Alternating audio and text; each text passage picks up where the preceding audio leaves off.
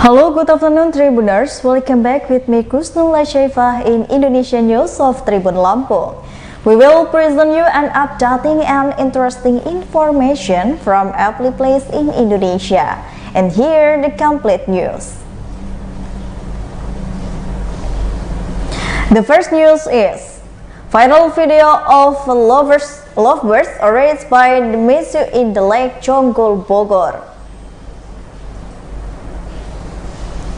The Civil Service Police Unit Jonggol District Bogor Regency responded to the video nasty of the young couple in Citra Indah City hosting tourism lake.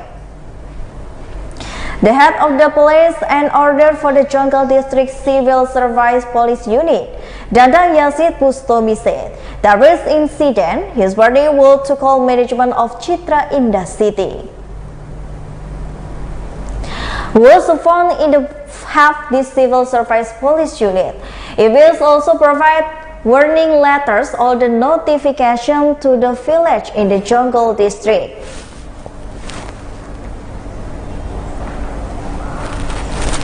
Some that the begin letters are Sukaraja Village, Dam Village, Teris Village, Vanagi Village, Cilobodas Village, Jonggol Village, Singasari Village, Cibodas Village, Sukasima Village, Sukasamah Village, Sukanjaya Village, and Wendingi Village, Blaikambang Village, and Sukangali Village.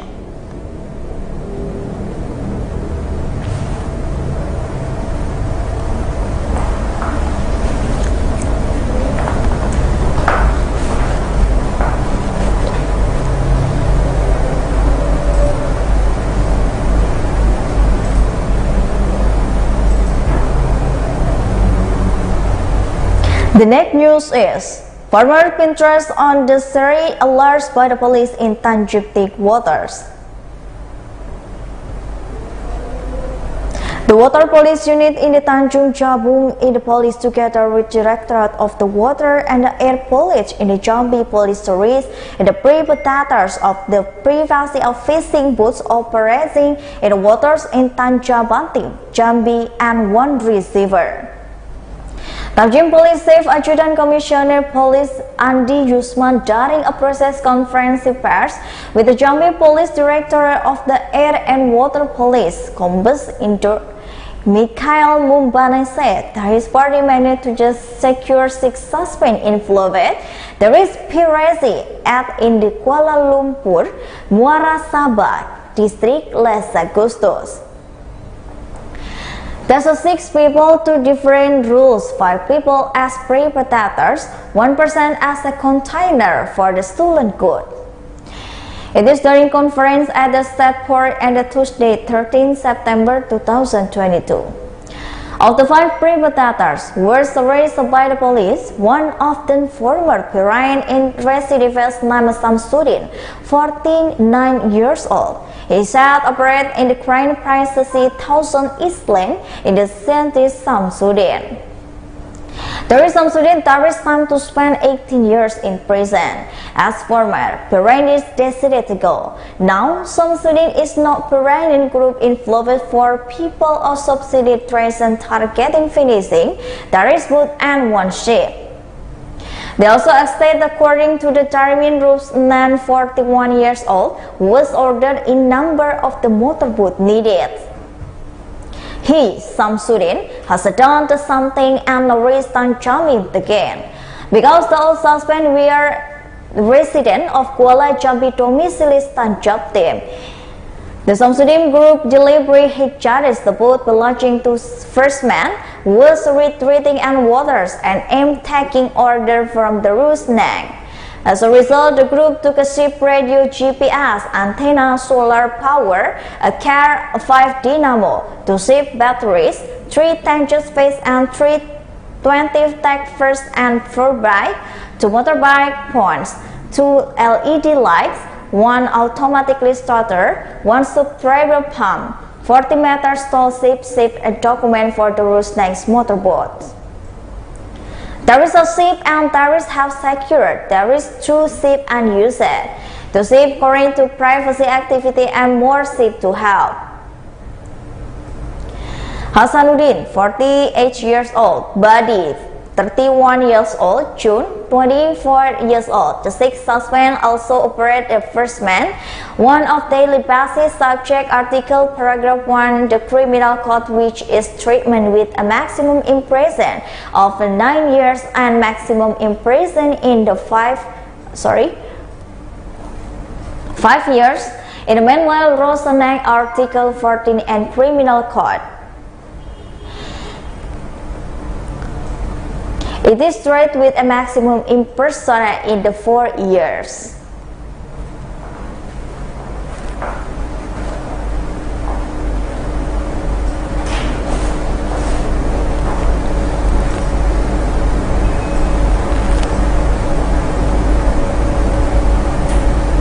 The next news is, what happened to resident in Depok JNE warehouse fire victim? Sadness is hitting Stefana Arianda. The host of the had occurred for years was redeemed to the massive fire that hit JNE warehouse on the Raya Parkapura Road, Cimanggis, Depok City. The possession of the Stefana house indirectly adjoined the wall of JNE warehouse, which has caught a fire, making it one of the most severely affected buildings. Her house is directly adjacent to the back the JNE warehouse, only a few meters away, he said at the location. At the time the incident, Stefana and her wife in second floor outside her house is at first. There is phone and the receipt in the hostel room with the roof and JNE warehouse. We are allowed to raise and stop with this animal back and forth, but now come the sun getting older and louder. Finally, it reached open the window, the second floor with the turret, and front the window will show the big fire. Finally, we believe there is a second or so and calculator for the expansion with the houses and continue. Stefana said there is her husband badly took the children under the age of 10 to get out the house themselves. There is continue to grow, make it unthinkable self-property because the most important for himself than his family. As a result, Stefana property was burned by the fire from JNE warehouse, and which is grabbed her house. It was reported started fire JNE warehouse in Cimanggis, Depok City on Monday at dawn. Causes most the building to the catcher, some of JNE package in the warehouse also caught fire. In addition, the warehouse in incident, there is shipping company. Also, there is wall in the building in collab with the horse and treatise houses of the local resident. A rented resident was injured in leg due to falling debris with the wall. It is suspected the JNE Depok warehouse fire was caused by electric short in the grid.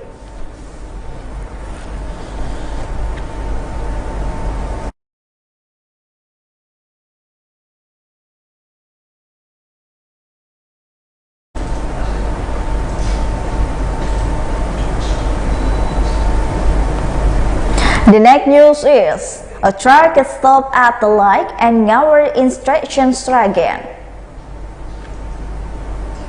A fatal incident involving a truck and a motorcycle occurred in Sragen Regency on the Monday, 11 September 2022. The incident occurred on the Raya Sragen Solo route at the intersection at the fourth traffic light Muwer in Duyungan Village, Sidoarjo District, Sragen Regency. One person died at the scene due to an accident that occurred at around 5 p.m. Sragen Police Staff Adjutant Commissioner Police Peter Yonata Mato, Kani Igagam Satlis Polres Sragen, Inspector Police 1 Irwan Marianto said, the incident occurred between a subsidy-like truck with a police number EDH1H4DE and Yamaha NMAX motorcycle number ED30H1 LVD. The Mitsubishi light truck was announced to be driven by the Edi Prasetyo, president of Konowongso Kadaung District, Sragen Regency. Meanwhile, the Yamaha MX motorcycle was driven by the IG Zulfagar, 26 years old, a resident of the Gerundung village, North Klaten.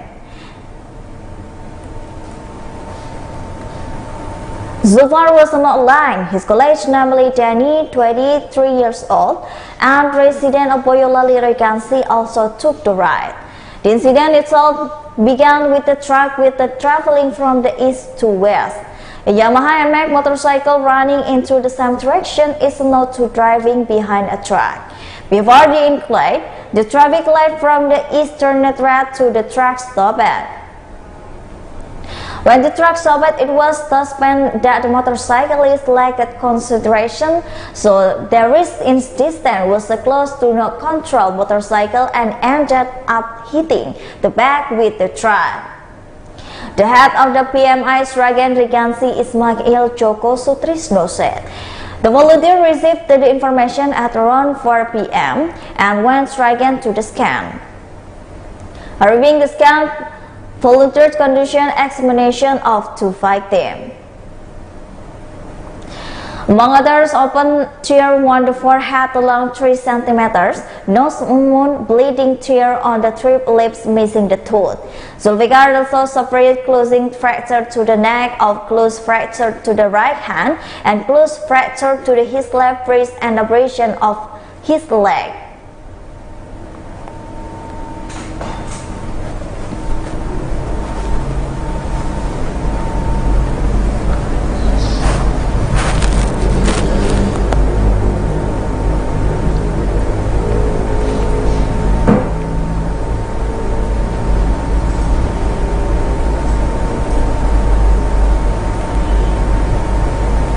The next news is community service in Belangjo village, Kupang City, prices for the basic food. The resident of the Belangjo village, Muala Viastab district, Kupang City, carry out community service together. They believe picking up trash in the local area.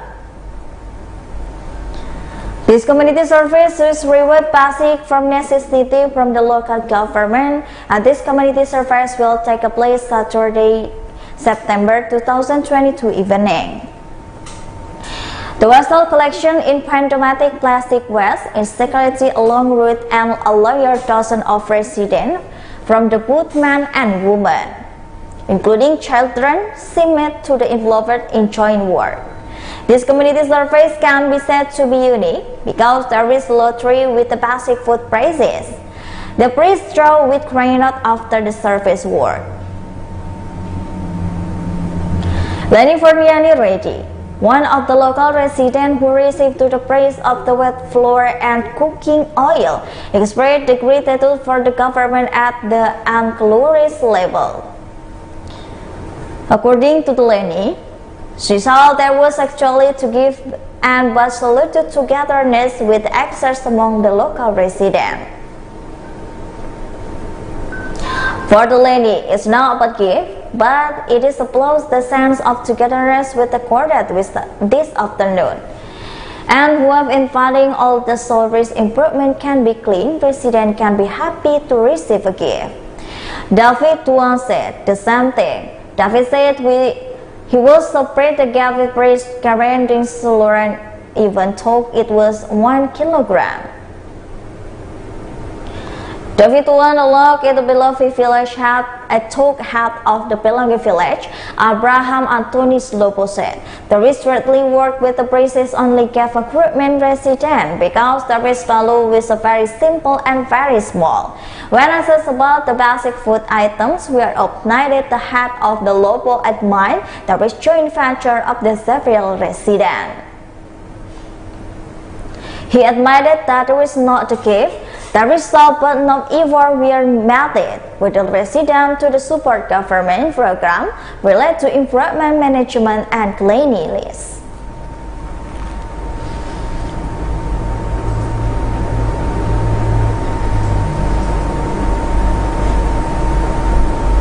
The next news is Impressed with the warm welcome of the Earth Arema public. The moment at the rival thousands of the Bobot with the Viking supporter at the Kanjumarang Stadium on the Sunday 11, 2022 impresses to deeply Persib Bandung sympathizers. The chairman of the Viking Persib club, Heru Joko, said, "The Aremania, Boboto and Viking meet the Woods milestone and call from the between all the group of supporters in Indonesia."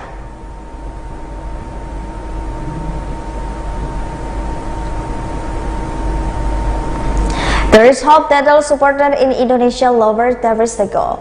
So there is have started need patches between supporters. Heru stated when he would not trade host Arema, who will come to Bandung in upcoming match between Persib Bandung and Arema FC with the Gelora Bandung Lautan Fire in the stadium. Later in the Bandung, with the police will grant in security. The security forces and council will be received to the police of the authorities. In the Bandung must also took alert, Aremania must go to Bandung. This is historic moment at the unit of supporters. This Babati man illustrates welcoming attitude and public of Bumi Arema towards Persib Bandung supporter. In this group, there is so friendly. He also personalized treatment of the security forces in according the Persib Bandung squad. One the route at might meet one to spark, but the spectacle is very small, so it feels still natural.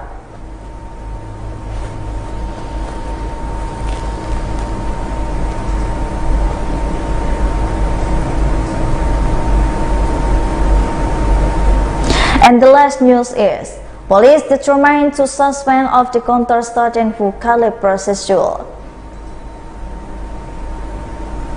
This is reaction of Soima, 44 years old, the mother of the Albar Mahdi, 17 years old, a counter student who was returned a death after police named to the suspect. Soima, who live in Palembang, South Sumatra. She said there is relief by the determination of the suspect for the molesting her child. There is a counter Islamic boarding school, Ponorogo, in however, instead of parenting her frustration on the suspect, Soima would increase to the former student there is in the procedural. Soima really hopes that the police can be investigated that caused her son's death. It's not only the main thing, but all parties relate to the heartbreaking incident and they expect the thoroughly investigate. On the other hand, there's mother tree relief and the crosses her mind to meet face to face with the two perpetrators. But while Soima, along with her family and her legal team, have not decided to action to the take in future. The most important things with will law continue, the police should not only be suspended, but other parties must be thoroughly investigated.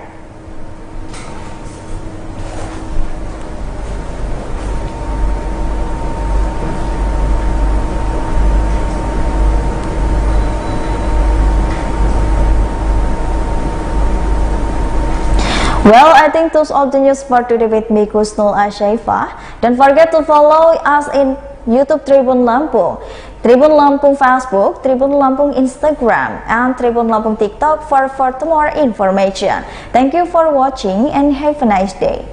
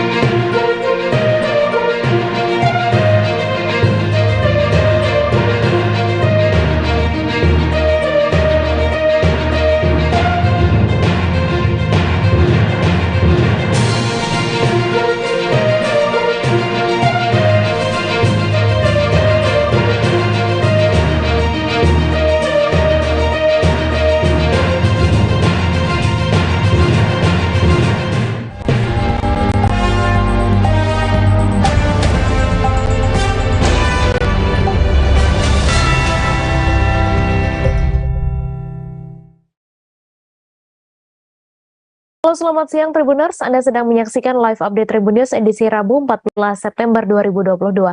Siang ini akan kami sajikan informasi teraktual dan menarik yang dilaporkan secara langsung oleh reporter lapangan kami. Bersama saya Meisada Sirait, inilah live update selengkapnya.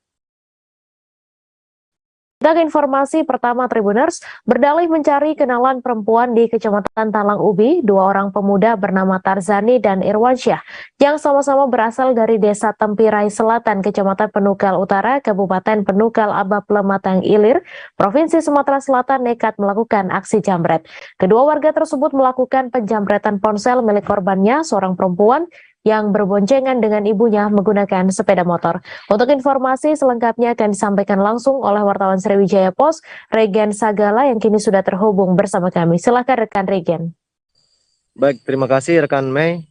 Tribuners, dapat kami laporkan bahwa berdasarkan kronologi kejadian, kedua tersangka pelaku jambret ini nekat melakukan aksi jambret di wilayah ibu kota Kabupaten Pali, di mana keduanya berangkat dari desanya di Kecamatan Penukal Utara sekira pukul 14 maksud kami. Kemudian berangkat menuju ke Kecamatan Talang Ubi. Niatnya untuk mencari kenalan perempuan. Namun di tengah perjalanan menuju ibu kota Talang Ubi, keduanya sempat melihat seorang gadis bersama ibunya yang menggunakan sepeda motor di lokasi Simpang 4 Kecamatan Talang Ubi, dan keduanya melihat ada handphone di dalam box depan motor Matic. Melihat hal tersebut, kemudian kedua tersangka ini memutar balik arah. Kemudian saat tiba di lokasi Jalan Kebun Sayur Simpang 4, keduanya langsung merampas handphone yang berada di box depan motor korban.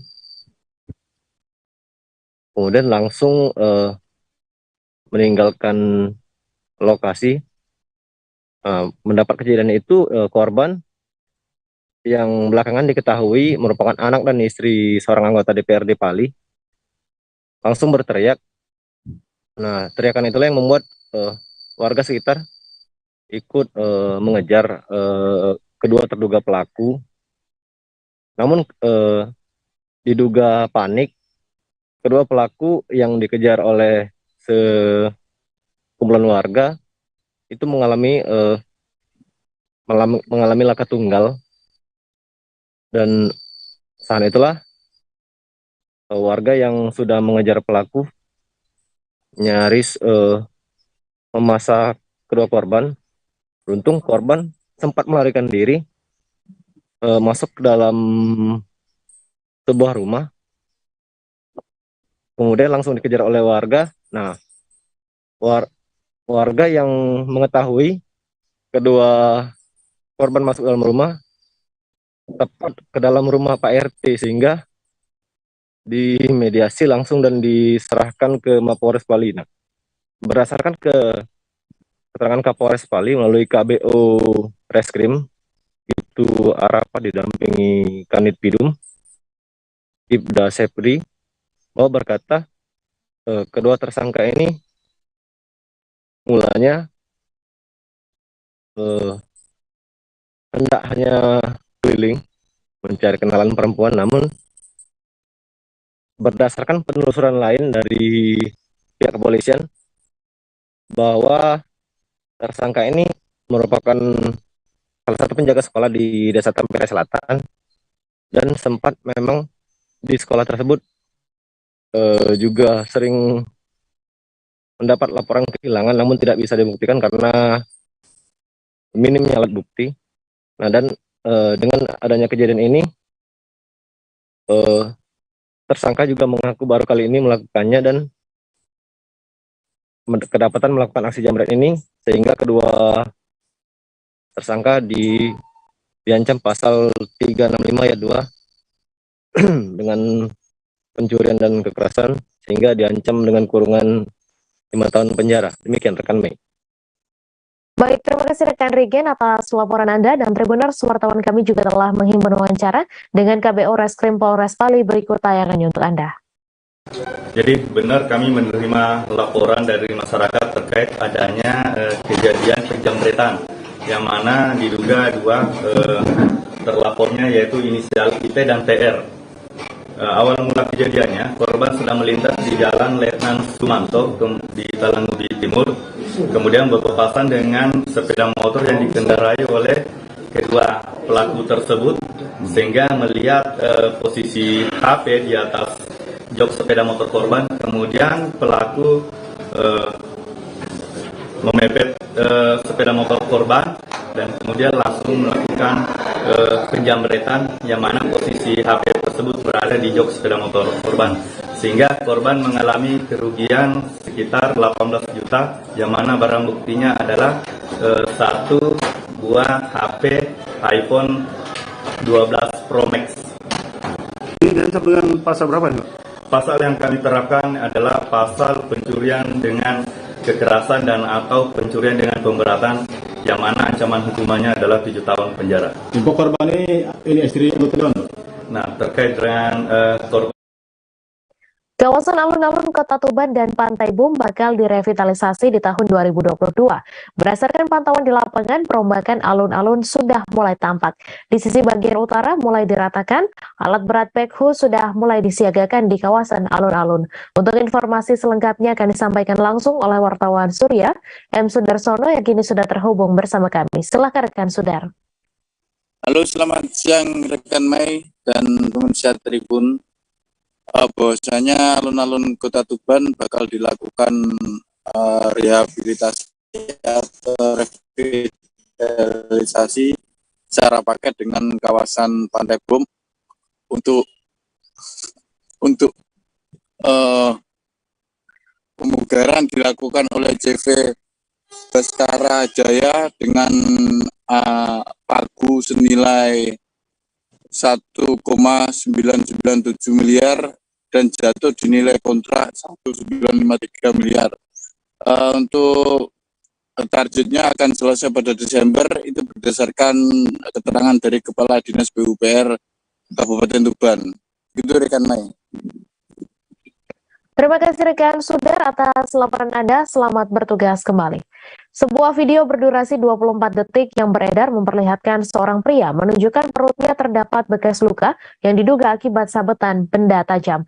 Video tersebut diterima Tribun Madura dari pesan WhatsApp pada hari Senin 12 September pukul 21 waktu Indonesia Barat. Pria dalam video itu memperlihatkan bekas luka berwarna kemerahan seperti sayatan benda tajam. Untuk informasi selengkapnya akan disampaikan langsung oleh wartawan Tribun Madura, Ali Syahbana, yang kini sudah terhubung bersama kami. Silakan rekan Ali.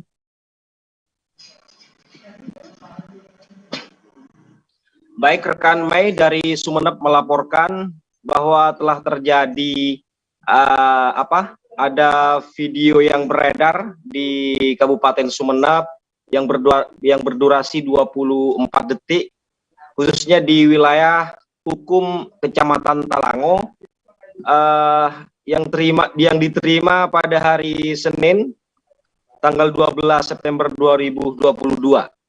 Dalam video tersebut menunjukkan seorang pria yang memperlihatkan perutnya seperti disabet oleh benda tajam. Nah, setelah kita menelusuri video tersebut, ternyata diketahui bernama Lukman Hakim, warga Desa Palasa, Kecamatan Talango, Kabupaten Sumeneb. Hal itu terjadi pada hari Senin dini hari sekitar pukul 2 waktu Indonesia Barat. Saat itu setelah kita temui saudara Lukman, korban ini saat itu sedang mencari maling yang diduga maling atau orang tidak dikenal mengintip rumahnya. Nah, tiba-tiba di sebelah timur rumahnya ini, pengakuan dari korban Lukman Hakim ini, saat ke lokasi di sebelah timur rumahnya, ini tiba-tiba ada orang tak dikenal, seperti apa ya, seperti di dekatnya itu seperti shot ya, seperti menyabet perutnya, dan tiba-tiba ya perutnya seperti ada bekas luka dan baju kaos warna hitam itu sempat robek ya. Kita sudah sempat wawancara juga dengan kepala desa setempat, Desa Palasa, membenarkan kejadian itu dan langsung kejadian tersebut. Karena akhir-akhir ini untuk wilayah Talango memang diresahkan dengan adanya orang yang tidak dikenal dan seperti mengintai rumah-rumah yang menjadi incaran. Kita sempat wawancara dengan Kapolsek Talango, AKP M. Hakul, juga meminta kepada warga setempat, khususnya wilayah hukum di Kecamatan Talango, untuk pertama tidak percaya kepada informasi hoax. Artinya tidak percaya kepada informasi-informasi yang meresahkan yang tidak diketahui sumbernya.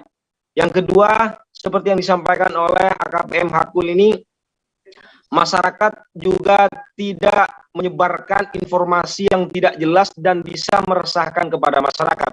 Terkait kejadian di Desa Palasa, warga yang bernama Lukman yang sempat menunjukkan dalam video yang sempat beredar di wilayah hukum Kecamatan Talango ini, pihaknya mengaku masih mendalami kejadian tersebut. Cuman sampai detik ini dari pengakuan Kapolsek Talango ini tidak ada laporan secara resmi. Tidak ada laporan secara resmi atas kejadian tersebut. Pihaknya sampai saat ini masih mendalami dan meminta kepada masyarakat untuk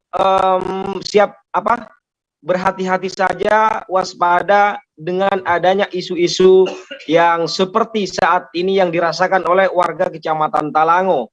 Begitu rekan Mei dari Sumeneb. Baik, terima kasih rekan Ali atas laporan Anda, dan benar wartawan kami juga telah menghimpun wawancara dengan Kapolsek Talango serta Kepala Desa. Berikut tayangannya untuk Anda.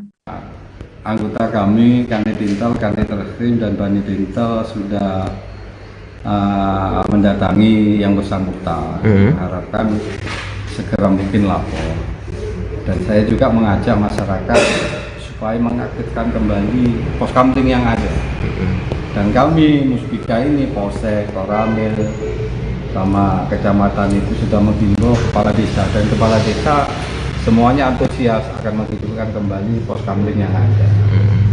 Dan juga mengharapkan juga kerjasama dari masyarakat supaya ada kejadian itu segera menginformasikan. Yang pertama-tama yang lebih dekat adalah Pak RT atau kepala desa, ya kan, atau kepala dusun yang dekatan dengan itu, baru nanti kerjasama dari desa itu ke polsek. Karena kita juga melaksanakan patroli itu dari siang juga sampai malam, sampai pagi lagi. Termasuk anggota kami yang setiap hari itu patroli ke desa. Ya, sebenarnya kan sampai udah jelas sendiri keterangan yang dari korban tadi. Gimananya kan sudah jelas. Yang saya kan baru sekarang juga ke sini, tidak jelas tadi malam, tidak ada laporan dari warga. Himbauan kepada warga soal ya, tetap waspada kan, sampai sekarang kan tetap di sini kan. Anak-anak remajanya kan tetap patroli, pesan segala macam, tetap siaga. Sebenarnya sulit masuk ke sini itu, sebenarnya sulit. Tapi kok kenapa sampai bisa terjadi kayak gini? Timbul penasaran juga.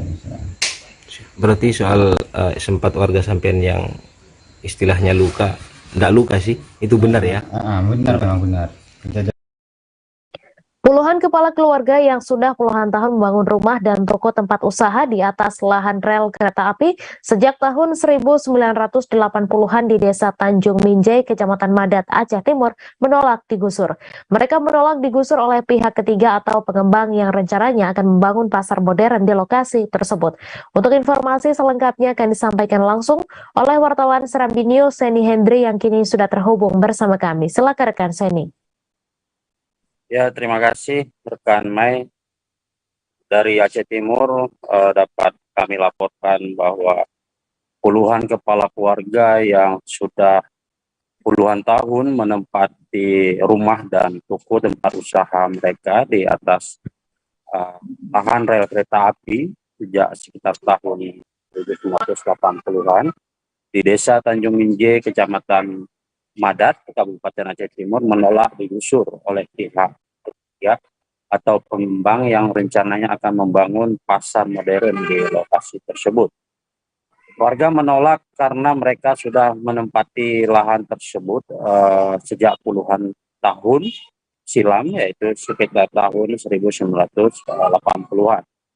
Hal ini sebagaimana disampaikan oleh salah satu perwakilan warga yang menolak digusur, yakni Sabarullah kepada serambinews.com kepada Selasa 13 September sore kemarin.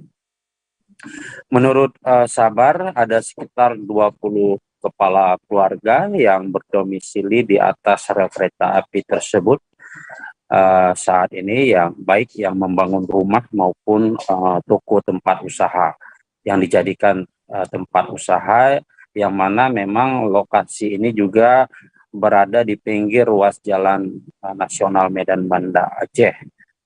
Sabar mengakui bahwa penggusuran itu karena alasan pihak ketiga akan membangun pasar modern di belakang ruko yang ditempati warga tersebut.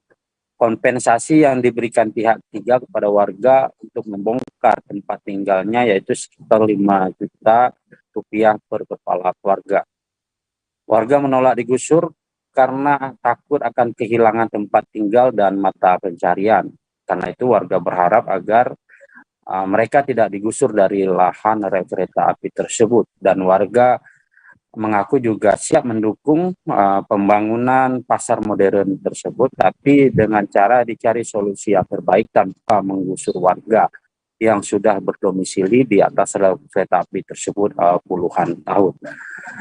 Terkait permasalahan ini, Camat Kecamatan Madat, Bapak Iswandi, yang kita konfirmasi Selasa kemarin, mengatakan bahwa pihaknya sudah menggelar sosialisasi bersama dengan pihak PT Kereta Api Indonesia dan pihak ketiga terkait dengan pemindahan warga yang menempati lahan di atas rel kereta api tersebut. Dalam hal ini, ungkap Iswandi, pihaknya Muspika Kecamatan Madat hanya sebatas menjembatani antara masyarakat dengan PT KAI, karena lahan yang ditempati warga itu merupakan milik PT KAI yang sepenuhnya menjadi kewenangan pihak PT KAI. Namun demikian, pihak Muspika Kecamatan Madat pada prinsipnya sangat mendukung pembangunan infrastruktur pasar modern itu untuk kemajuan daerah dan meningkatkan perekonomian masyarakat setempat. Penertiban itu sendiri, kata Iswandi, karena pihak ketiga ingin membangun pasar modern di lahan tepatnya di belakang rumah dan toko yang ditempati warga di atas rel kereta api saat ini. Tetapi proses pembangunan pasar modern saat ini masih terhambat karena ada warga yang masih tinggal di atas rel kereta api tersebut. Karena itu pihak pengembang meminta dukungan pihak PT KAI, yang mana saat ini pihak pengembang mengontrak lahan tersebut kepada PT KAI, yang mana nantinya lahan tersebut akan dijadikan sebagai jalan masuk ke lokasi pasar modern yang akan dibangun nantinya. Apalagi selama ini dari puluhan warga yang menempati lahan di atas rel kereta api itu, kata camat, hanya beberapa orang saja yang memiliki kontrak dengan PT KAI atau dengan PT Kereta Api Indonesia. Dengan demikian rekan Mei. Baik, terima kasih rekan Seni atas laporan Anda. Selamat bertugas kembali. Kita beralih ke informasi selanjutnya, Tribuners. Mayat istri yang dibuang di tepi jalan Desa Gluran Peloso, Kecamatan Benjeng, Kabupaten Gresik, memang sengaja dibuang. Pelaku yang merupakan suami siri korban bernama Hendro Setiawan ingin jasad korban diambil oleh keluarganya di Lumajang. Hendro adalah suami siri korban Eli Prasetyaningsih yang merupakan warga Yoso Wilangun, Lumajang. Untuk informasi selengkapnya akan disampaikan langsung oleh wartawan Tribun Jatim, Willy Abraham, yang kini sudah terhubung bersama kami. Silakan rekan Willy. Ya, terima kasih, Mei. Kasus pembunuhan yang menimpa Eli Prasetyaningsih ini memang menjadi perhatian publik di Kabupaten Gresik, karena jasad wanita berusia 43 tahun itu dibuang di tepi jalan alternatif Desa Gluran Peloso, Kecamatan Benjeng. Lokasi penemuan mayat ini jauh dari pemukiman warga, karena hanya digunakan oleh petani ataupun warga sekitar pada pagi dan siang sampai sore, karena malam kondisi jalannya sepi dan gelap. Nah, di lokasi itu suami siri Eli yang bernama Hendro Setiawan membuang jasadnya pada Selasa malam, kemudian Rabu paginya ditemukan oleh seorang petani yang hendak memanen pisang. Satreskrim Polres Gresik kemudian melakukan olah TKP dan melakukan penyelidikan, kemudian diketahui bahwa pelakunya adalah suami siri korban yang bernama Hendro. Ketahui Hendro ini sejatinya adalah pria yang sudah berkeluarga, mempunyai 3 orang anak, tinggal di Gresik. Kemudian menjalin hubungan asmara dengan Eli pada tahun 2016. Di penghujung tahun, Eli dan Hendro sepakat untuk menikah siri. Eli sendiri adalah warga Lumajang yang sudah berkeluarga dan mempunyai 2 orang anak. Kemudian dia pamit untuk pergi mencari kerja pada tahun 2016 dan memutus hubungan dengan keluarga yang ada di Lumajang selama 7 tahun sebelum mayatnya ditemukan pekan kemarin. Satreskrim Polres Gresik kemudian memburu Hendro setelah membuang jasad Eli, karena pelaku ini melarikan diri saat dicari di kediamannya di Kedamaian dan Menganti. Hendro tidak ditemukan dan akhirnya tim opsional mendapatkan Hendro di rumah keluarganya yang ada di Surabaya, tepatnya di Banyu Urip, Kecamatan Sawahan, Kota Surabaya. Saat dilakukan penangkapan, Hendro sendiri berusaha lari, namun terjatuh sehingga langsung dilakukan penangkapan. Saat diamankan ke Polres Gresik, Hendro kurang kooperatif, dia tidak bisa dimintai banyak keterangan, namun petugas mempunyai barang bukti yang mengarah kepada Hendro sebagai pelaku utama pembunuhan Eli, yang mana Hendro membunuh Eli pada Senin siang, didiamkan 1 hari, kemudian jasad Eli ditekuk dan dimasukkan ke dalam tas warna merah, lalu ditaruh di motor depan, sepeda motor metik, lalu dibuang pada Selasa malam harinya. Hendro sendiri kepada petugas mengaku nekat membuang jasad Eli di pinggir jalan agar suami sah atau keluarga Eli yang ada di Lumajang itu mengambil jasad korban. Terkait motif pembunuhan, saat ini polisi masih terus mendalami karena Hendro masih bungkam dan kurang kooperatif. Demikian yang biasa saya sampaikan, Mei. Baik, terima kasih rekan Willy atas laporan Anda, dan Tribuners, wartawan kami juga telah menghimpun wawancara dengan Kapolres Gresik. Berikut tayangannya untuk Anda. Dan yang satu lagi Jamur. Pembunuhan ini kita awalnya adalah penemuan mayat pada hari Rabu tanggal 7 September di Benjeng. Setelah ada penemuan mayat tersebut, kita laksanakan penyelidikan olah TKP, terutama pengamanan TKP, dan setelah olah TKP tersebut dilihat di sekitarnya, dan ternyata korban adalah dari saudara E, itu di alamat di Benjeng, Benjeng di Kabupaten. Pendidikan baik di sekitar rumah atau keluarga-keluarga dari korban tersebut, kita hari Sabtu kemarin dan hari Minggu alhamdulillah kita ada informasi kalau ada yang bunuh adalah suami siri dari korban tersebut. Korban sudah berpisah dengan keluarga kurang lebih 7 tahun yang lalu dengan alasan untuk mencari pekerjaan. Korban tersebut adalah sudah pisah. Setelah kita lakukan pendalaman dan kita ada informasi dari beberapa keluarga dan lainnya mengarah untuk tersangka adalah berinisialnya itu tidak di rumah, melarikan diri sampai ke Surabaya. Tadi malam kita laksanakan penangkapan kepada HS di Surabaya dan kita amankan sekarang. Sampai sekarang untuk kita selama 3 hari 4 hari ini alhamdulillah bisa menangkap pelaku. Kebakaran hebat terjadi di Dusun Menggitimbi, Desa Palakahembi, Kecamatan Pandawai, Sumba Timur pada Selasa 13 September sore. Kebakaran itu menghanguskan lebih dari 18 hektar lahan milik warga. Ribuan pohon tanaman umur panjang berupa kelapa dan pohon nira, serta padang gembalaan ternak milik warga hangus terbakar. Untuk informasi selengkapnya akan disampaikan langsung oleh wartawan Pos Kupang, Rian Nong, yang kini sudah terhubung bersama kami. Silakan rekan Rian. Baik, Mei dan Tribuners, dapat saya laporkan dari Kabupaten Sumba Timur. Kebakaran hebat telah terjadi kemarin sore hingga malam tadi.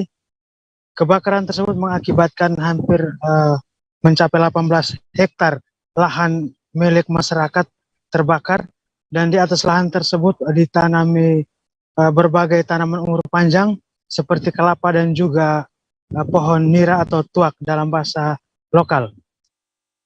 Dapat saya laporkan kebakaran berdasarkan keterangan daripada Camat Pandawai, Domingus Kaborang.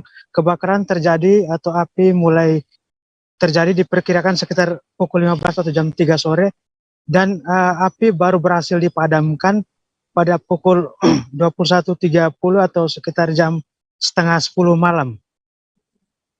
Pemadaman dilakukan secara manual awalnya oleh warga masyarakat dengan peralatan seadanya, baik itu air dan juga dahan-dahan pohon, dan kemudian sekitar pukul 18 atau sekitar jam 6 sore, bantuan tangki air dari PT MSM sebanyak 2 tangki, dan selanjutnya sekitar pukul 19 atau jam 7 malam, bantuan dari pemerintah daerah berupa 8 unit tangki juga tiba di lokasi dan berupaya bergotong royong untuk memadamkan api. Berdasarkan keterangan daripada Camat Pandawai, Domingus Kaborang, kerugian diperkirakan mencapai ratusan juta rupiah karena lahan itu ditanami pohon kelapa dan juga pohon aren, dan itu menjadi mata pencaharian dari warga sekitar. Berdasarkan keterangan Kapolsek Pandawai, Ibda Vincent Benkiuk, hingga saat ini pihaknya masih melakukan pendalaman terkait dengan penyebab kebakaran, apakah lahan tersebut terbakar atau sengaja dibakar oleh oknum yang tidak dikenal. Hingga saat ini tidak terdapat kerugian jiwa, namun kerugian material diperkirakan mencapai ratusan juta rupiah karena lahan tersebut merupakan lahan produktif dan tanaman tersebut menjadi sumber pendapatan ekonomi masyarakat.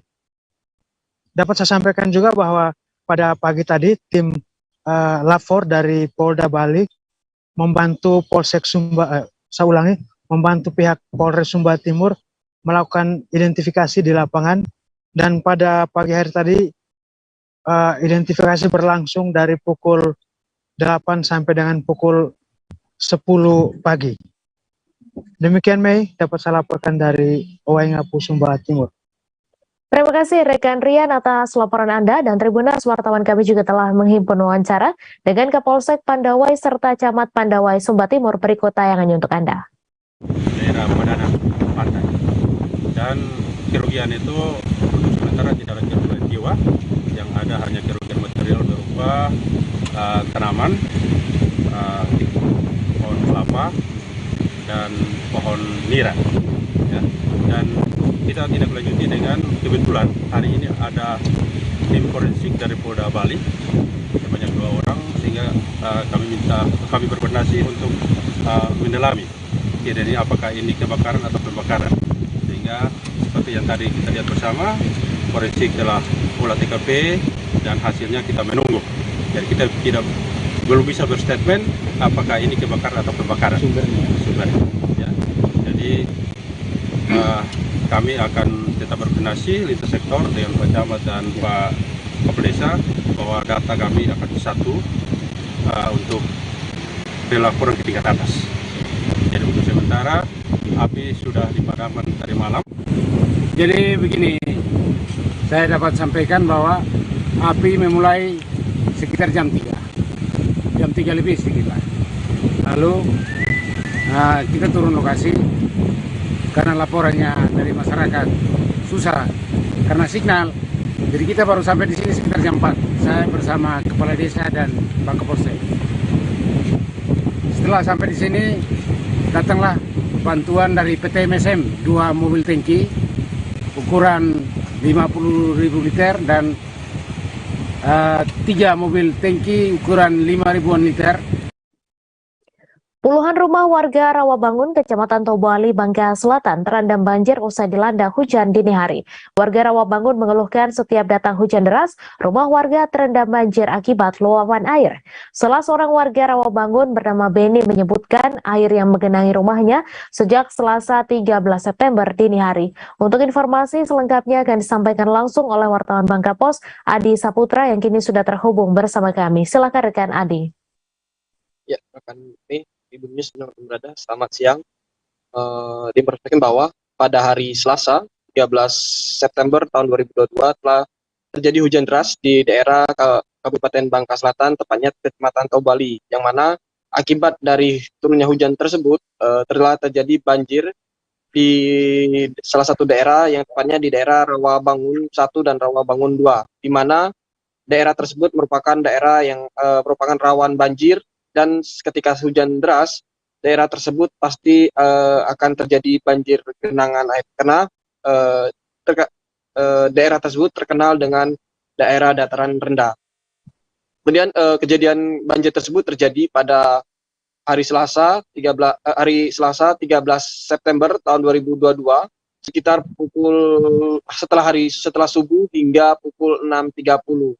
Air menggenangi beberapa rumah, tepatnya di daerah Rawabangun 2, yang mana daerah Rawabangun 2 tersebut dekat dengan sungai, sehingga beberapa rumah di daerah Rawabangun 2 tergenangi oleh air. Salah satu warga menyebutkan bahwa Beni, warga Rawabangun 2, mengatakan bahwa daerah Rawabangun 2 itu memang sering kerap terjadi banjir dan menggenangi rumah warga. Salah satunya perabotan rumah tangga yang ada di daerah Rawabangun 2 tergenangi oleh air. Kemudian salah satu warga daerah Rawabangun mengatakan bahwa memang daerah tersebut sering terjadi banjir dan dari pemerintah daerah sendiri belum ada tindakan yang dilakukan untuk menangani banjir tersebut. Namun setelah dilakukan saya bertemu dengan Kepala Bapeda Bangka Selatan mengatakan bahwa pihaknya tahun 2023 nanti akan sudah melakukan review desain untuk membuat bendungan untuk mengantisipasi terjadinya banjir kembali di daerah Rawabangun. Untuk saat ini kondisi di daerah Rawabangun sudah tidak lagi terjadi banjir. Kemarin siang sekitar pukul 7 atau lewat genangan air telah surut dan tidak ada air yang menggenangi daerah rumah warga sekitar. Tapi harapan dari warga sekitar berharap dari pemerintah daerah adanya kepedulian atau dilakukan secepatnya tindakan untuk mengantisipasi terjadinya banjir kembali. Mungkin seperti rekan Mei. Baik, terima kasih rekan Adi. Atas laporan Anda, selamat bertugas kembali. Kita beralih ke informasi selanjutnya, Tribuners. Sejumlah ruas jalan dan rumah di Kecamatan Dumai Kota kembali tergenang banjirop pada Selasa 13 September. Genangan air yang dikenal dengan sebutan pasang keling menggenang sejak Senin pagi.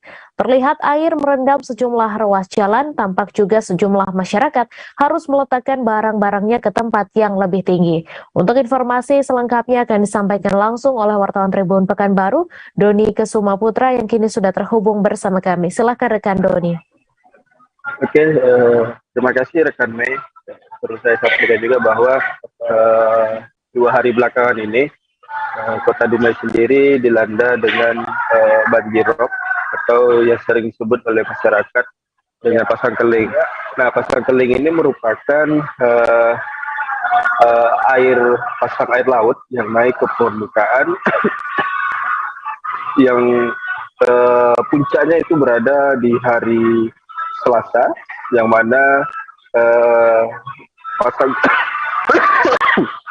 pasang keling ini merendam sejumlah jalan protokol yang ada di Kota Dumai seperti Jalan Hasanuddin dan juga Jalan Cipedak, yang mana akibat tingginya genangan air yang ada di ruas jalan ini, sejumlah kendaraan itu mengalami mogok kendaraan dan juga beberapa ruko atau usaha milik masyarakat yang berada di sepanjang jalan protokol tepatnya di Hasanuddin ini banyak yang tutup karena memang kondisi pasang keling ini sangat jarang masyarakat yang ingin berbelanja karena banyak mereka yang menghindar di jalanan pasang keling ini.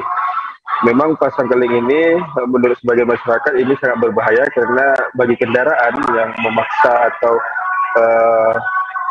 melintasi genangan air pasang keling ini bisa mengakibatkan kendaraan menjadi berkarat dan juga mengalami kerusakan. Dan berdasarkan keterangan dari pihak BPBD Kota Dumai bahwa sejauh ini tidak ada masyarakat atau warganya yang meminta untuk mengungsi karena memang sejauh ini ketinggian air masih hanya di beberapa daerah yang relatif tinggi. Dengan begitu BPBD juga menghimbau bagi masyarakat yang memang membutuhkan pertolongan bisa menyampaikan kepada pihak kelurahan yang nantinya akan disampaikan kepada pihaknya. Dan juga BPBD Kota Dumai juga menghimbau kepada masyarakat yang tentunya berada di pesisir Sungai Dumai itu untuk berhati-hati terhadap hewan-hewan melata yang naik ke permukaan akibat pasang keling ini. Begitu rekan Mei. Baik, terima kasih rekan Doni atas laporan Anda. Selamat bertugas kembali. Bekas pengerjaan galian longsor di Jalan Trans Desa Lobong, Kecamatan Pasi Barat, Kabupaten Bolaang, Mongondo, menyebabkan kemacetan panjang pada Selasa 13 September. Kemacetan terjadi disebabkan sisa material bekas galian longsor yang menutupi bahu jalan, disebabkan hujan yang melanda selama beberapa jam. Untuk informasi selengkapnya akan disampaikan langsung oleh wartawan Tribun Manado, Sujapin Dondo yang kini sudah terhubung bersama kami. Silakan rekan Sujapin. Oke, terima kasih rekan Mei.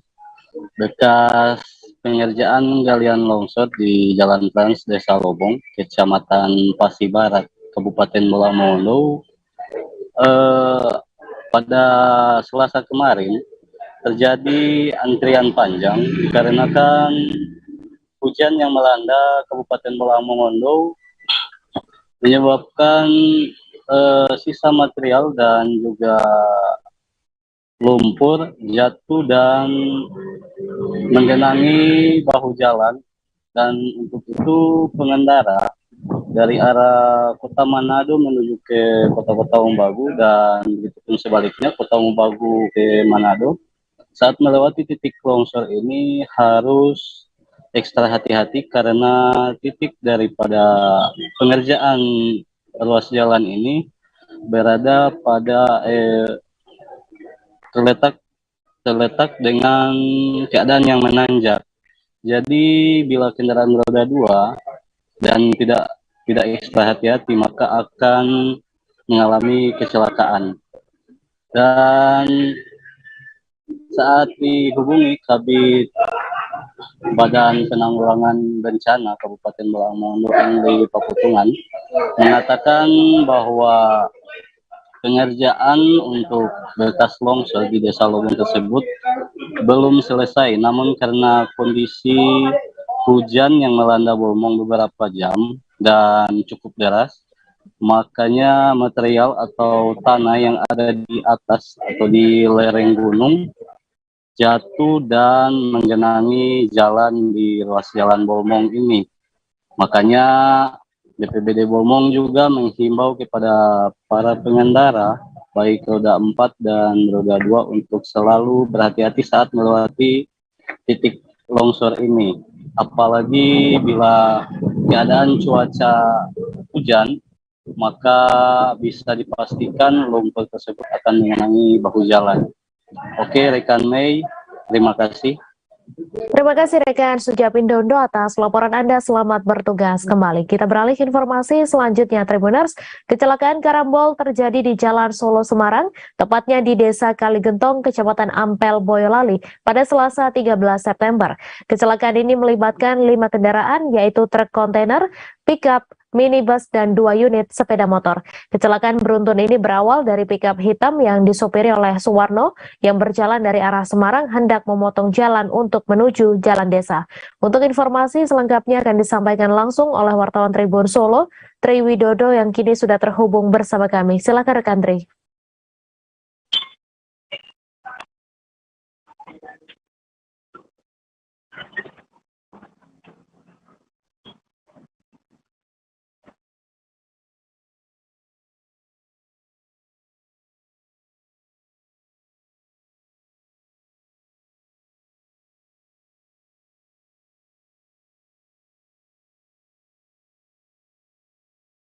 Halo rekan Tri.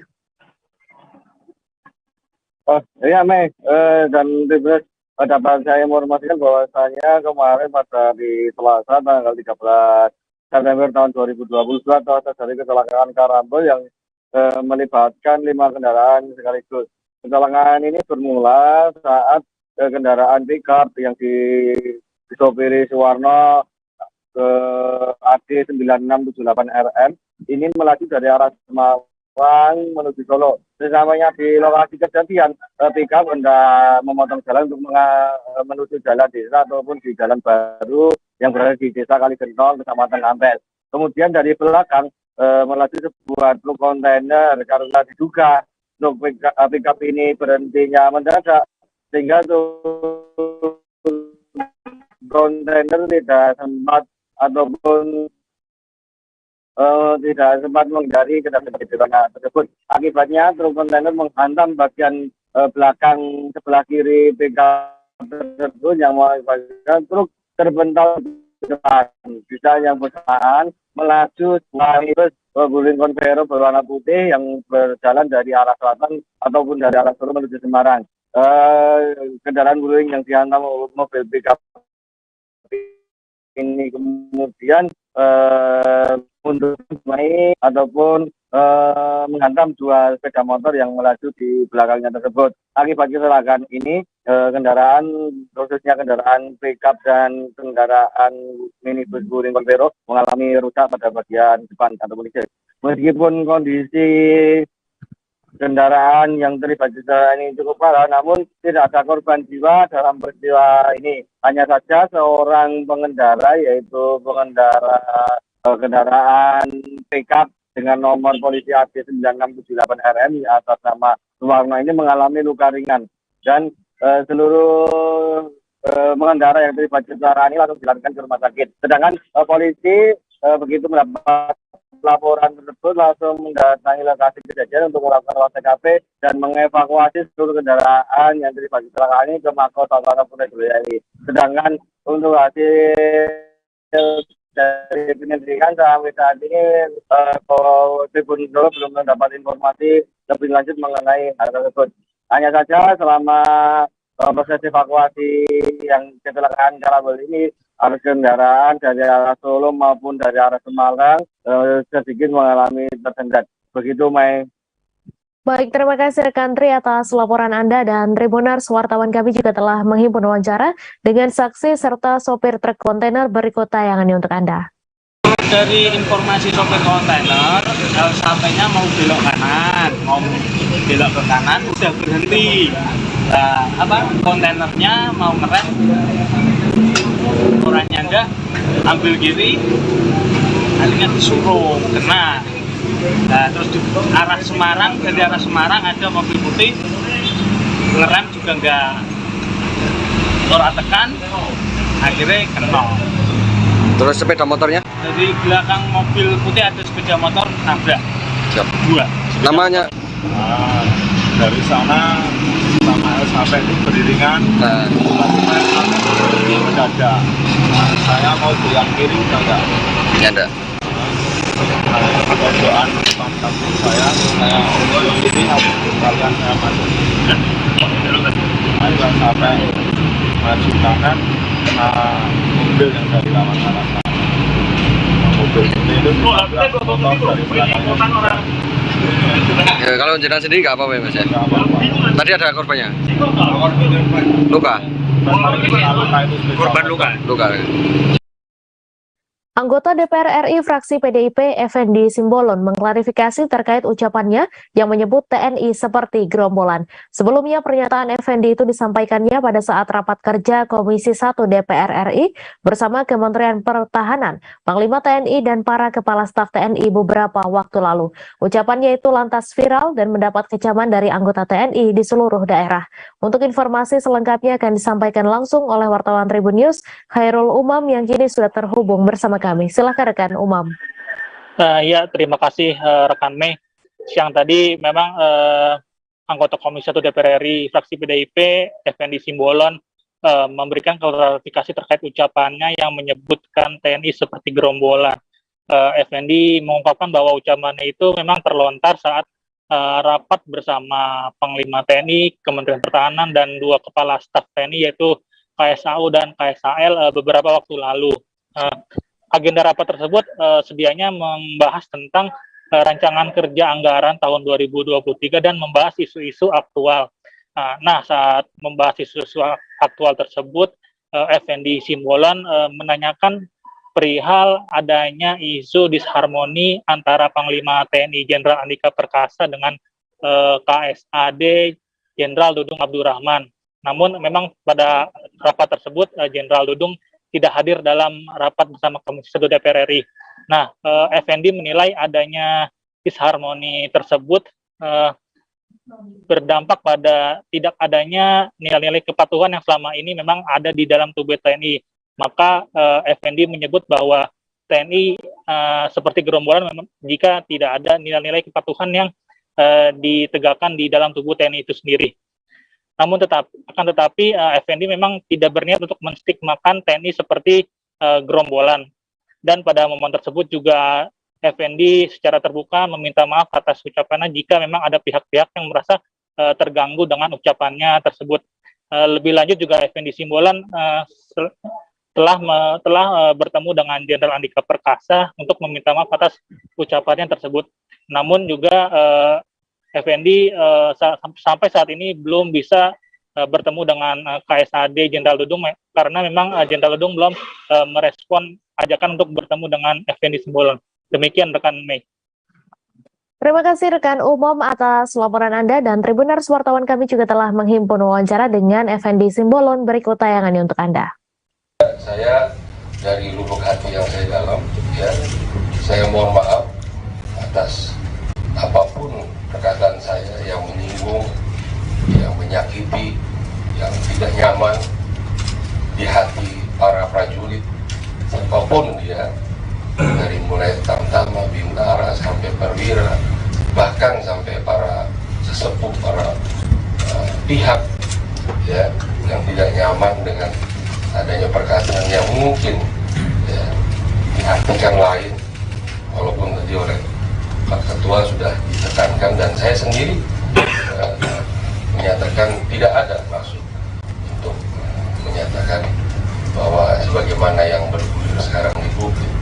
Dan sekali lagi saya mohon maaf, saya tujukan ini kepada seluruh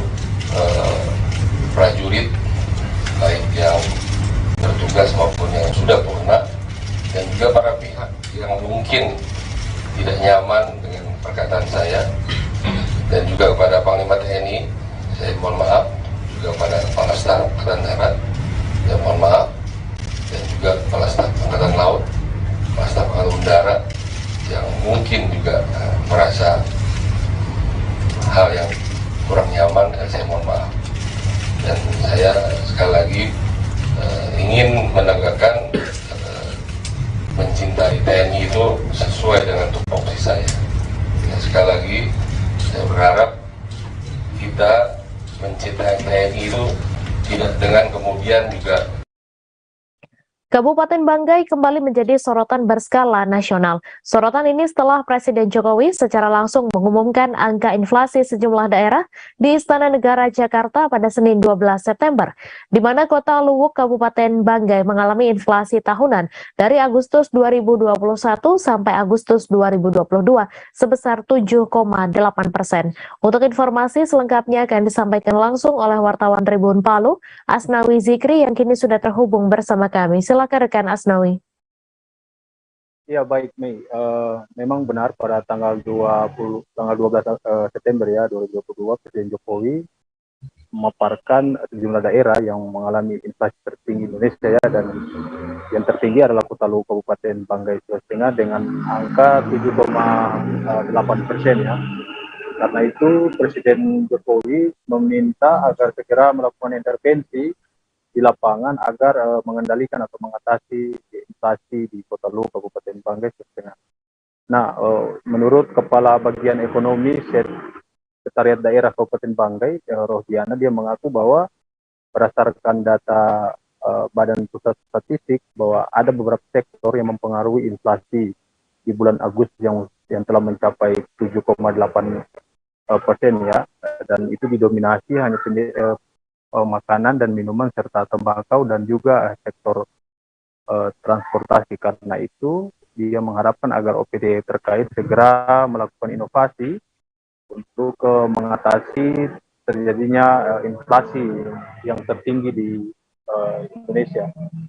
Nah, selain itu berdasarkan pantauan dari kami bahwa sejumlah moda transportasi di Kota Luwuk Kabupaten Banggai juga mengalami kenaikan juga pasca terjadinya kenaikan harga BBM ya, sehingga itu akan lebih memperparah terjadinya inflasi di Kota Luwuk ya, seperti angkutan darat maupun angkutan laut ya, bahkan kenaikannya untuk angkutan darat mencapai Rp2.000 untuk angkutan darat, kemudian untuk angkutan laut itu kenaikan harganya dari Rp20.000 hingga Rp30.000. Karena itu pemerintah Kabupaten Banggai telah menyiapkan strategi untuk mengatasi inflasi ini ya. Nah, dari 14 strategi yang disiapkan ada beberapa poin yang akan segera dilakukan, yaitu pemerintah dalam waktu dekat akan segera melakukan operasi pasar dan pengawasan penertiban penjualan dan distribusi BBM bersubsidi kepada masyarakat yang berhak menerima. Kemudian memberikan bantuan sosial kepada tenaga kerja yang berpendapatan rendah dan tidak tercover oleh BPJS Ketenagakerjaan. Kemudian akan segera menetapkan regulasi tarif penetapan harga transportasi. Kemudian akan menetapkan segera harga eceran tertinggi untuk tembakau dan guna merespon perilaku pasar. Kemudian membuat regulasi terkait pengalihan anggaran dana desa sebesar 8% untuk COVID-19 menjadi anggaran bantuan langsung tunai bahan bakar minyak. Kemudian terakhir, yang akan segera dilakukan oleh pemerintah Kabupaten Banggai adalah membangun kerjasama dengan pemerintah kabupaten lain dalam rangka pemenuhan komoditas pemicu inflasi. Demikian. Baik, terima kasih rekan Asnawi atas laporan Anda. Selamat bertugas kembali. Kenaikan harga bahan bakar minyak belum berdampak terhadap harga sembako maupun bahan pangan lainnya di Kabupaten Tanah Laut. Sejak Selasa kemarin hingga Rabu hari ini, harga sembako di Pasar Pelai Hari Kabupaten Tanah Laut, Kalimantan Selatan masih stabil. Bahkan ada yang justru turun seperti telur ayam ras yang semula Rp30.000 menjadi Rp29.000. Untuk informasi selengkapnya akan disampaikan langsung oleh wartawan Banjarmasin Post, Roy, yang kini sudah terhubung bersama kami. Silakan rekan Roy. Baik, terima kasih rekan Mei. Kami informasikan pemerintah Kabupaten Tanah Laut menyikapi naiknya harga BBM pada Selasa kemarin melakukan sidak ke Pasar Besar Pelai Hari bersama beberapa instansi terkait, termasuk terutama dari tim pengendali inflasi daerah. Dalam sidak tersebut, tim melakukan interaksi dan masuk belusukan ke beberapa los dan berinteraksi dengan beberapa pedagang, diantaranya ke pedagang sayur, kemudian sembako, minyak goreng, kemudian ke pedagang ikan segar, ke pedagang daging, daging sapi maupun daging ayam, dan lainnya. Dari sidak tersebut terpantau bahwa untuk ketersediaan sembako dan bahan pangan lainnya di Kota Pelihari secara umum dalam kondisi yang cukup dan masih dalam kondisi yang tidak kekurangan semua jenis bahan. Hanya saja dari pantauan di pasar tersebut umumnya mengalami penurunan pendapatan, artinya terjadi penurunan daya beli masyarakat yang mungkin juga dimungkinkan karena faktor kenaikan BBM tersebut. Dari penuturan sejumlah pedagang juga demikian, bahwa mereka menginformasikan belakangan ini memang ada sedikit penurunan dibanding sebelumnya. Namun mereka juga tidak bisa memastikan apakah karena faktor kenaikan BBM atau lainnya. Cuman memang ada penurunan seperti yang diutarakan oleh Rohana, pedagang daging ayam ras, yang dia mengatakan bahwa sehari memotong atau menjual sekitar 50 ekor, dan itu juga rata-rata sejak beberapa terakhir tidak habis dan kadang masih tersisa 10 ekor dan lainnya. Sementara dari penuturan pedagang minyak goreng seperti yang disampaikan oleh Pak Muhammad Nur, dinyatakan bahwa untuk stok juga sangat berlimpah bahkan, dan untuk pembelian juga masih kurang lebih stabil, terutama untuk serapan minyak goreng sekarang lebih cenderung beralih ke minyak goreng curah, demikian diinformasikan oleh yang bersangkutan. Sementara untuk minyak kemasan memang agak berkurang untuk serapan, cuma untuk stok juga dinyatakan cukup berlimpah. Sementara untuk pantauan daging sapi, ketersediaan di pasar juga normal seperti biasa, semua pedagang juga masih memiliki stok yang memadai. Hanya saja memang permintaan juga diinformasikan oleh pedagang setempat tidak seramai sebelumnya begitu, ataukah juga mungkin karena faktor apakah hujan atau apa juga belum dipastikan, karena waktu ketika tim sidak ke pasar memang sebelumnya pagi itu kondisi hujan mengguyur Pelihari, bahkan ketika tim melakukan sidak juga masih belum terang, artinya masih gerimis juga masih melanda, tim tetap belusukan melakukan sidak. Nah itu juga apakah karena faktor itu ataukah faktor kenaikan BBM juga belum terdeteksi secara menyeluruh. Cuman dari tim inflasi daerah, tim pengendali inflasi daerah menyimpulkan bahwa saat ini memang terjadi penurunan daya beli masyarakat, dan itu akan ditindaklanjuti oleh pemerintah daerah melalui berbagai program agar kondisi ekonomi daerah di tanah laut khususnya bisa tetap berjalan baik dan normal. Demikian rekan Mei. Baik, terima kasih rekan Roy atas laporan Anda, dan Tribuners wartawan kami juga telah menghimpun wawancara dengan Asisten Bidang Ekonomi dan Pembangunan Setda Tanah Laut serta pedagang. Berikut tayangannya untuk Anda. Hari ini kita melakukan cek harga pasar. Kita lihat beberapa komoditi tadi yang sudah kita tanyakan, kita periksa juga, kita lihat ada beberapa temuan kita. Kalau harga relatif stabil, kemudian jumlah barang tersedia, tetapi yang kita temukan adalah daya beli masyarakat yang berkurang. Jadi kalau dilihat dari beberapa komoditas tadi itu seperti ikan, kemudian ayam, kemudian daging, kemudian juga yang pokok seperti beras, telur, itu harganya relatif stabil, tetapi memang jumlah pembeli itu yang berkurang. Jadi jumlah pembeli itu berkurang, sehingga ini kan dampaknya kepada pedagang itu menurunkan pendapatan mereka. Nah ini mungkin yang perlu diintervensi oleh pemerintah, daya beli ini. Daya beli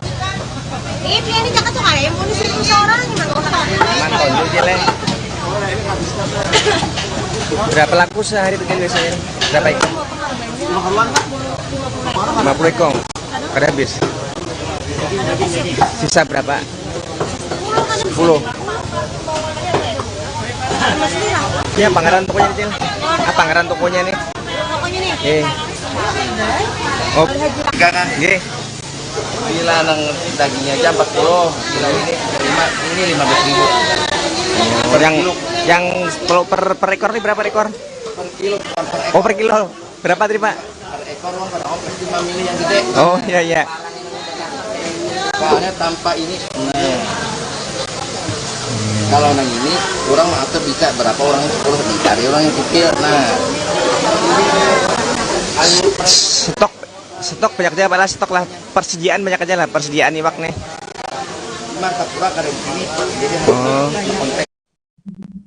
Brimopolda Sulawesi Tenggara memberikan klarifikasi atas dugaan penguasaan lahan milik warga Poso Jaya, Kecamatan Konda, Kabupaten Konser. Hal itu digelar melalui konferensi pers terkait klarifikasi video kasus tanah di Brimob Sultra bertempat di Balai Wartawan Polda Sultra pada Selasa 13 September.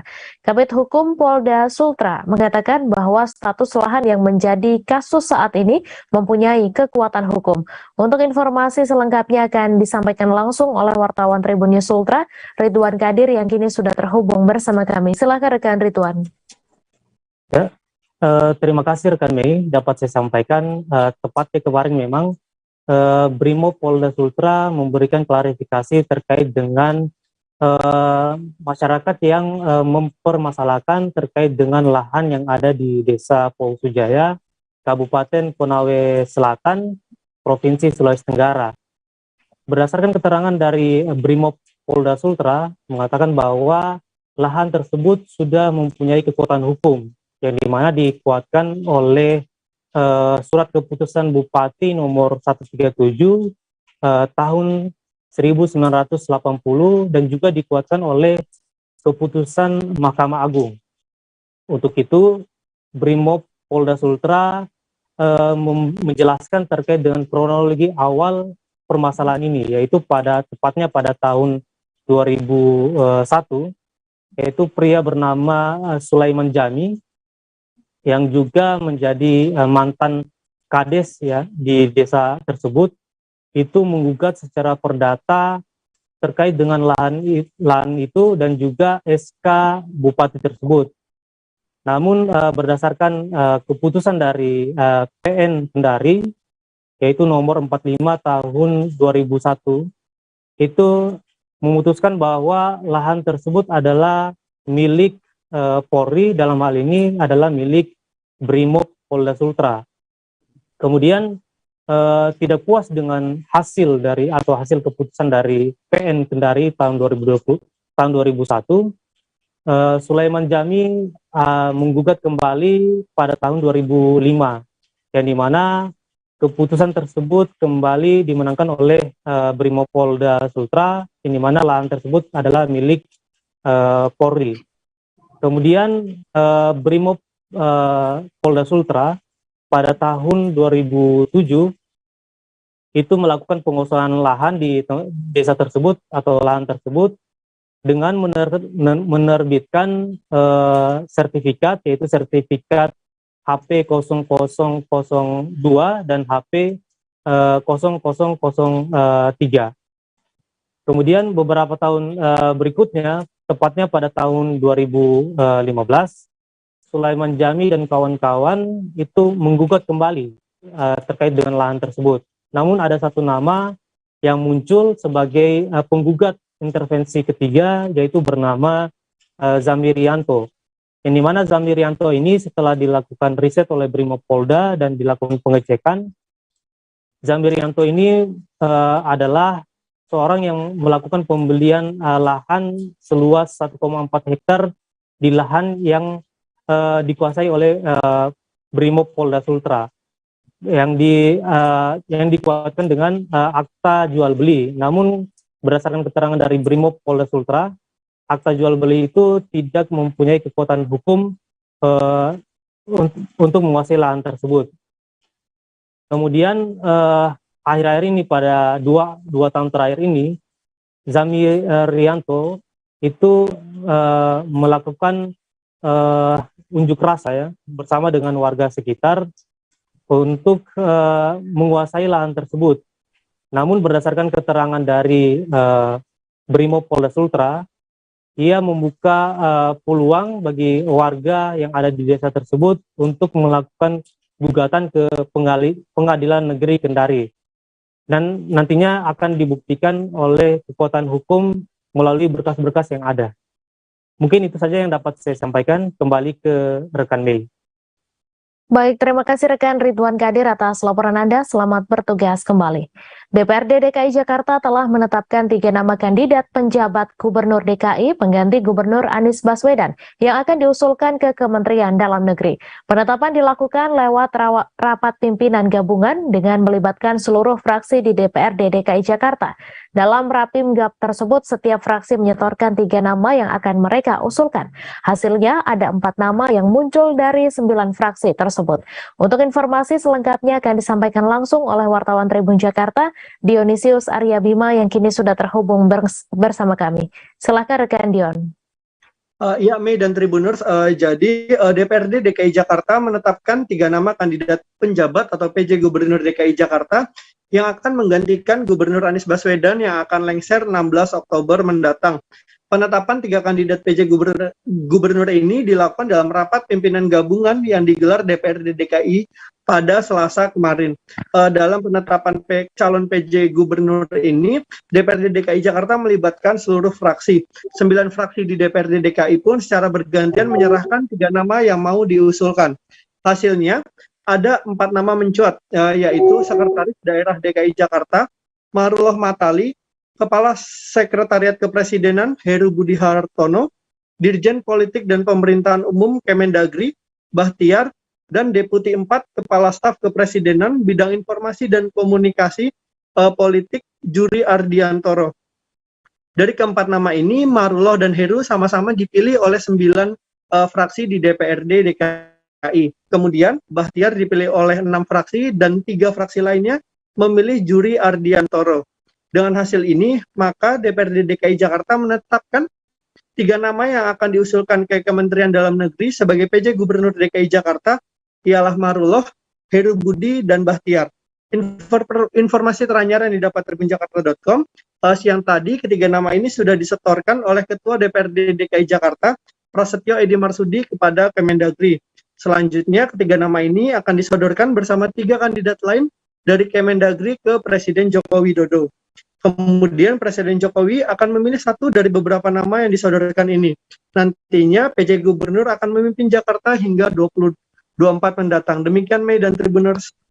Baik, terima kasih rekan Dion atas laporan Anda, dan Tribuners, wartawan kami juga telah menghimpun wawancara dengan Ketua DPRD DKI Jakarta. Berikut tayangannya untuk Anda. Ada masalah, yang penting kita mengusulkan, kan disuruh usulkan nama 3 nama. Kita kemarin rapat pimpinan, kamu sudah jalankan rapat pimpinan, dan hari kita putuskan ada 3 nama ya. Itulah yang tadi Pak Heru, Pak Marullah, Pak Bahtiar, dan Pak Yuri. Nah, tapi 3 terbaik di atas siapa? Kita usulkan lagi, ada 996. Gitu. Nah, itu kan Pak Bahtiar dari Dirjen. Ya, jadi haknya sama, bukan PLH atau PLT, ini penjabat. Yang PJ Gubernur itu punya hak penuh untuk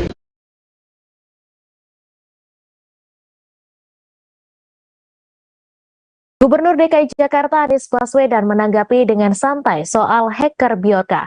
Pasalnya beberapa waktu lalu data pribadi orang nomor 1 di DKI ini dibeberkan oleh hacker Bjorka.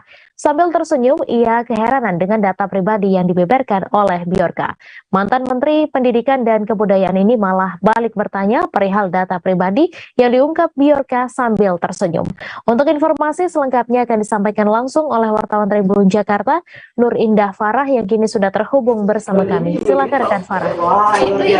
Baik Mei dan rekan Tribuners, bisa saya sampaikan bahwa kemarin Gubernur DKI Jakarta Anies Baswedan telah menjelaskan terkait perihal data pribadinya yang dibeberkan oleh hacker Bjorka, di mana Bjorka membeberkan nomor telepon, nik, hingga vaksin, hingga data keluarga dari orang nomor 1 di DKI Jakarta tersebut. Kemudian ketika ditanya awak media, Anies menanggapi dengan santai sambil tersenyum. Ia mengatakan bahwa nik serta nomor handphone yang tersebar atau telah dibocorkan oleh Bjorka merupakan data yang salah.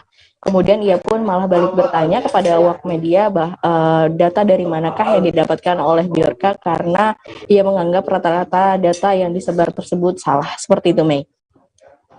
Baik, terima kasih rekan Farah atas laporan Anda, dan Tribuners wartawan kami juga telah menghimpun wawancara dengan Gubernur DKI Jakarta. Berikut tayangannya untuk Anda. Salah. Nomor HP-nya gimana, Pak? HP-nya juga salah. Berarti salah semua ya, Pak? Datanya salah yang mana? Oh, oke. Ketua DPRD Provinsi Jambi Edi Purwanto hadir dalam rapat koordinasi pemberantasan korupsi dalam perencanaan dan penganggaran APBD pemerintah daerah seprovinsi Jambi pada Selasa 13 September. Edi Purwanto menyebut bahwa pelaksanaan kegiatan semacam ini harus sering dilakukan untuk mengingatkan semua pihak agar menjauhkan diri dari semua bentuk dan modus-modus korupsi itu sendiri. Untuk informasi selengkapnya akan disampaikan langsung oleh wartawan Tribun Jambi, Samsul Bahri, yang kini sudah terhubung bersama kami. Silakan rekan Bahri. Oke, Mei dan Tribuners, dapat saya sampaikan bahwa kemarin Komisi Pemberantasan Korupsi atau KPK melakukan rapat koordinasi terkait dengan perencanaan dan penganggaran APBD pemerintah daerah Provinsi Jambi, di mana memang di APBD ini sendiri disampaikan oleh pihak KPK bahwa cukup rawan terkait dengan terjadinya kasus korupsi. Pada kesempatan ini hadir seluruh kepala daerah seprovinsi Jambi, termasuk ketua DPR dan unsur pimpinan DPRD seprovinsi Jambi. Hadir pula ketua DPRD Provinsi Jambi yaitu Edi Purwanto, di mana dia menanggapi bahwa dengan rapat koordinasi ini cukup mengapresiasi, bahkan dirinya menyebut bahwa hal semacam ini dapat dilakukan secara berkala sebagai upaya untuk mengingat seluruh pejabat kepala daerah di Provinsi Jambi untuk berhati-hati gitu, dan juga untuk menjauhi upaya-upaya dalam menuju begitu kasus-kasus atau tindakan-tindakan yang mengarah kepada korupsi. Di sisi lain, pada kesempatan ini pihak KPK menyampaikan terkait pokir dewan yang memang di beberapa daerah menjadi permasalahan, namun secara tegas pihak KPK menyebutkan bahwa pokir dewan atau usulan dari dewan itu sah dan diperbolehkan. Hal ini juga mendapat tanggapan dari Ketua DPRD Provinsi Jambi, Edi Purwanto, di mana menyebutkan bahwa untuk di DPRD Provinsi Jambi ada banyak usulan-usulan atau pokir-pokir dewan yang merupakan hasil dari reses yang dilakukan oleh DPRD Provinsi Jambi, dan bahkan usulan atau pokir ini masuk menjadi RPJMD pemerintah daerah Provinsi Jambi. Sementara itu, pada kesempatan ini Edi Purwanto juga menegaskan kepada seluruh kepala daerah seprovinsi Jambi agar tidak mengakomodir hal-hal yang berbau begitu atau tindakan-tindakan dari anggota DPRD yang mengarah atau mengintimidasi ataupun mengajak untuk melakukan tindak pidana atau langkah-langkah untuk menuju ke kasus-kasus korupsi. Hal lain juga terkait dengan upaya-upaya ini, Edi Purwanto mengajak kepada seluruh pihak, baik itu DPRD Provinsi Jambi, untuk mengingatkan pemerintah daerah, begitu pun sebaiknya untuk pemerintah daerah mengingatkan kepada DPRD Provinsi Jambi untuk tidak melakukan hal-hal yang berupaya atau yang menuju kepada tindakan-tindakan korupsi. Demikian rekan Mei. Baik, terima kasih rekan Samsul Bahri atas laporan Anda, dan Tribuners wartawan kami juga telah menghimpun wawancara dengan Ketua DPRD Provinsi Jambi. Berikut tayangannya untuk Anda.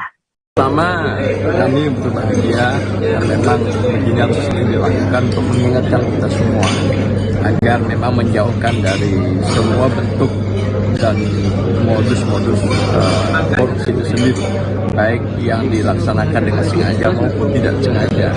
Karena regulasi-regulasi yang ada bagaimana dilaksanakan sesuai dengan konstitusi yang ada. Mengingatkan dari proses pembahasan, ada musrenbang, ada pokir, kemudian RKPD, kemudian bicara tentang indeks kinerja, apa itu indikator kerja utama pemerintah kabupaten kota provinsi. Yang paling penting adalah penegasan KPK pokir konstitusional. Jangan takut dengan pokir, itu kan jadi persoalan. Nah, pokir-pokir sendiri saya yakin dan percaya teman-teman munculnya dari reses. Reses itu menggunakan anggaran negara, berapa miliar habis uang reses. Dan ketika programnya nggak bisa ditampung yang muncul dari bottom up dari bawah, menurut saya jadi masalah. Nah, selama ini di provinsi clear-clear saja, semua pokir-pokir yang masuk ke dalam itu ternyata masuk dalam RPJMD. Nah, kita juga ingat bagaimana pesan Pak Firly, ada 7 indikator kesejahteraan nasional. Baik itu bagaimana kita, sekali lagi saya ingatkan, mengurangi angka kemiskinan, angka pengangguran, angka kematian ibu melahirkan, angka kematian bayi, indeks pembangunan manusia, pendapatan per kapita, dan Gini rasio. 7 inilah yang perlu kita formulasikan dalam pembahasan anggaran. Jajaran Polres Cirebon Kota mengungkap kasus peredaran gelap sabu-sabu jaringan lembaga pemasyarakatan atau lapas. Kapolres Cirebon Kota AKBP M. Fahri Siregar mengatakan 2 orang yang masing-masing berinisial UJ dan SAS telah ditetapkan sebagai tersangka. Menurutnya kedua tersangka saling berbagi peran dalam mengedarkan barang tersebut di wilayah Kota Udang. Untuk informasi selengkapnya akan disampaikan langsung oleh wartawan Tribun Cirebon, Ahmad Imam Baihaqi yang kini sudah terhubung bersama kami. Silakan rekan Imam. Ya, baik, terima kasih. Jajaran Polres Cirebon Kota telah mengamankan tersangka peredaran gelap narkoba jenis sabu-sabu di wilayah Kota Cirebon. Terdapat 2 tersangka yang ditetapkan oleh petugas dan salah satunya merupakan warga binaan lembaga pemasyarakatan khusus narkotika kelas 2A Cirebon yang berada di Desa Gunung Lor, Kecamatan Ciwaringin, Kabupaten Cirebon. Warga binaan yang berinisial SAS tersebut merupakan dalang di balik peredaran sabu-sabu yang melibatkan tersangka lainnya yang berinisial UJ. Dalam kasus peredaran sabu-sabu tersebut, UJ merupakan kurir dan SAS merupakan otak pengendali sabu-sabu tersebut. Dalam hasil pemeriksaan petugas Polres Cirebon Kota, UJ mengakui biasa mendapatkan perintah dari SAS untuk mengedarkan sabu di Kota Cirebon. Biasanya keduanya saling berkomunikasi menggunakan pesan singkat di handphone. Dan dari pesan singkat tersebut, UJ mendapatkan petunjuk mengenai keberadaan sabu-sabu dan harus kemana diantarkannya. Selain itu, petugas juga telah menetapkan SAS sebagai tersangka meskipun tidak ditahan di Mapolres Cirebon Kota bersama dengan UJ. Dari keterangan Kapolres Cirebon Kota, AKBP M. Fahri Siregar menyampaikan SAS, kasus yang melibatkan SAS tetap berjalan dan pihaknya telah berkoordinasi dengan Lapas Sustik kelas 2A Cirebon di Desa Gintung Lor, Kecamatan Ciwaringin, Kabupaten Cirebon. Nantinya pemeriksaan juga akan melibatkan SAS dan dilakukan secara koordinasi dengan petugas lapas sehingga kasus peredaran gelap narkoba yang melibatkan SAS dan UJ juga tetap berjalan. Selain itu, petugas Polres Cirebon Kota juga mengamankan sejumlah barang bukti, diantaranya 50 gram sabu-sabu yang disita dari UJ di saat penangkapan belum lama ini. Selain itu, petugas juga telah mengamankan ponsel dari kedua tersangka termasuk milik SAS warga binaan di Lapas Sustik kelas 2A Cirebon, dan ponsel tersebut masih dalam pemeriksaan petugas sebagai barang bukti. Selain itu, petugas kepolisian juga masih menelusuri mengenai asal barang haram yang diedarkan oleh UJ tersebut. Dan kedua tersangka juga dijerat pasal 112 dan pasal 114 Undang-Undang Nomor 29 Tahun 2009 tentang narkotika dan diancam hukuman minimal 6 tahun penjara. Demikian, Mei. Terima kasih rekan Imam atas laporan Anda. Dan Tribuners, wartawan kami juga telah menghimpun wawancara dengan Kapolres Cirebon Kota. Berikut tayangannya untuk Anda. Pada hari Selasa tanggal 23 Agustus 2022 pada pukul 10.00, Satres Narkoba Polres Cirebon Kota mendapatkan informasi dari masyarakat bahwa akan dilaksanakan transaksi narkotika jenis sabu-sabu yang akan dilakukan oleh seseorang dengan inisial atas nama UJ, di mana cara melakukan transaksinya adalah dengan cara menempel narkotika tersebut di suatu tempat di Jalan Kanjaga. Dari informasi yang didapatkan dari masyarakat tersebut, anggota kami melakukan penangkapan dan penggeledahan kepada tersangka, dan dari tangan tersangka kita temukan 9 paket sabu-sabu dengan berat 4,50 gram.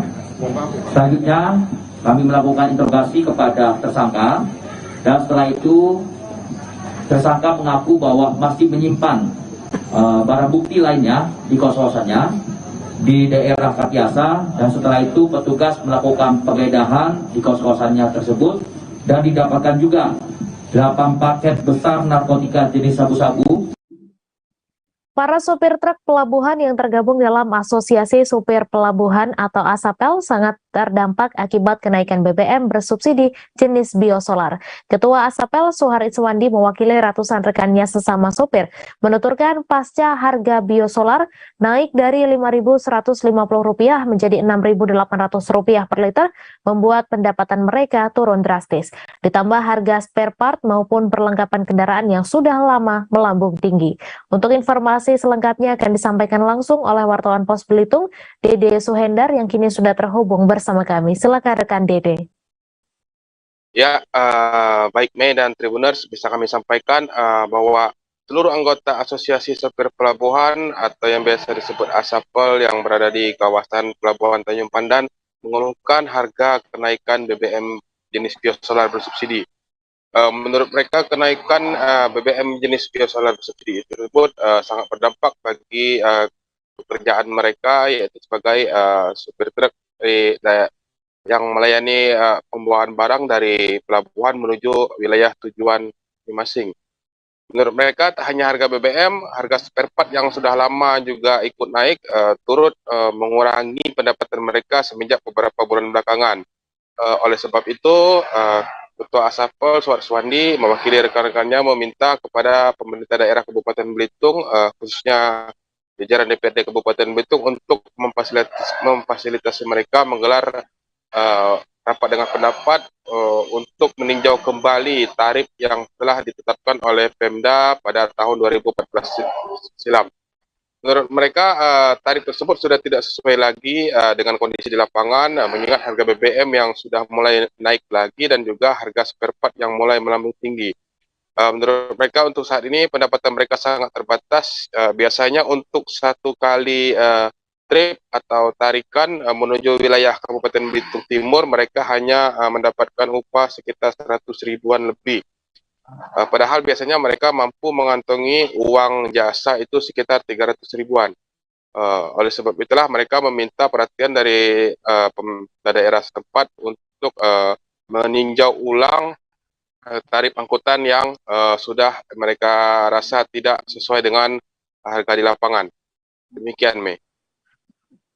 Terima kasih rekan Dede atas laporan Anda, dan Tribuners wartawan kami juga telah menghimpun wawancara dengan Ketua ASAPEL. Berikut tayangannya untuk Anda. Kalau dampaknya yang jauh benar dalam dirasakan dari supir ini dari mulai ongkosnya gitu. Dari ongkos ini kalau umpamanya kita arah ke Jangkang atau arah ke Kampit yang semulanya kita dapat istilahnya isikan untuk luar dari BBM bisa tersisanya sampai 300, sekarang itu jauh di bawah itu paling sisanya hingga 100 lebih, ditambah lagi harus biaya operasional yang lain seperti biaya mobil. Informasi tadi sekaligus menutup perjumpaan kita dalam live update siang hari ini. Jangan lupa saksikan informasi terbaru lainnya hanya di kanal YouTube Tribun Network. Terima kasih atas kebersamaan Anda. Saya Meisa Sirait, beserta kru yang bertugas pamit undur diri dan sampai jumpa.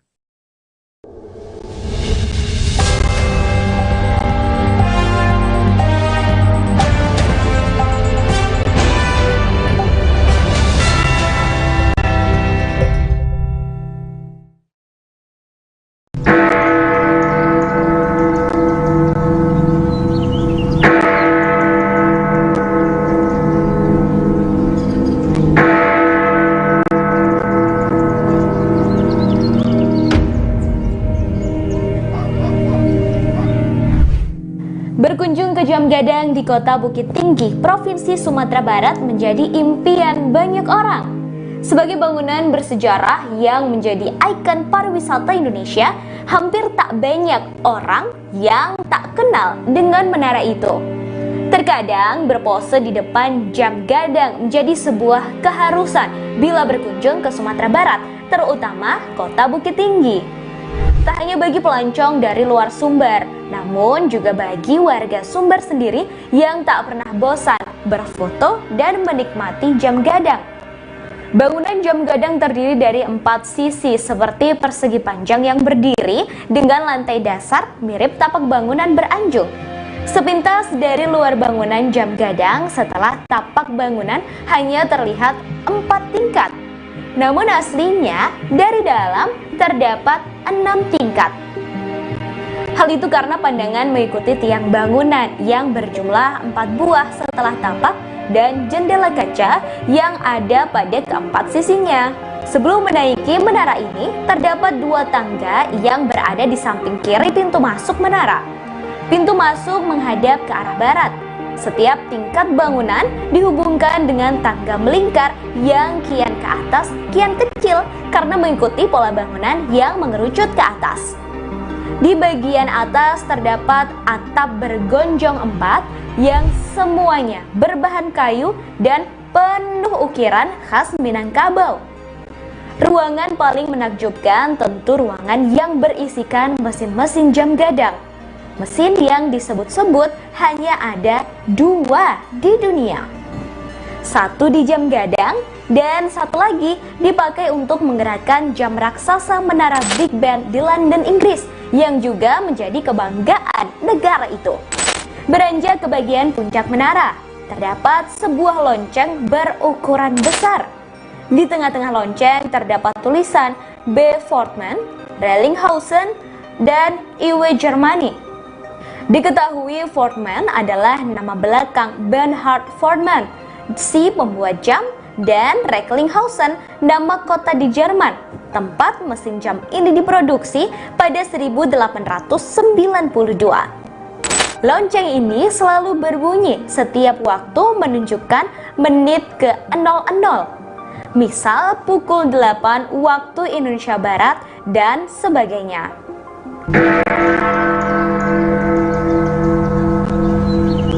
Tak hanya lonceng, di bagian puncak juga terdapat sebuah serambi melingkar yang bisa melihat kota Bukit Tinggi dari berbagai sisi. Dari puncak ini tentu bisa melihat bagaimana keramaian pengunjung di pelataran jam gadang serta padatnya rumah penduduk di kota Bukit Tinggi. Dari sini juga bisa melihat dengan jelas Gunung Marapi dan Singgalang yang mengapit kota Bukit Tinggi. Yang menjadi generator kota ini adalah jam gadang. Oke, jam gadang. Wali Kota Bukit Tinggi Erman Safar mengatakan bangunan jam gadang ini didirikan pada 1926 dan selesai pada 1927 pada masa kolonial Belanda. Pembangunannya diprakarsai oleh Hendrik Roelof Roekmaker yang ketika itu menjabat sebagai sekretaris di Fort de Kock atau yang kini Bukit Tinggi. Sementara bangunan didesain oleh seorang arsitek asal Koto Gadang Agam bernama Yasid Raijo Mangkuto.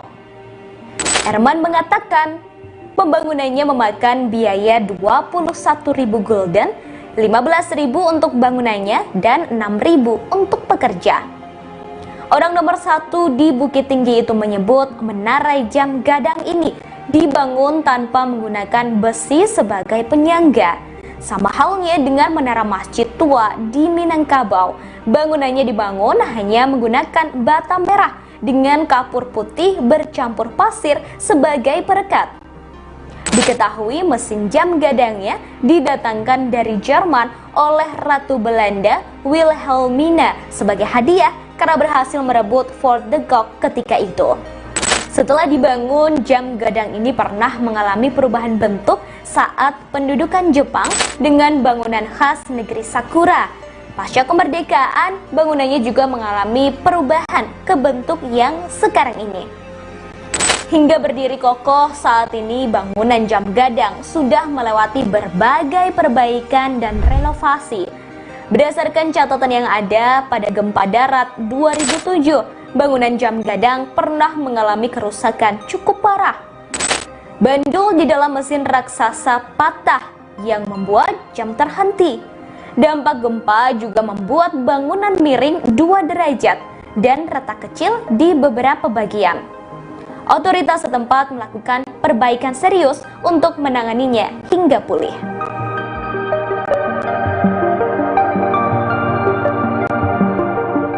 Terima kasih sudah nonton. Jangan lupa like, subscribe, dan share ya.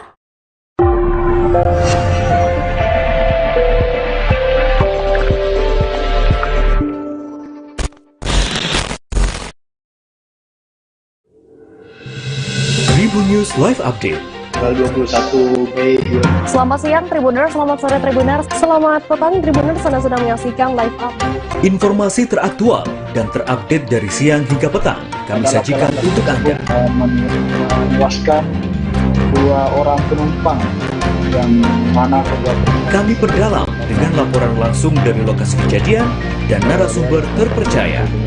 Benar-benar menghukum mereka-mereka yang menghentikan terduga pelaku yang ingin Laporan terkait peristiwa pompong hilang kontak menabrak sejumlah pemotor yang melintas. Saksikan live update siang, sore, dan petang hanya di channel YouTube Tribun News.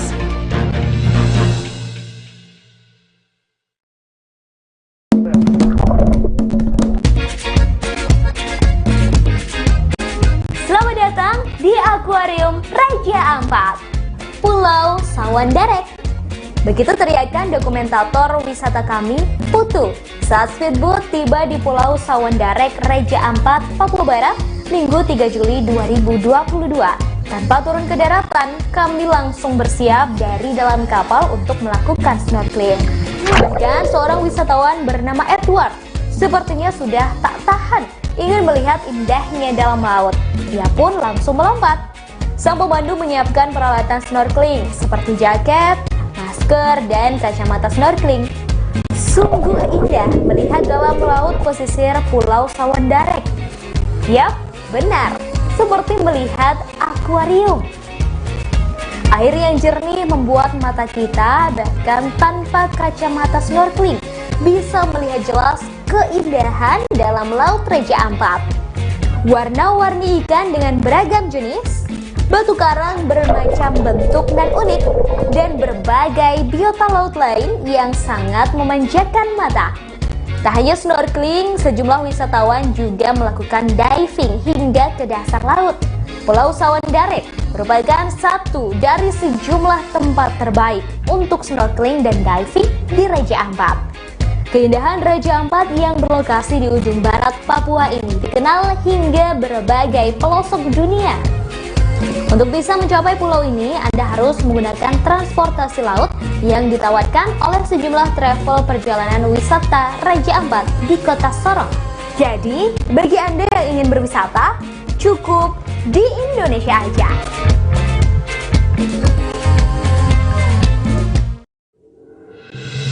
Tribun News Live Update. Tanggal 21 Mei. Selamat siang Tribuners, selamat sore Tribuners, selamat petang Tribuners, Anda sedang menyaksikan live update. Informasi teraktual dan terupdate dari siang hingga petang kami sajikan untuk Anda. Menewaskan 2 orang penumpang yang mana Kami perdalam dengan laporan langsung dari lokasi kejadian dan narasumber terpercaya. benar-benar menghukum mereka-mereka yang menghentikan terduga pelaku yang ingin Laporan terkait peristiwa pompong hilang kontak menabrak sejumlah pemotor.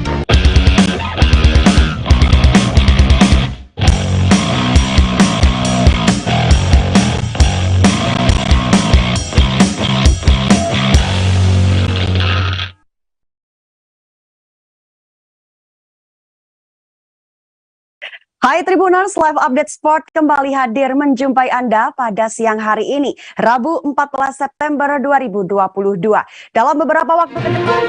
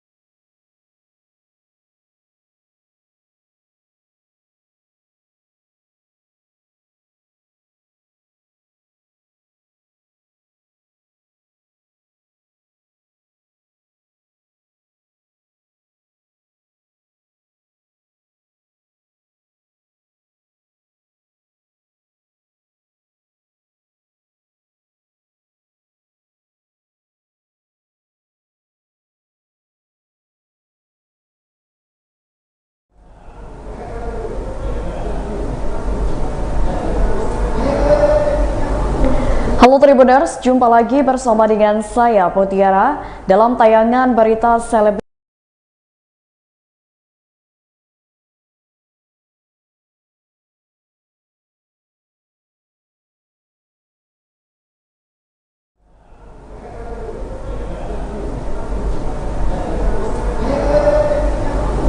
Halo Tribuners, jumpa lagi bersama dengan saya Putiara dalam tayangan berita selebritis di Tribun Lampung.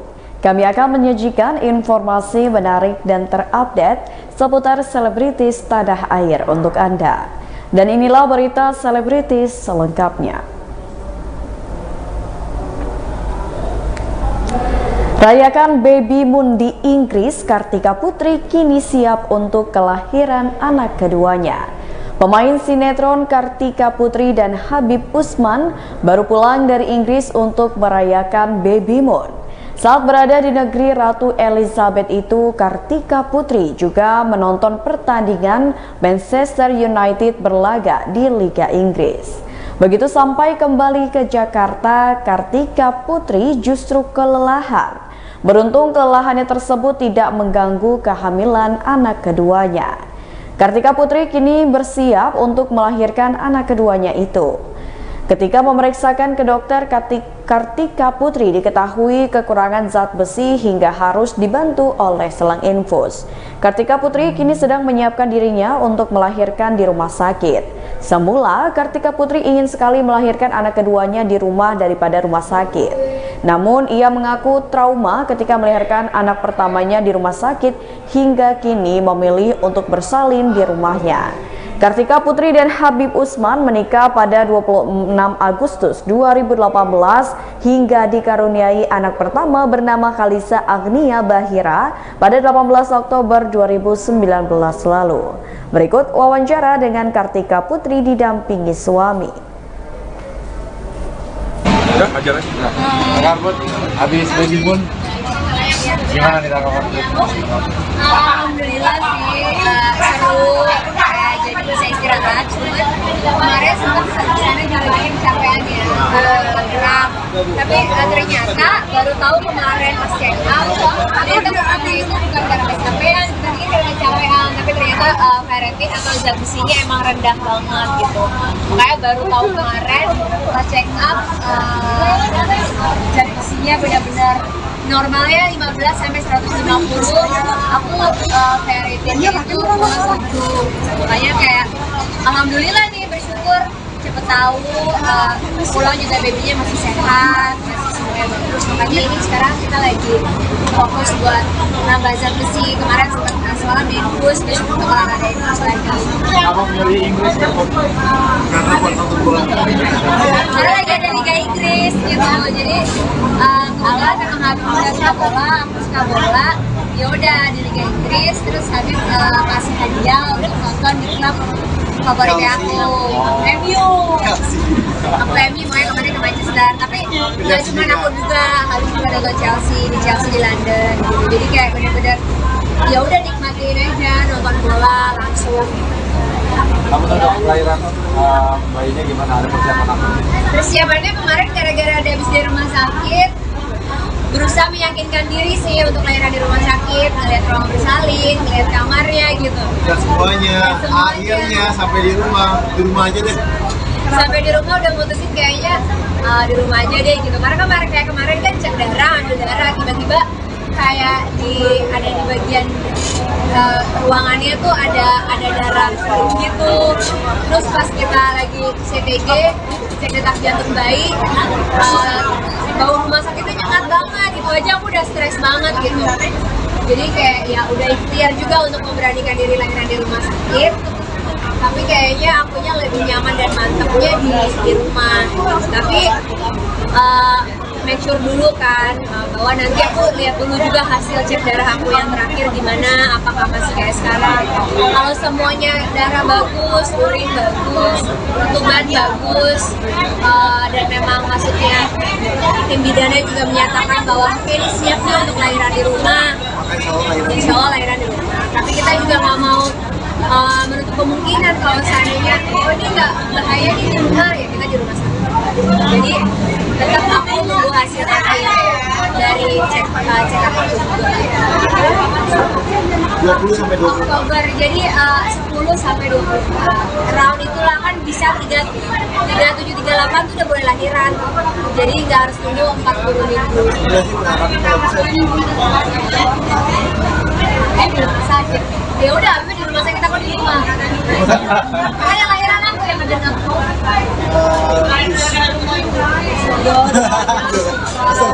Bib, akhirnya anaknya cewek apa cowok, Bib? Cewek. Cewek lagi. Ya nggak apa-apa, udah lengkap juga, ada cewek, udah ada cowok. Jadi kita juga udah, kalau gender sih alhamdulillah. Kan alhamdulillah bersyukurnya punya anak perempuan, seorang yang punya anak 3 perempuan. Bisa menjaganya sampai dia menikah tanpa anak berzina atau berdosa. Maka insya Allah surga ada. Tapi jadi kawin muda ya. Muda dong. Bib sendiri pengen punya anak berapa, Bib? Saya pengennya sebenarnya 7. Kalau pribadi 7, tapi kayaknya udah nyerah. Dia udah nyerah nih, udah kuat gitu. Tadinya pengen punya anak 7, sekarang 5. Ngomong aku nyerah, maksudnya 2 dari siapa? Ini pembicaraan berbahaya. Enggak, bukan. Aku pengennya kan 7. Kamu udah nyerah. Kamu kemarin udah nggak kuat. Ya enggak, Habib bilang nanti habis lahiran 3 bulan ngambil lagi ya. Ya kalau 3 bulan ya akunya nggak sanggup gitu, karena kan kayak belum aksinya eksekusi belum beres apa gitu. Kalau 3 bulan ya nggak sanggup.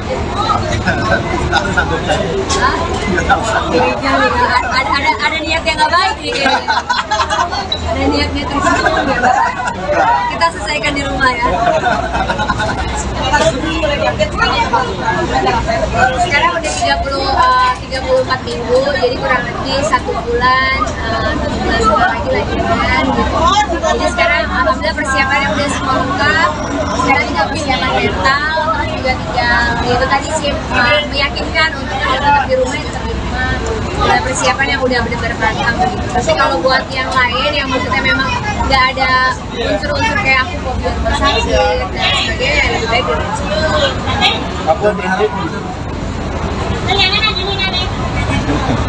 Kamu izin dong soal update kasus dengan Richard Lee.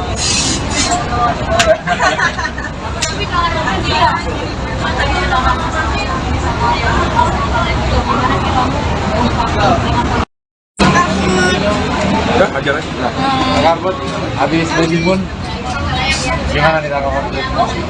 Alhamdulillah sih seru, kayak jadi bisa istirahat. Cuma kemarin sempat sana ngalahin capeannya, gerak. Tapi ternyata baru tahu kemarin pas check out, ternyata karena itu bukan karena kecapean, kita pikir karena capean, tapi ternyata ferritin atau zat besinya emang rendah banget gitu.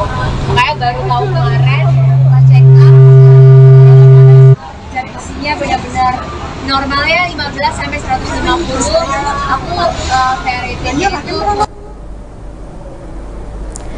Berita selanjutnya datang dari komedian. Vakum dari grup Cagur, Narji rindu tampil bersama Denny dan juga Wendy. Pelawak Narji vakum dari grup Cagur dan berpisah dengan Denny dan Wendy Cagur sejak 10 tahun lalu.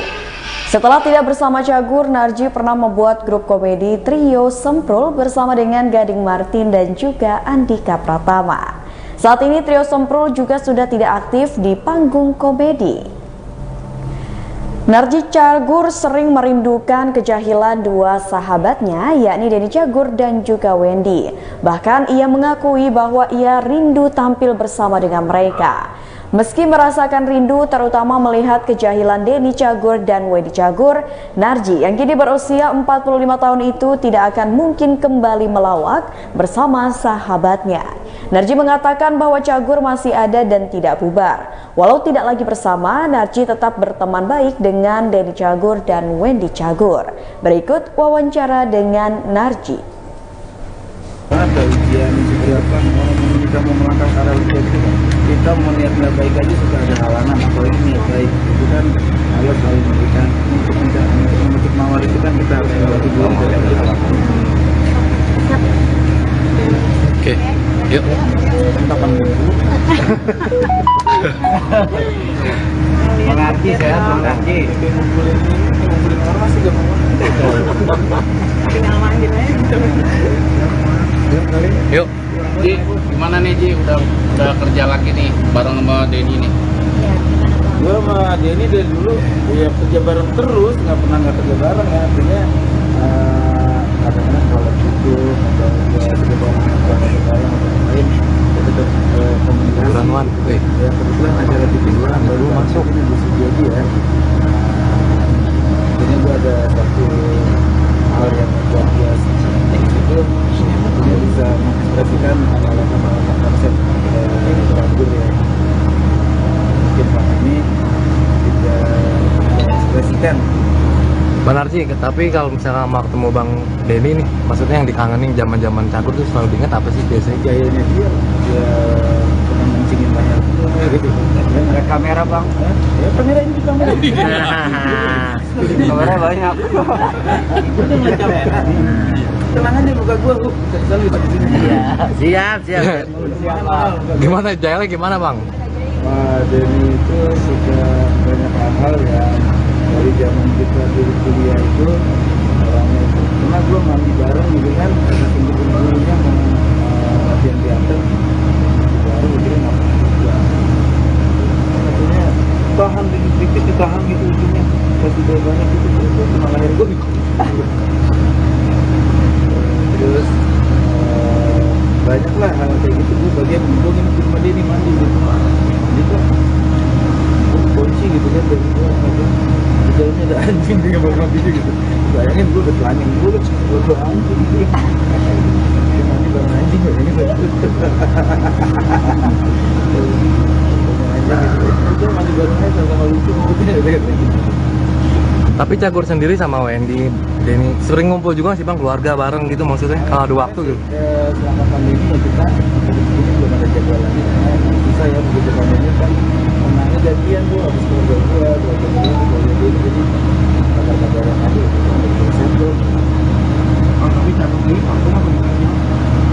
Bang, episode kopinya mau juga bareng.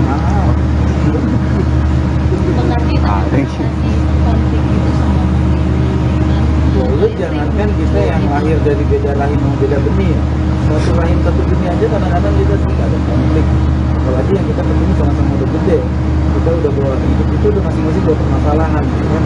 Nah disitulah sebenarnya dewasanya teman, dewasanya kita sebagai saudara. Bagaimana konflik-konflik itu jangan sampai jadi permusuhan, tapi tetap menjaga bahwa kita adalah saudara yang pernah kita temukan sebelum kampus. Di antara kalian siapa yang paling suka salah kalau soalnya lagi berantem?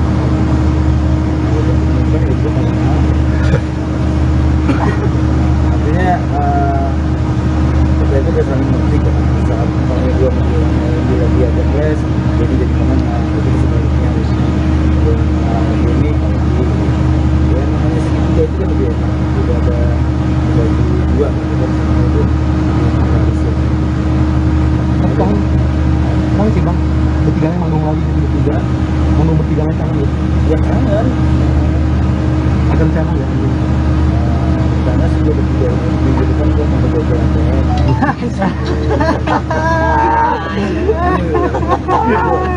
Ini udah buat Inggris.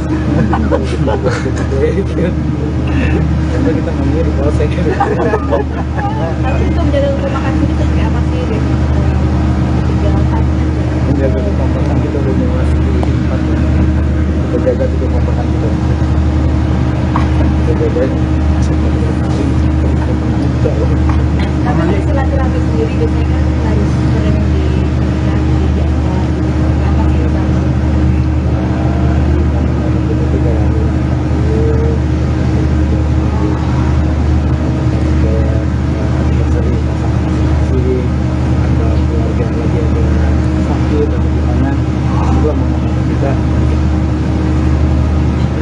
Bareng kapan Bang?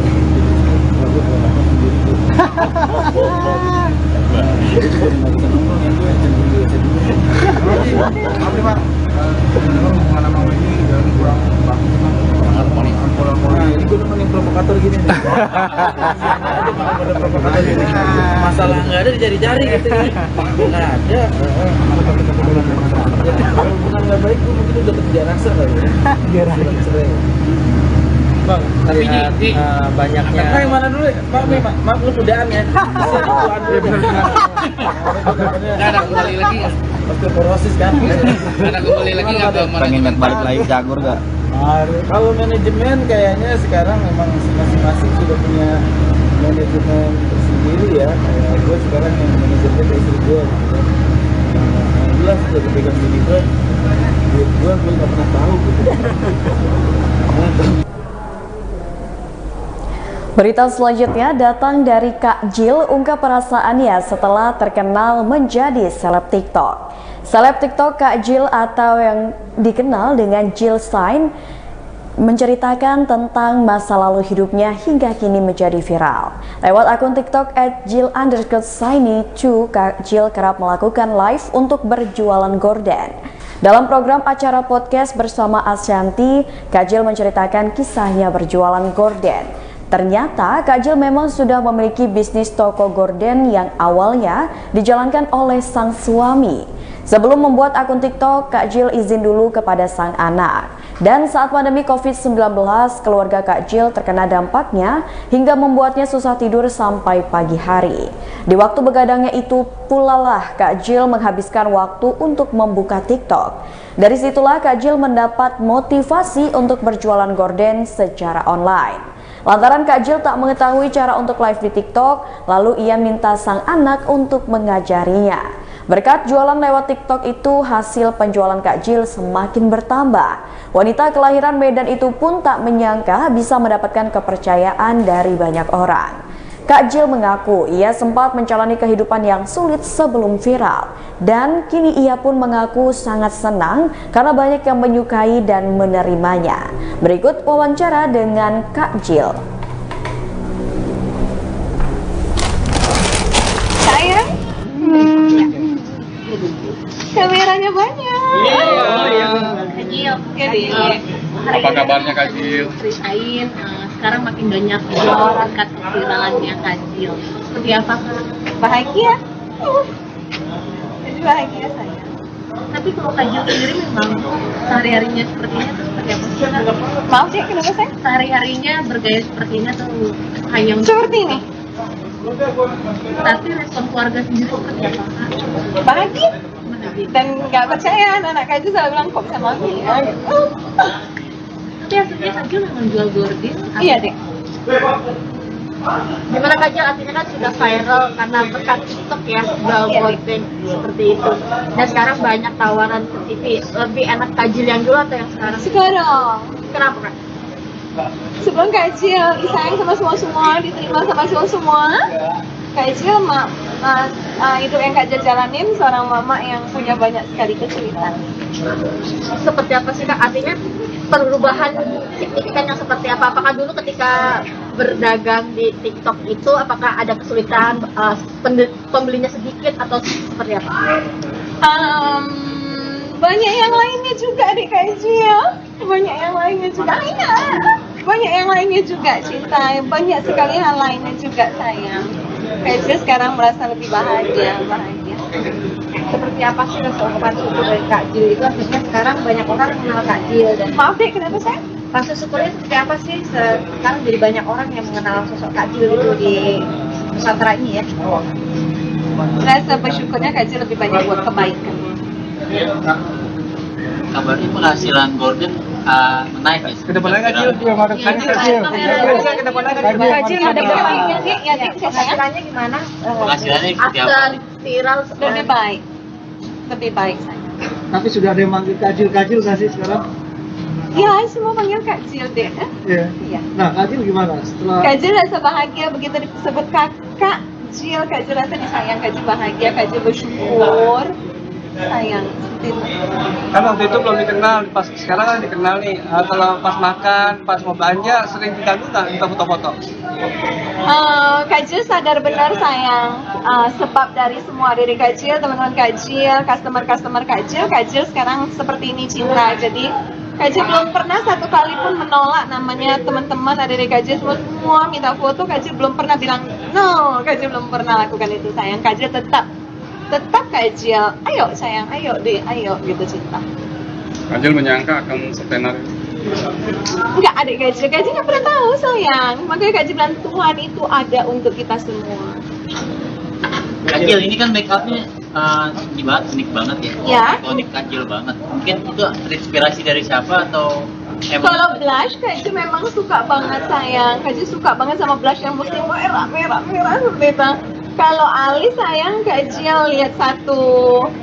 Kak Jill suka bosenan dari Kak Jill kalau untuk makeup. Terus Kak Jill ada satu kali yang alisnya naik begitu. Kak Jill cobain, Kak Jill naikin begini. Terus pas Kak Jill mau live, anak Kak Jill ketawa yang besar. Anak Kak Jill, mami please, alisnya turunin, kata anak Kak Jill. Kak Jill kenapa nak? Dia ketawa sayang. Kak Jill kalau anak mami ketawa berarti nanti teman-teman Kak Mami juga bahagia. Kak Jill bilang gitu. Kak Jill live. Besoknya sayang semua alis ditutup pakai selektif. Alisnya dinaikin ke atas seperti itu. Berita selanjutnya datang dari pedangdut Selvi Nafilah berharap bisa segera menikah usai menjanda 10 tahun. Pedangdut Selvi Nafilah betah menyandang status janda. Pernikahan Selvi Nafilah bersama dengan rapper Iwa K berakhir dengan perceraian pada tahun 2012 lalu. Dari pernikahan dengan Iwa K tersebut, Selvi Nafilah memiliki seseorang anak yang bernama Mikala Saka Pandia Hamada Kusuma. Sejak bercerai, Selvi Nafilah diketahui jarang mengunggah foto bersama pasangan baru. Ia memilih tetap bersama anaknya daripada mencari pasangan baru. Pedangdut yang kini berusia 37 tahun itu mengaku tidak pernah menutup hati untuk hadirnya pria lain. Namun, Selvi Nafilah berkata kalau memang belum jodohnya tidak mungkin dia bisa menikah. Selvi Nafilah berharap ia pun bisa segera menikah kembali. Berikut wawancara dengan Selvi Nafilah. Seperti apa sudah banyak? Alhamdulillah sekarang sudah mulai merata kembali, merata di Australia. Alhamdulillah syuting nyanyi off air terus on air juga sekarang kan sudah berjalan. Ada proyek-proyek yang akan dibikin Kak ke depannya ya? Single udah pasti, tapi masih nyari lagunya juga kan. Dan sejauh ini sih sama ngurus anak sama jualan. Anak-anak sekarang perkembangannya sudah? Iya, anakku udah 14 tahun, dia udah kelas 2 SMP, udah susah diajak ke mall, udah susah diajak pergi bareng. Jadi senangnya di rumah, memang dari dulu juga anak rumahan gitu. Cuman kalau dulu kan masih bisa diatur gitu. Kalau sekarang dia lebih senang di rumah, ya udah paling ke rumah mamanya, ya udah di rumah. Nah, anak tumbuh dewasa sekarang maksudnya hasilnya seperti apa sih? Remaja sekarang kan pergaulannya gimana Kak Selvi? Susah-susah gampang karena sekarang semuanya itu serba mudah gitu. Dia bisa mengakses apa aja. Jadi itu tadi ekstra. Dan memang sampai sekarang aku masih nerapin yang namanya main handphone itu masih seminggu 3 hari, di Jumat, Sabtu, Minggu. Itu habis pulang sekolah dia baru boleh main dan itu pun cuma 4 jam. Itu sih yang bisa aku kasih kontrol ke anak aku supaya nggak terlalu terlalu lost gitu main handphonenya, dan paling main game gitu di rumah. Jadi ya susah-susah gampang, tapi kita ikutin aja lah, kita jangan jadi orang tua yang galak yang gimana, jadi bisa jadi temennya aja, jadi bisa cerita, bisa ngobrol apa aja.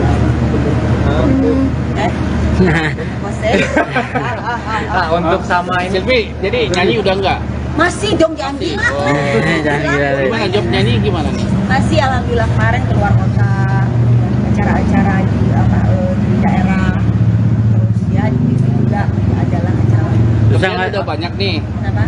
Ada nikah lagi, akan nikah lagi nggak? Aduh, doain dong, udah 10 tahun nyanyi, doain amin. Pokoknya pengen nikah, kasih pengen. Pengen lagi yang gimana sih?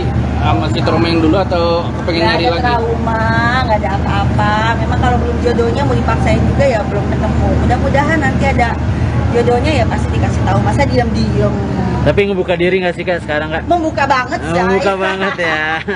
Membuka banget lah. Pastinya kan kita maksudnya pasti pengen punya pasangan, tapi kan waktu dan kapannya kan nggak tahu. Kenapa tuh Kak sampai akhirnya sekarang masih belum untuk memantapkan diri ke jenjang berikutnya gitu? Atau mungkin belum ada yang lagi dekat? Ya, belum ada yang pas aja kali ya. Udah kita nikmatin aja, ngurusin anak, kerja, perbaiki diri. Kita harus ngaca dulu, kita udah sejauh mana baiknya gitu kan. Ya kalau mau punya partner yang baik ya kita perbaiki diri dulu lah. Jadi aku nggak buru-buru karena menikah juga sudah pernah, punya anak alhamdulillah ada. Jadi nggak ada yang harus diburu-buru. Kak Selektif Selvi, nggak, Kak? 10 tahun as a single mom, gimana sih menjalani? Roller coaster say. Aduh. Ya pastinya kan ya ada lah up and down. Kita kan maksudnya kalau nggak lagi di bapaknya kan kita merangkap ibu bapak.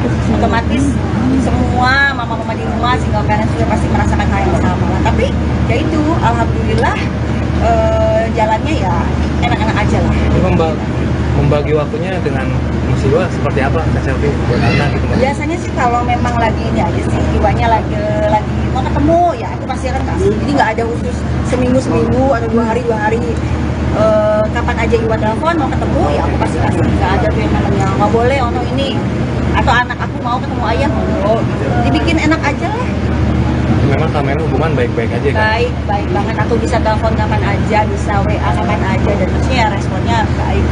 Artinya hubungan anak sama bapaknya baik ya? Oh iya, nggak boleh terpecahkan, darah mengalir deras di tubuhnya anak aku, nggak boleh. Pokoknya yang udah sekarang kita ini aja apa silaturahmi yang baik. Tapi Iwa pernah ini nggak mantan pernah nyuruh nggak buru-buru cari suami lagi gitu? Iya doain selalu dia, udah lah Vi, lu nyari apa katanya gitu, lu nyari apa, jangan nyari yang sempurna ya udah amin. Pokoknya yang kalau memang sudah pun yang terjadi tidak jelas kata Gusti Allah ya udah aku mah nerima. Tapi sebegitu selektifnya Kak sampai akhirnya maksudnya sekarang iya dong, belum. kan aku maunya untuk seumur hidup. Kan udah pernah belajar dari kegagalan, nanti nextnya gimana. Mau lah, masa nggak mau? Mau hidup sendiri. Iya, Tapi mau balik lagi nggak? Diajakin balik lagi nggak? Kenapa? Pernah diajakin balik lagi nggak? Aduh ini benar-benar kompor meleduk kan. Nggak mungkin lah. Oke? Berita selanjutnya, walau sibuk bernyanyi, Selvi Kitty tetap sediakan waktu untuk sang buah hati. Pedangdut Selvi Kitty mulai membagi waktunya antara bernyanyi dengan mengurus anaknya. Selvi Kitty bahkan mulai sering diprotes Abizar, anak buah pernikahannya dengan Rangga Ilham. Abizar kerap menegur Selvi Kitty, terutama jika mantan personil grup Walang Sangit itu masih memegang ponsel ketika bersiap tidur. Selvi Kitty kini harus dibantu jasa pengasuh anak, begitu jadwal pekerjaannya mulai normal. Meski sibuk bekerja, Selvi Kitty bahagia karena memiliki anak dan bisa melihat tumbuh kembangnya. Berikut wawancara dengan Selvi Kitty.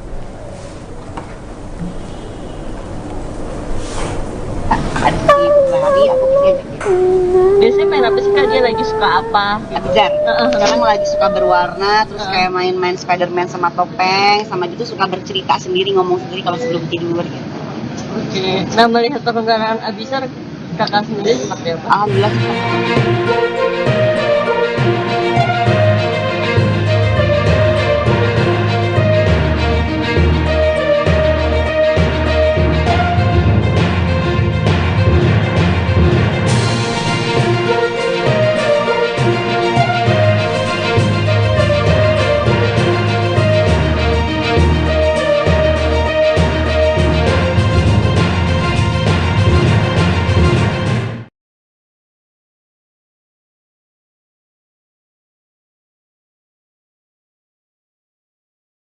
Selamat sore Tribuners, hari ini Ariska kembali hadir menemani Anda dalam live update travel edisi Rabu 14 September 2022. Seperti biasa, Ariska akan memberikan informasi terkait sejumlah wisata dan kuliner untuk Anda. Tentunya akan disampaikan secara langsung oleh reporter kami yang ada di berbagai daerah. Inilah live update travel selengkapnya. Tribuners, pagi tadi puluhan warga menggelar doa bersama atau tolak bala di Pelabuhan Regional Kuala Mempawah, Kelurahan Pasuruan Salim. Kegiatan ini juga dihadiri oleh Bupati Mempawah, Erlina, dan Wakil Bupati Muhammad. Dalam kegiatan doa bersama ini terdapat 80 jenis kue tradisional atau yang disebut juga dengan tambol Tribuners. Dan untuk mengetahui suasana doa bersama di sana, kita sudah terhubung dengan rekan Ramadan dari Tribun Pontianak. Silahkan rekan Rama. Ya, selamat sore Ariska bersama Tribuners semuanya dimanapun berada. Ya, memang benar kita informasikan bahwa pagi tadi telah dilaksanakan doa bersama, yaitu doa tolak bala, minta keselamatan, sekaligus doa bersama dilakukan oleh masyarakat warga sekitar oleh panitia budaya Robo-Robo. yang dihadiri langsung oleh Bupati Mempawah Hajah Erlina bersama Wakil Bupati Mempawah Bapak Muhammad Pagi dan serta jajaran Forkopimda dan OPD terkait lainnya. Ya, untuk kegiatan doa bersama ini adalah kegiatan pembuka rangkaian kegiatan budaya Robo-Robo, di mana Robo-Robo ini sendiri masuk dalam warisan budaya tak benda yang dimiliki oleh Kabupaten Mempawah. Untuk pelaksanaan Robo-Robo ini sendiri dilaksanakan nantinya selama 1 bulan, dimulai pada 14 September sampai nantinya 14 Oktober 2022, yaitu bertempat di Pelabuhan Regional Kuala Mempawah yang berada di Kecamatan Mempawah Timur. Ya, tadi juga kita lihat secara langsung sangat antusiasnya masyarakat Mempawah, khususnya di wilayah sekitar, untuk menghadiri doa bersama sekaligus makan kue tradisional ya, ataupun disebut adalah tambun oleh masyarakat sekitar.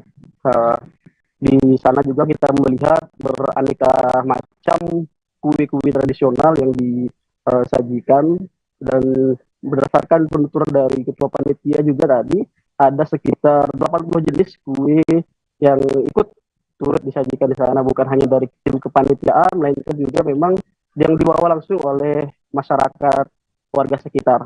Ada sekitar 3.000 ya, sekitar 3.000-an kue yang disajikan dari 80 jenis tersebut. Untuk pembukaan kegiatan Robo-Robo ini sendiri akan dilaksanakan nanti malam setelah Ba'da Isya, itu akan dibuka secara resmi untuk pelaksanaannya selama sebulan tentunya. Untuk kegiatan Robo-Robo ini sendiri berbagai kegiatan, berbagai acara yang dilaksanakan dari event-event lainnya. Ada seni musik yang akan mengisi malam-malam di kegiatan Robo-Robo ini sendiri. Seperti itu, Ariska. Baik, terima kasih atas informasi Anda rekan Ramadan dari Tribun Pontianak. Dan Tribuners, ada pula wawancara dengan Bupati Mempawah Erlina serta Ketua Panitia Pelaksana Muhlisaka. Berikut liputannya untuk Anda. Pertama, Ibu mengucapkan terima kasih kepada apresiasi lah kepada penyelenggara atau Ketua Pelaksana kegiatan ini bisa terlaksana ya. Kita ketahui bahwa sudah hampir 2 tahun kegiatan ini tidak terlaksana, acara budaya Robo-Robo. Hari ini adalah hari kegiatan yang mana kegiatan perayaan budaya Robo-Robo ini yang selalu kita laksanakan setiap tahun. Tapi pada di tahun 2020 karena adanya pandemi COVID-19 sampai dengan tahun 2021 kegiatan ini tidak dapat dilaksanakan karena memang tidak boleh ada keramaian atau kerumunan, dan alhamdulillah oleh Ketua Pelaksana di tahun 2022 ini karena ada pelonggaran juga oleh pemerintah. Senang banget. Pertama memang dari agenda awal kita tanggal 14 September ini pembukaan kepanitiaan. Nah selama ini banyak masyarakat kan bertanya nih, apakah hari ini Robo-Robo? Enggak, kita pembukaan tanggal 14 ini pembukaan pasar rakyat, hiburan rakyat, dan ada beberapa kegiatan-kegiatan tradisional lah. Nah salah satunya pagi ini kita melaksanakan ritual bacaan doa tolak bala, dan alhamdulillah insya Allah juga dihadiri oleh Bupati, Pak Wakil Bupati, dan beberapa musbida dan undang-undangan dari beberapa perusahaan juga hadir. Konsepnya kita memfasilitasi lah untuk doa bersama ini dengan kue kampung. Kalau bahasa kita dulu-dulu itu tambun. Tribuners, di Pangandaran ada bakso unik dan berbeda dengan bakso pada umumnya. Namanya bakso rock and roll, Tribuners. Sesuai namanya, bakso yang satu ini dibuat menggunakan racikan khusus. Selain itu, bakso rock and roll dibuat menggunakan bahan-bahan yang sehat, Tribuners. Dan untuk mengetahui cita rasa serta keunikan dari bakso rock and roll, kita sudah tersambung dengan rekan Patna dari Tribun Jabar. Silakan rekan Patna.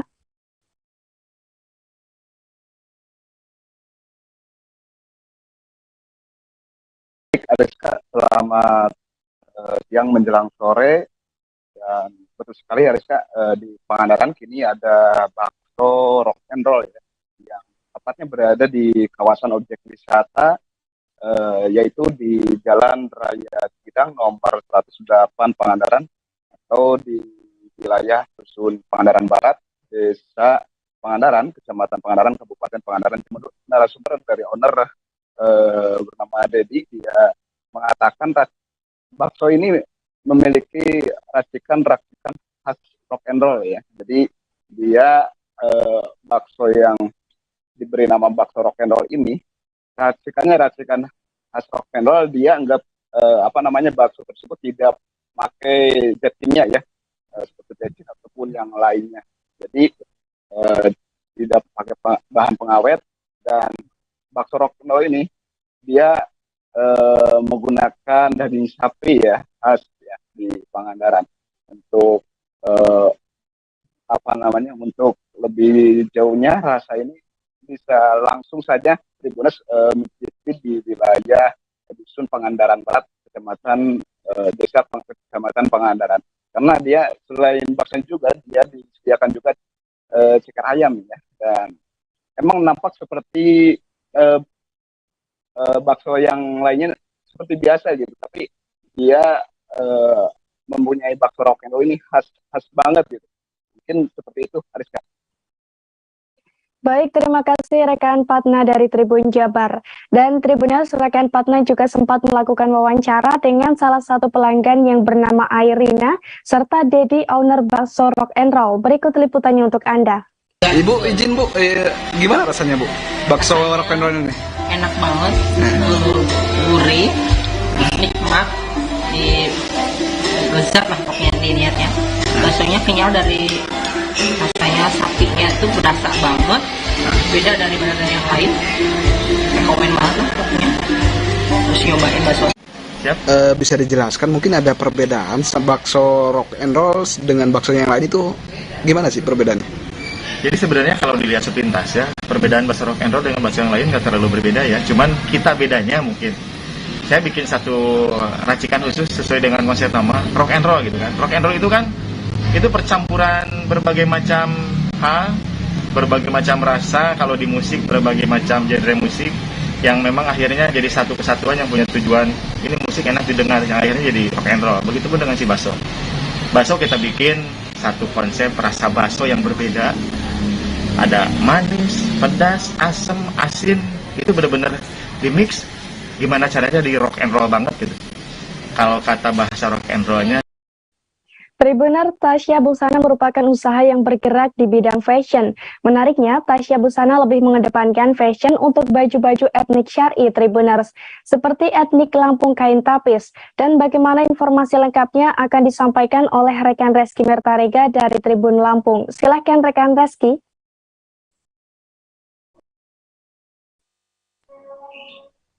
Oke, baik. Terima kasih rekan Ariska. Bahwasannya Tasya Busana atau Tasya Etnik ini merupakan salah satu UMKM yang ada di Kota Bandar Lampung yang menjual berbagai jenis kain tapis. Kita ketahui bahwasannya kain tapis merupakan salah satu keunikan atau ikonik dari pakaian khas Lampung itu sendiri nih rekan Ariska dan teman-teman Tribuners.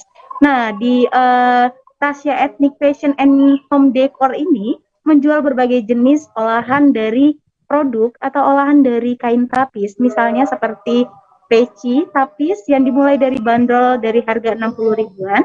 Nah, mulai dari tas-tas kecil atau pouch tempat make up itu mulai dari harga 35 ribuan aja. Nah, untuk lagi ada satu set gamis itu yang sangat keren banget nih, yang biasa digunakan untuk fashion atau acara fashion show di Kota Bandar Lampung tentunya. Itu mulai dari harga 400 ribuan, kalian bisa langsung membeli di Tasya Etnik Fashion and Home Decor. Nah, selain itu juga, kenapa home decor nih teman-teman Tribuners? Karena menjual berbagai jenis olahan kain tapis, mulai dari meja kain tapis, mulai dari sarung bantal kain tapis yang dibanderol mulai dari harga 150 ribuan aja. Nah, buat kalian teman-teman Tribuners, kalau mau ke Tasya Etnik, itu kalian bisa langsung datang atau kunjungi di rumah produksinya atau galeri yang beralamat di Jalan Purnawirawan nomor 9, Kecamatan Tanjung Karang, Kota Bandar Lampung. Nah, tepatnya kalau kalian tahu sekolah Araihan, itu tepat di sebelah pinggir sebelah kanan, itu kalian udah bisa masuk ke galeri Tasya Etnik. Seperti itu rekan Ariska, laporan saya. Baik, terima kasih atas laporan Anda rekan Reski Mirtarega dari Tribun Lampung. Tribuners Kabupaten Sampas memiliki sejumlah tempat wisata menarik. Satu di antaranya ada Istana Al-Wadkis Hoibillah, Kesultanan Sambas Tribuners. Seperti tempat wisata pada umumnya, kawasan wisata ini menyediakan berbagai kuliner dan wahana permainan. Adapun wahana permainan di sini yakni ada skuter mini listrik dan mobil mini baterai Tribuners. Dan untuk melihat suasana di sana, kita sudah terhubung dengan rekan Imam Maksum dari Tribun Pontianak. Silahkan rekan Imam. Baik, terima kasih Ariska dan rekan Tribuners yang ada di rumah. Di Kabupaten Sambas memiliki banyak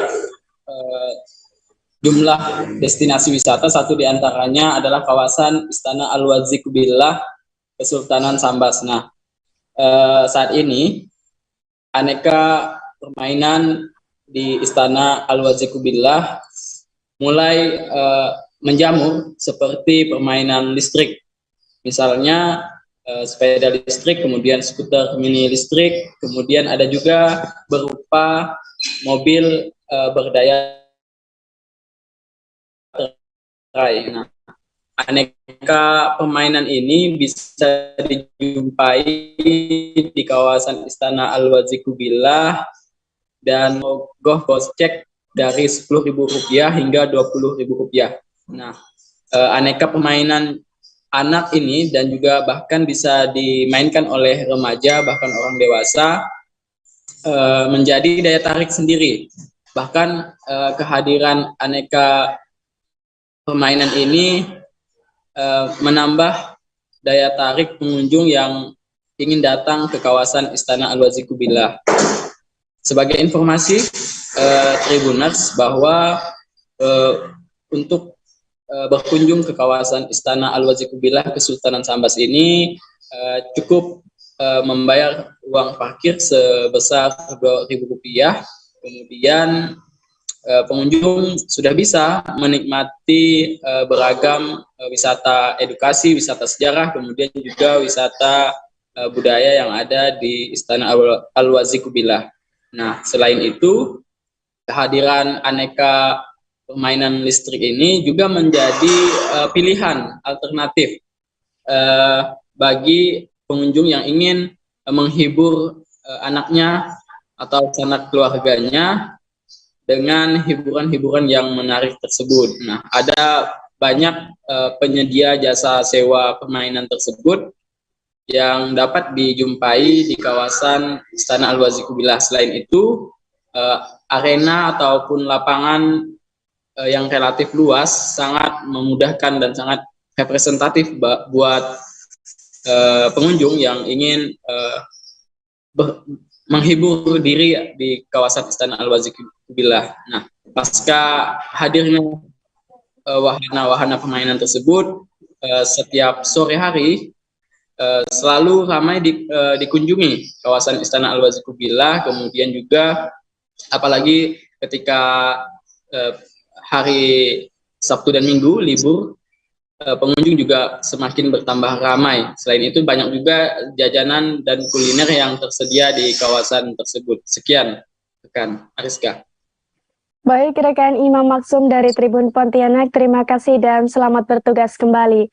Tribuners di Gading Rejo Pringsewu terdapat sebuah wisata menarik, yakni Taman Wisata BMJ Tribuners. Tempat ini merupakan wisata keluarga yang menyajikan suasana asri dengan dikelilingi pohon jati. Dan bagaimana keindahan di sana akan disampaikan oleh rekan Riana Mitaristanti dari Tribun Lampung. Silakan rekan Riana. Ya baik, halo selamat siang Tribuners, saya Riana Mita, reporter Tribun Lampung dari Kabupaten Pringsewu. Saya akan melaporkan terkait dengan Taman BMJ yang ada di Gading Rejo Pringsewu. Itu buka dari pukul 9 pagi hingga 10 malam. Kemudian biasanya ramai dikunjungi oleh wisatawan itu pada weekend, Sabtu dan juga Minggu. BMJ sendiri memiliki kepanjangan dari Bina Mandiri Jaya. Kemudian wisata ini yang menariknya adalah wisata keluarga yang menyajikan pemandangan persawahan dan juga jajaran pohon jati. Jadi para pengunjung yang ada di Taman BMJ ini, duduk kemudian menikmati suasana hijaunya persawahan, itu dikelilingi oleh pohon jati.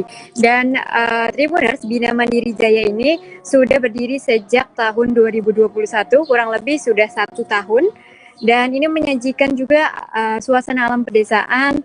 Dan harga tiket masuknya hanya Rp5.000 per orang, kemudian dikenakan tarif parkir 3.000 untuk kendaraan bermotor. Kemudian juga di sana tidak hanya menyajikan pemandangan sawah, kemudian pohon jati, juga lampu-lampu taman, ada juga makanan dan minuman yang terbilang murah, tidak terlalu pricey, mulai dari harga 5.000-an hingga sampai 25.000. Dan Tribuners bisa langsung ke sana itu pukul 9 hingga pukul 20 atau pukul 8, kadang-kadang juga pukul 10, tergantung dengan kondisi wisatawan atau kondisi cuaca juga. Kalau misalkan hujan, itu akan tutup lebih cepat begitu Tribuners. Baik, itu yang bisa saya sampaikan dari Prinsewu Lampung. Kembali ke studio. Baik, rekan Riana Mita Ristanti dari Tribun Lampung, terima kasih atas informasi Anda. Tribuners, bagi Anda yang doyan makan-makan, Ana Cafe and Bakery Tanjung Batu Manado wajib untuk dicoba. Sebab di kafe ini terdapat berbagai menu makanan serta kue dengan harga yang ramah di kantong Tribuners. Pasalnya, Ana Cafe and Bakery Manado Tanjung Batu ini adalah cabang kedua di Kota Manado. Sementara untuk cabang pertamanya ada di Kecamatan Mapanyet, Kota Manado, Tribuners. Dan untuk mengetahui menu apa saja yang ada di sana, kita sudah terhubung dengan rekan Nilton Durado dari Tribun Manado. Silakan rekan Nilton. Baik, terima kasih rekan Ariska. Salah satu tempat nongkrong paling asik di Kota Manado kini hadir di Kelurahan Tanjung Batu, Kecamatan Waniang, Kota Manado. Namanya adalah Ana Cafe and Bakery yang ada di Tanjung Batu. Nah, di sini selain makanan seperti makanan dari luar negeri seperti spaghetti, beef, dan aneka roti, ada juga makanan-makanan tradisional khas Sulut yang dijual dengan harga yang sangat terjangkau. Untuk roti sendiri dimulai dengan harga Rp10.000, dan untuk beef itu paling mahal ada di kisaran Rp150.000. Untuk bagi Tribuners yang suka dengan makanan internasional, maka bisa langsung datang ke Ana Cafe and Bakery yang ada di Jalan Samratulangi, Kecamatan Waniang, Kota Manado. Bagi pengunjung juga ada berbagai diskon mulai dari 10% sampai dengan 15% untuk pembeli pertama. Selain itu, di sini juga menyediakan aneka kopi. Kopinya bisa dipilih apa mau strong, soft, atau sesuai dengan keinginan pelanggan. Dan paling banyak yang datang berbelanja di sini itu adalah kaum milenial, karena konsep Ana Bakery Cafe sendiri menampilkan kafe dengan banyak lampu yang instagramable, dan paling ramai dikunjungi itu setiap hari Kamis, Jumat, Sabtu. Kalau Minggu sepi, Senin juga sepi. Bisa juga kalau Tribuners sibuk dan tidak dapat datang ke Ana Cafe, bisa pesan melalui Gojek juga, dan harganya juga lumayan murah. Jadi di Ana Cafe ini tidak hanya menyediakan makanan dari luar negeri saja, tapi makanan tradisional juga ada di sini. Dan tergantung Tribuners mau pilih makanan yang mana. Demikian dari saya, rekan Ariska. Baik, rekan Nilton Durado dari Tribun Manado, terima kasih dan selamat bertugas kembali. Tribuners, saat berlibur ke Jakarta Utara, Anda tak boleh melewatkan Ocean Dream Samudra. Ocean Dream Samudra ini merupakan salah satu unit rekreasi unggulan di Taman Impian Jaya Ancol, Tribuners. Destinasi wisata yang tak pernah sepi dari pengunjung ini memang memiliki daya tarik tersendiri, yakni berupa wahana-wahana seru dan menyenangkan, Tribuners. Bahkan tak hanya cocok digunakan untuk anak-anak saja, namun wahana di Ocean Dream Samudra juga cocok digunakan oleh orang dewasa. Dilansir dari tribuntravel.com, beberapa wahana di Ocean Dream Samudra yang wajib Anda coba diantaranya, pertama ada Water Stuntman Show Tribuners. Dalam wahana ini, Anda bisa menyaksikan keseruan atraksi drama yang bertajuk Dengan Bajak Laut. Atraksi yang ada di tempat ini tergolong cukup ekstrim dan terlihat seperti film action yang menegangkan. Mulai dari efek tembakan, ledakan, hingga topeng-topeng bajak laut yang dipakai di dalamnya akan menambah ketegangan para penonton. Lalu wahana kedua ada pertunjukan hewan Tribuners. Saat melihat pertunjukan ini, Anda bisa menyaksikan kepintaran hewan-hewan. Seperti burung kakatua, burung madu, berang-berang, hingga singa laut. Biasanya wahana ini dipilih oleh orang tua untuk mengajak anak-anaknya liburan. Setelah bosan dengan pertunjukan atraksi di daratan, Anda juga bisa menikmati pertunjukan underwater show yang berlangsung di dalam air. Di wahana ini, Anda bisa menyaksikan pementasan dari para penyelam yang berinteraksi dengan lumba-lumba melalui kaca akuarium yang sangat besar. Selain ketiga wahana itu, Anda juga bisa berkunjung ke Teater 4D. Di Teater 4D, Anda bisa menonton film yang bertemakan lautan dengan menggunakan kacamata khusus Tribuners. Nantinya, kacamata khusus tersebut akan membuat tampilan yang ada di layar tersebut terlihat nyata. Pengalaman menonton film ini akan sangat berbeda dibandingkan dengan pengalaman menonton film di bioskop biasanya. Selain itu, Teater 4D juga menyediakan efek kursi bergerak, sehingga aktivitas yang ada di film akan semakin terasa nyata, Tribuners.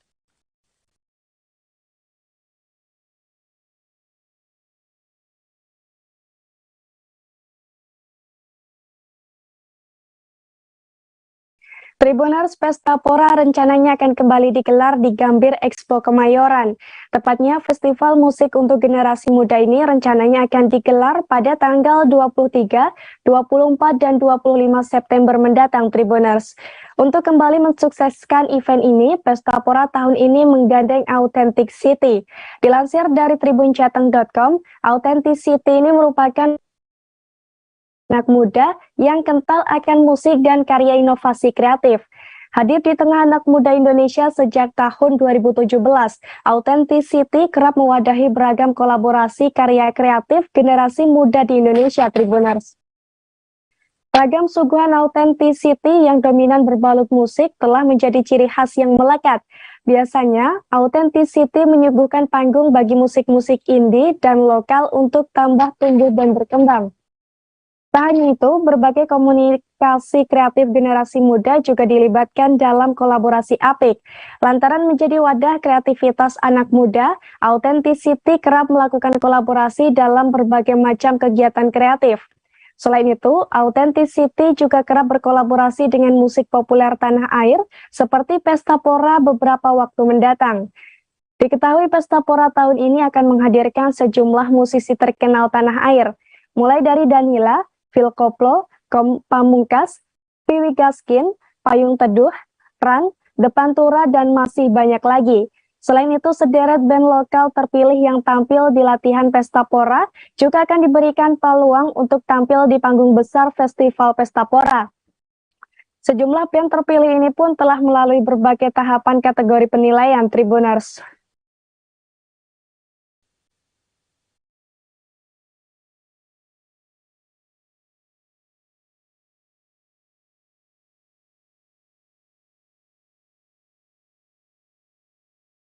Tribuners, kenaikan harga BBM yang telah ditetapkan pemerintah berimbas pada sejumlah hal, termasuk kenaikan tarif speedboat di tempat wisata Telaga Sarangan, Tribuners. Di tempat wisata ini, aktivitas keliling Telaga Sarangan menggunakan speedboat memang menjadi andalan.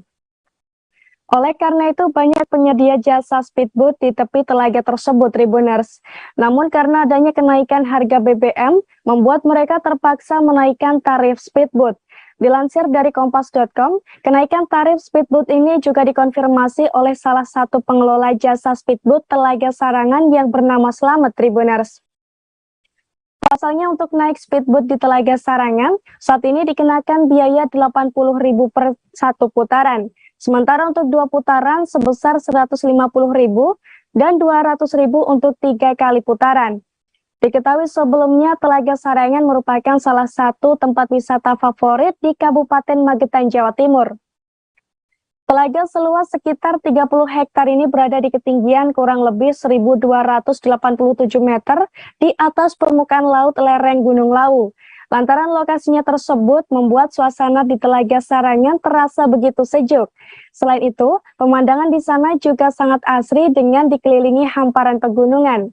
Tepatnya Telaga Sarangan ini berada di Sarangan, Kecamatan Pelausan, Kabupaten Magetan, Jawa Timur, Tribuners. Dari alun-alun Magetan, jaraknya sekitar 15,5 km dengan waktu tempuh kurang lebih 30 menit.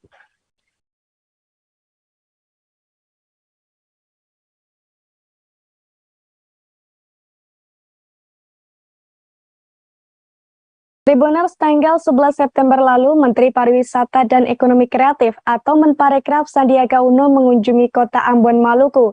Di Ambon, Sandiaga Uno tampak melakukan sejumlah aktivitas menarik Tribuners, termasuk menghadiri workshop pengembangan kabupaten atau kota kreatif di Ambon City Center.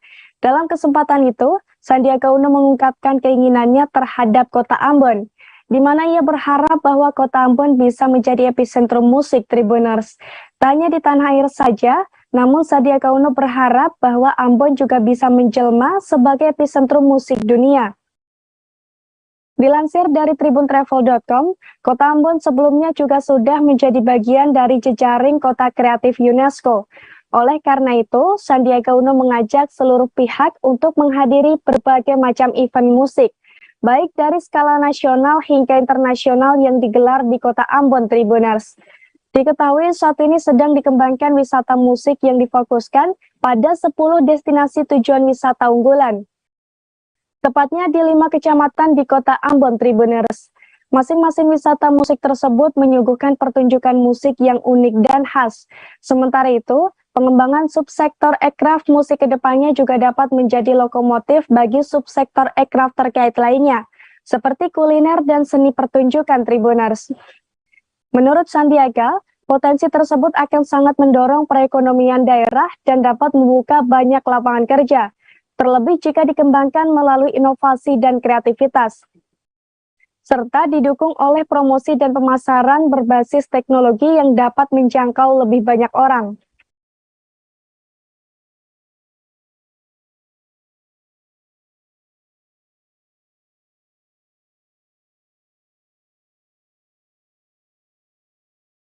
Tribuners, Karanganyar banyak dikenal dengan wisata alamnya yang memukau. Satu di antaranya ada air terjun Jumuk yang populer Tribuners. Dilansir dari tribuntravel.com, air terjun Jumuk merupakan tempat wisata yang termasuk dalam program pariwisata Indonesia atau Intan Pari. Lantaran memiliki tempat yang indah, air terjun Jumuk seakan tak pernah sepi dari pengunjung Tribuners. Selain indah, air terjun Jumuk juga memiliki debit air yang tidak begitu deras. Sementara aliran airnya yang ada 3 cabang, yaitu berasal dari Jublek, Kluwang, dan Kusuma Jati. Dengan tinggi mencapai 30 meter, air terjun Jumuk memiliki suasana yang sejuk. Saat mengunjungi tempat ini, Anda akan melihat pepohonan dan paku-pakuan yang hijau dan asri di sekeliling air terjun Jumuk. Sedangkan di bagian bawah aliran air, terdapat batuan besar yang tersebar sampai tepat di bawah air terjun. Biasanya batu-batuan ini digunakan oleh pengunjung untuk sekedar duduk berfoto, main air, maupun untuk tanjakan jika ingin menyebur di airnya, Tribuners. Dan untuk bisa menjelajahi air terjun Jumuk ini, Anda perlu melewati tanjakan anak tangga. Pasalnya sejumlah anak tangga di sana memang sengaja dihadirkan agar pengunjung bisa dengan mudah menyeberangi aliran air terjun tanpa basah-basahan. Tak hanya itu saja Tribuners, di bagian bawah air terjun Jumuk juga dilengkapi dengan jembatan. Biasanya jembatan ini menjadi salah satu spot foto terbaik untuk mengabadikan momen foto dengan kemegahan air terjun Jumuk di belakangnya. Nah, jika penasaran dengan keindahan tempat ini, Anda bisa datang ke Jalan Jumuk Jandu Berjo, Kecamatan Ngargoyoso, Karanganyar, Jawa Tengah. Air terjun Jumuk buka setiap hari mulai pukul 8 hingga 16 waktu Indonesia Barat saat weekday. Sementara saat weekend mulai pukul 7 hingga 17 waktu Indonesia Barat.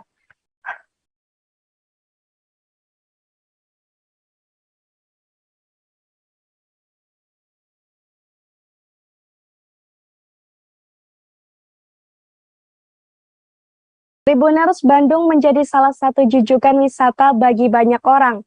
Sebab di Bandung memang terdapat banyak tempat wisata populer yang menarik Tribuners.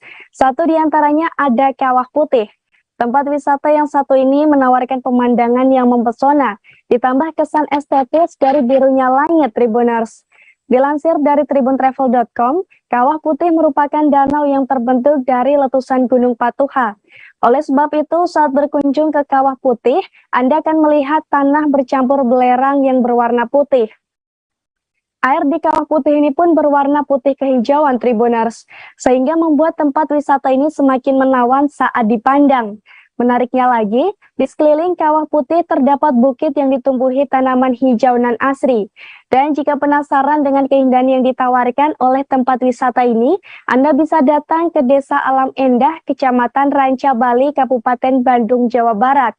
Tempat wisata ini buka setiap hari mulai pukul 7 hingga 17 waktu Indonesia Barat. Meski buka sejak pagi, namun untuk mengunjungi Kawah Putih adalah saat sunrise Tribuners, di mana pemandangan matahari yang naik perlahan dengan suasana Kawah Putih yang kontras memberikan latar belakang instagenik. Pasalnya, selain terkenal akan keindahan alamnya, Kawah Putih juga populer akan sejarah mitologinya Tribuners.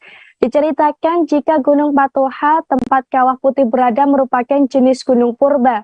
Gunung Patuha sendiri diduga berusia lebih tua dari Gunung Sunda.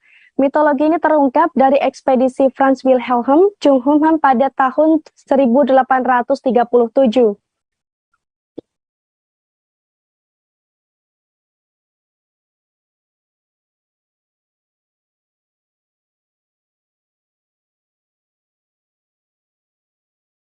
Benar, selanjutnya kami punya rekomendasi tempat wisata untuk Anda yang ada di kawasan Bandung Barat. Namanya Lembang Wonderland Tribuners. Tepatnya Lembang Wonderland berlokasi di Jalan Raya Lembang, nomor 177 Jayagiri, Lembang, Kabupaten Bandung Barat, Jawa Barat. Lembang Wonderland ini merupakan salah satu tempat wisata populer yang menyuguhkan beragam daya tarik Tribuners.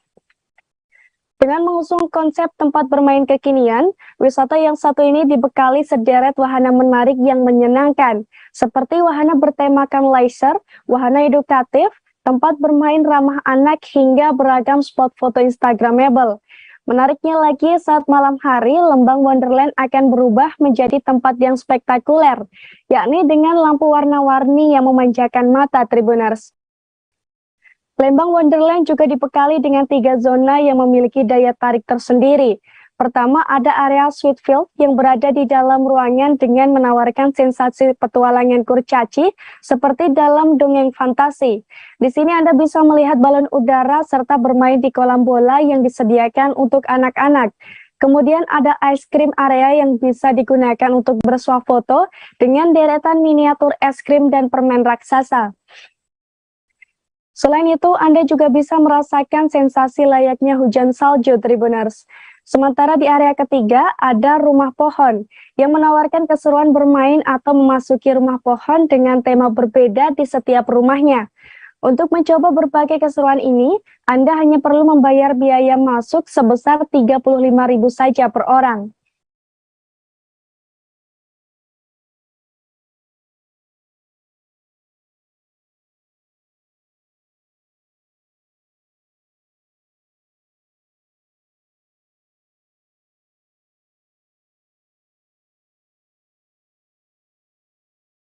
Kita beralih ke informasi selanjutnya, Tribuners. Kerupuk basah atau berbahasa setempat disebut temat merupakan salah satu kuliner dari andalan dari Kabupaten Kapuas Hulu, Kalimantan Barat.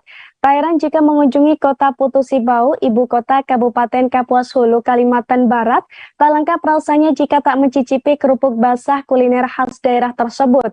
Meski namanya kerupuk, sekilas panganan ini terlihat seperti pempek khas Palembang, Tribuners. Hanya saja yang membedakan adalah kerupuk basah atau dalam bahasa setempat disebut temet.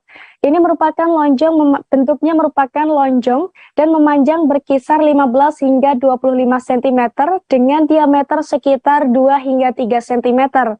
Panganan berbahan dasar ikan ini sangat mudah ditemui di setiap sudut kota Putu Sibau, Tribuners.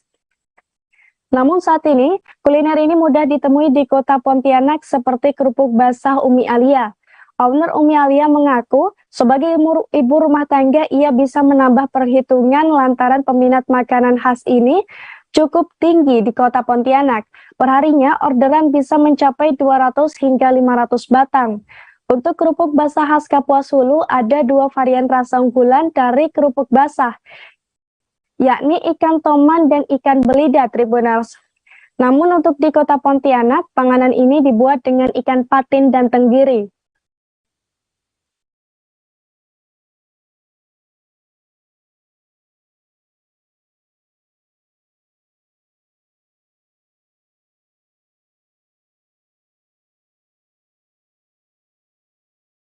Tribuners, informasi tersebut sekaligus mengakhiri perjumpaan kita pada live update travel kali ini. Nantikan informasi lainnya hanya di kanal YouTube Tribun News. Dan saya Ariska Khairina beserta segenap kru yang bertugas pamit undur diri. Terima kasih dan sampai jumpa.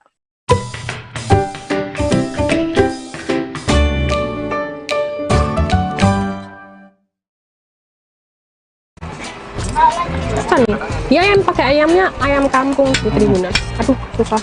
Pas ya, ayam kampung. Dan dia ayam goreng. Kalau tempatku sayap ya. Kalau kamu? Aku paha. Paha ya. Enak nih. Dia kayak bumbu-bumbu kasih kunir gitu Tribuners. Jadi warnanya kuning. Enak sih. Ayamnya enak. Ayamnya enak. Dan jadi biasanya kan kalau ayam kampung kan alot gitu ya, keras. Ini empuk. Ya. Ini empuk. Terus bumbunya itu meresap sampai dalam. Enak. Terus kita coba apa ya? Bacemnya. Sama apa? Urap apa? Udangan ya? Udangan dulu. Ya, udangan. Ini kalau namanya emang di sini bedanya? namanya gudangan, kalau Di Nganjuk di tempatku namanya tuh urap. Urap. Ini beda ya? Ini.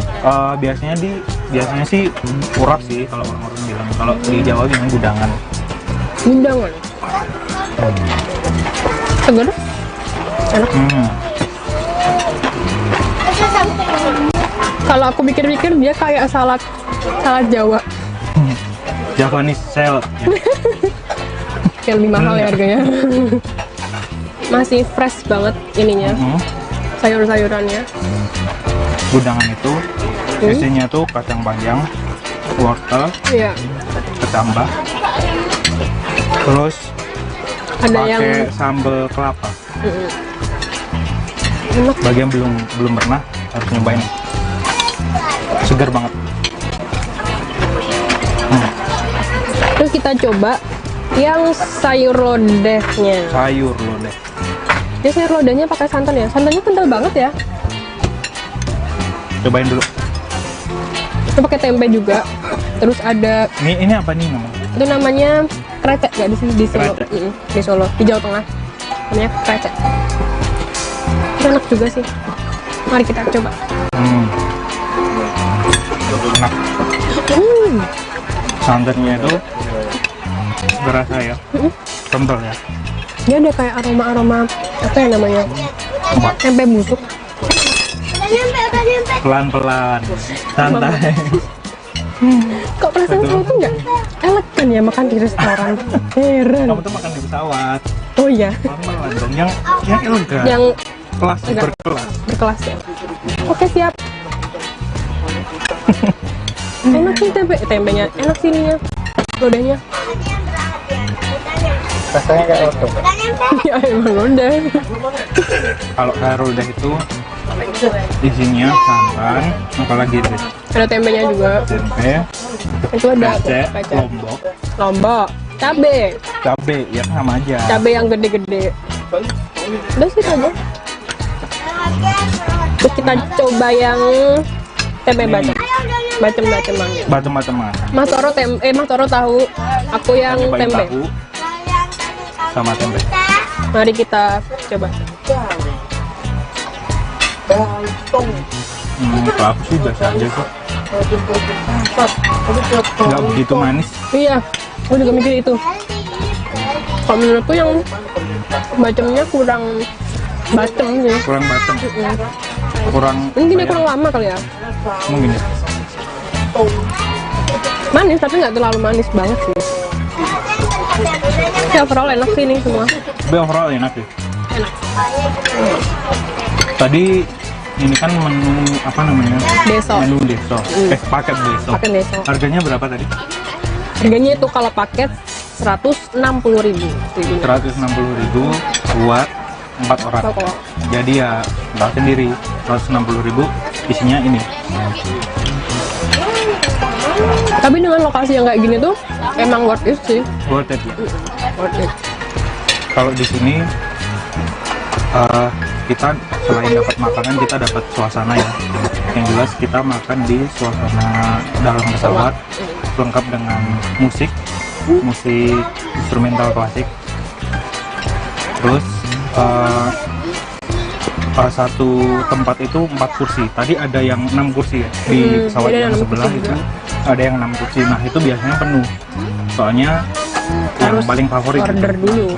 Biasanya buat keluarga kan biasanya.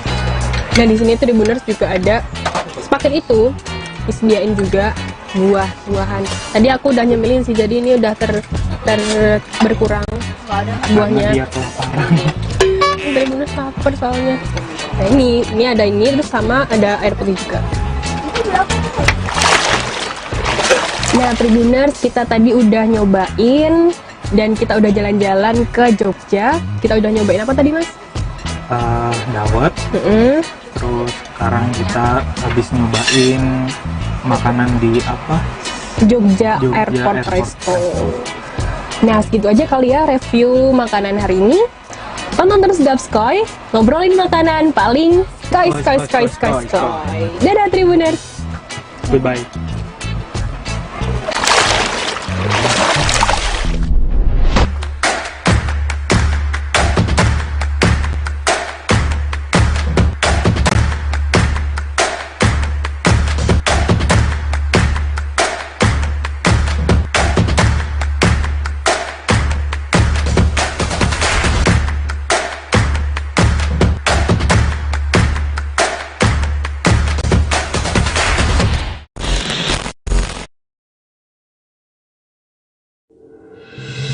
Tribun News Live Update. Tanggal 21 Mei. Selamat siang Tribuners, selamat sore Tribuners, selamat petang Tribuners, Anda sedang menyaksikan live update. Informasi teraktual dan terupdate dari siang hingga petang kami sajikan untuk Anda. Menewaskan 2 orang penumpang yang mana kejadian. Kami perdalam dengan laporan langsung dari lokasi kejadian dan narasumber terpercaya. Benar-benar menghukum mereka-mereka yang menghentikan terduga pelaku yang ingin laporan terkait peristiwa pompong hilang kontak menabrak sejumlah pemotor yang melintas. Saksikan live update siang, sore, dan petang hanya di channel YouTube Tribun News.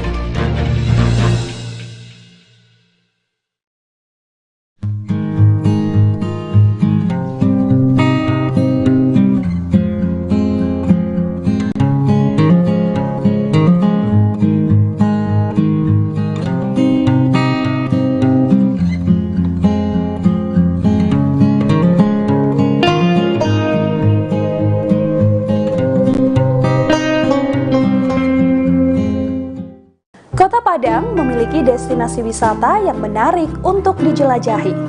Dari wisata alam, budaya, hingga kuliner. Mengunjungi Kota Padang belum lengkap rasanya kalau belum datang ke Jembatan Siti Nurbaya.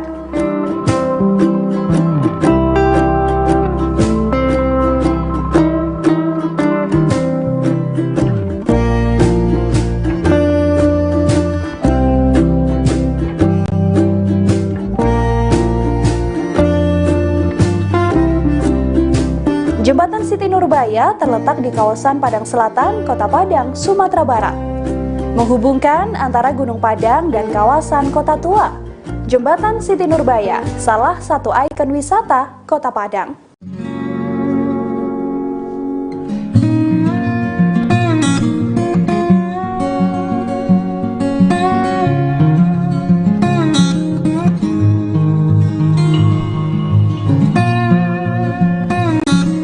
jembatan ini diambil dari satu legenda Minang, yakni Siti Nurbaya. Untuk jembatan Siti Nurbaya ramai dikunjungi saat sore hingga malam harinya. Di sisi kiri dan kanan jembatan Siti Nurbaya ada penjual jagung bakar dan pisang bakar. Dari jembatan Siti Nurbaya, pengunjung dapat melihat pemandangan ke arah Muaro Padang dan kapal-kapal nelayan yang berada di Batang Arau.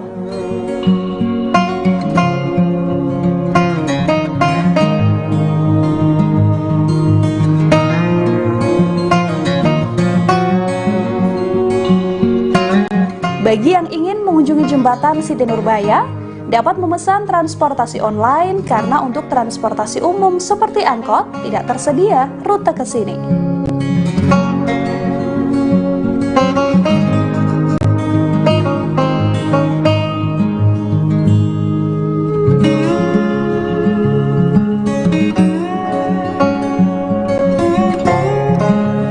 Untuk jarak jembatan Siti Nurbaya dari Pantai Padang tidaklah jauh, hanya berkisar kurang lebih 1 km.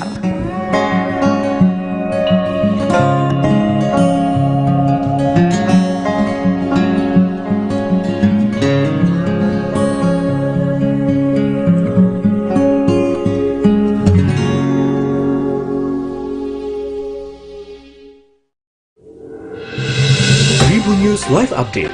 21 Mei. Selamat siang Tribuners, selamat sore Tribuners, selamat petang Tribuners, Anda sedang menyaksikan live update. Informasi teraktual dan terupdate dari siang hingga petang kami sajikan untuk Anda. Menewaskan 2 orang penumpang yang mana Kami perdalam dengan laporan langsung dari lokasi kejadian dan narasumber terpercaya.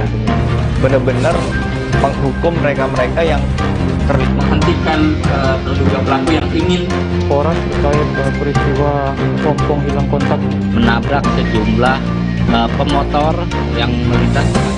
Saksikan live update siang, sore, dan petang hanya di channel YouTube Tribun News.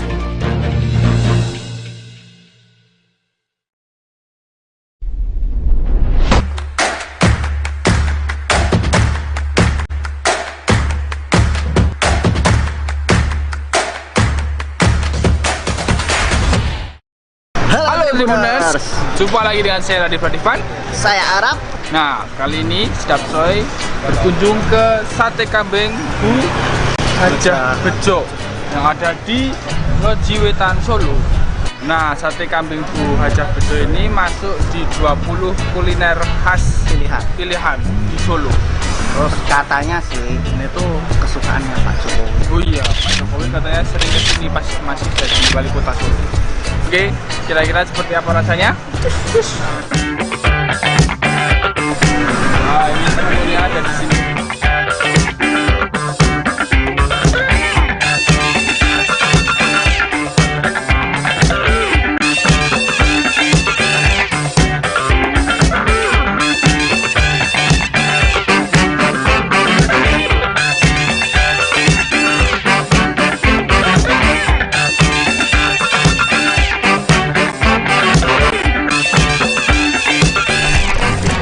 Kita udah di dalam nih. Nah, terus yang mau pesan Ini ada aneka sate. kelihatan nggak? Nggak kelihatan ya? Ya udah, nggak apa-apa. Nah, mau pesan apa? Aku yang pasti tengkleng. Aku sate buntel. Ada makanan di depan kita, bro. Harus kita apakan? Kita sikat. Ini makanan kita udah datang. Ini ada tengkleng.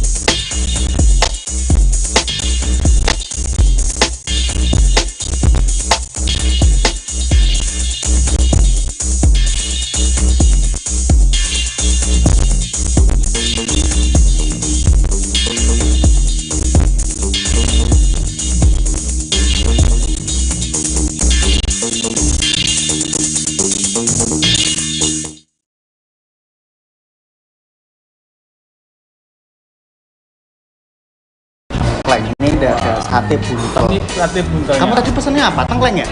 Iya. Berarti ini aku ya sate buntel. Tapi aku boleh nyicip. Oh iya enggak boleh. Enggak boleh. Pedes. Oke. Pedes. Ini lebih pedes lagi, ada cabenya.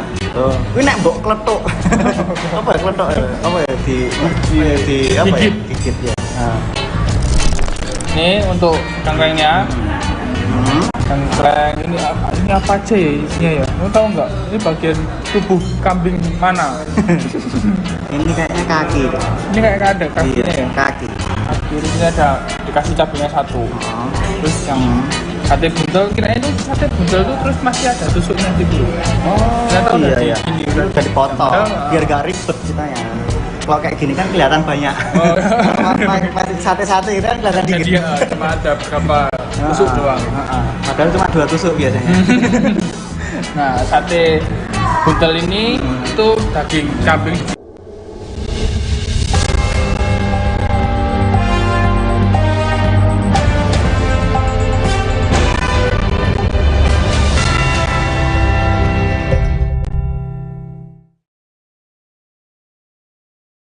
Selamat sore, Tribuners Live Update sore kembali hadir menyapa Anda edisi Rabu 14 September 2022. Sore ini kami akan menyajikan berbagai informasi teraktual mengenai peristiwa yang terjadi di tanah air dan akan dilaporkan secara langsung oleh reporter kami di lapangan. Bersama saya Firda Ananda dan inilah Live Update selengkapnya. Kita ke berita pertama, Saudara. Majelis Hakim Pengadilan Negeri Jakarta Selatan kembali menunda sidang gugatan perdata yang dilayangkan ex-pengacara Barada Richard Eliezer alias Baradae, Deoli Payumara dan Muhammad Burhanuddin. Rencananya sidang tersebut akan digelar pada hari ini, Rabu 14 September. Namun Majelis Hakim menunda hingga Rabu 21 September pekan depan. Informasi lebih lengkapnya akan disampaikan oleh rekan jurnalis kami dari tribunnews.com. Ada Abdi Rianda Sakti yang akan melaporkannya. Silakan rekan Abdi. Ya, terima kasih Firda. Benar sekali, Pengadilan Negeri Jakarta Selatan kembali menggelar sidang gugatan perdata yang dilayangkan mantan pengacara Baradae atau Barada Richard Eliezer, Deoli Payumara dan Muhammad Burhanuddin pada hari ini, hari Rabu, tanggal 14 September 2022. Namun, Majelis Hakim kembali menunda sidang gugatan perdata ini lantaran penggugat, yakni Deoli dan Burhanuddin, baru melengkapi berkas yang diminta oleh hakim pada sidang pekan lalu. Adapun berkas perkara yang baru dilengkapi adalah terkait soal alamat tergugat 2, yakni pengacara Baradae, Roni Talapesi yang masih salah pekan lalu. Majelis Hakim sendiri menunda sidang gugatan ini pada pekan depan, yakni pada hari Rabu 21 September 2022 mendatang dengan menghadirkan penggugat hingga tergugat dalam kasus ini. Untuk informasi sendiri, Deoli dan Burhanuddin ini melayangkan gugatan perdata terkait pencabutan surat kuasa atas penanganan kasus tewasnya Brigadir Nofriansah Yosua Huta Barat alias Brigadir J yang diotaki oleh ex-Kadif Propam Polri Irjen Pol Verdi Sambo. Gugatan tersebut didaftarkan di Pengadilan Negeri Jakarta Selatan dengan nomor 737-PDT-G-2022 PN-JKT.SLL. Setidaknya ada 3 pihak yang digugat dalam kasus ini, yakni Roni Talapesi yang merupakan kuasa hukum dari Barada itu sendiri, Kabareskrim Polri, Komjen Pol Agus Andrianto, serta Baradae yang merupakan mantan kliennya Deoli dan Burhanuddin. Menurut Deoli, ada 3 faktor yang menjadi dasar dirinya menggugat 3 orang tersebut. Faktor pertama karena adanya suatu dugaan penandatanganan surat kuasa baru atau penandatanganan pencabutan kuasa yang berada di bawah tekanan. Faktor kedua adalah pencabutan surat kuasa tersebut cacat formil sebab pencabutan itu tidak ada alasan apapun. Faktor ketiga karena adanya pengosongan tanda tangan atau dugaan tanda tangan palsu pada pencabutan kuasa terhadap Deoli dan Burhanuddin. Terkait gugatan ini, keduanya menggugat ketiga orang itu dengan gugatan uang sebesar 15 miliar rupiah. Baik, demikian kembali ke studio. Baik, terima kasih rekan Abdi dari tribunnews.com atas laporan Anda. Selamat bertugas kembali dan Tribuners akan kami tampilkan wawancara dari mantan kuasa hukum Barada Richard Eliezer alias Baradae yakni Deoli Payumara. Berikut liputannya untuk Anda. Salam merah putih dari Merah Putih. Tadi saya sama Pak Burhan. sama tim juga, cuman Pak Lurahnya langsung pergi karena dia ada sidang lagi di tempat lain. Dia titipkan saya buat menceritakan apa yang terjadi di sidang tadi ya. Jadi ini adalah sidang kedua mengenai gugatan perbuatan melawan hukum. Gugatan perbuatan melawan hukum terhadap tergugat Richard Eliezer Pudiang Lumiu dan Roni David Kalapesi, dua-dua, dan Kepala Kepolisian Negara Republik Indonesia CQ Kabarskrim. Semuanya sudah alamatnya. Nah, gugatannya adalah gugatan mengenai perbuatan melawan hukum atas adanya pencabutan surat kuasa yang dilakukan tanpa menggunakan norma-norma hukum, yaitu gugatan pencabutan kuasa yang tidak memakai alasan hukum dan alasan yang jelas. Jadi dalam surat pencabutan kuasanya mereka ini tidak ada Eliezer ini tidak ada alasan hukum yang dipakai untuk mencabut kuasa, dan tidak ada juga alasan yang rasional yang dipakai untuk mencabut kuasa. Nah, kemarin itu sidang pertama. Sidang pertama itu adalah sidang di mana ternyata surat panggilannya itu nggak sampai kepada salah satu pihak, yaitu kepada tergugat dua, Roni Kalapesi. Aliansi mahasiswa di Kabupaten Sumba Timur menggelar demonstrasi untuk menolak kenaikan harga bahan bakar minyak oleh pemerintah. Demonstrasi yang diikuti aktivis dari 5 elemen organisasi mahasiswa tersebut digelar di 2 titik, yakni di kantor Bupati Kabupaten Sumba Timur dan kantor DPRD Sumba Timur di Jalan Jenderal Soeharto, Kecamatan Kota Waingapu pada Senin 12 September.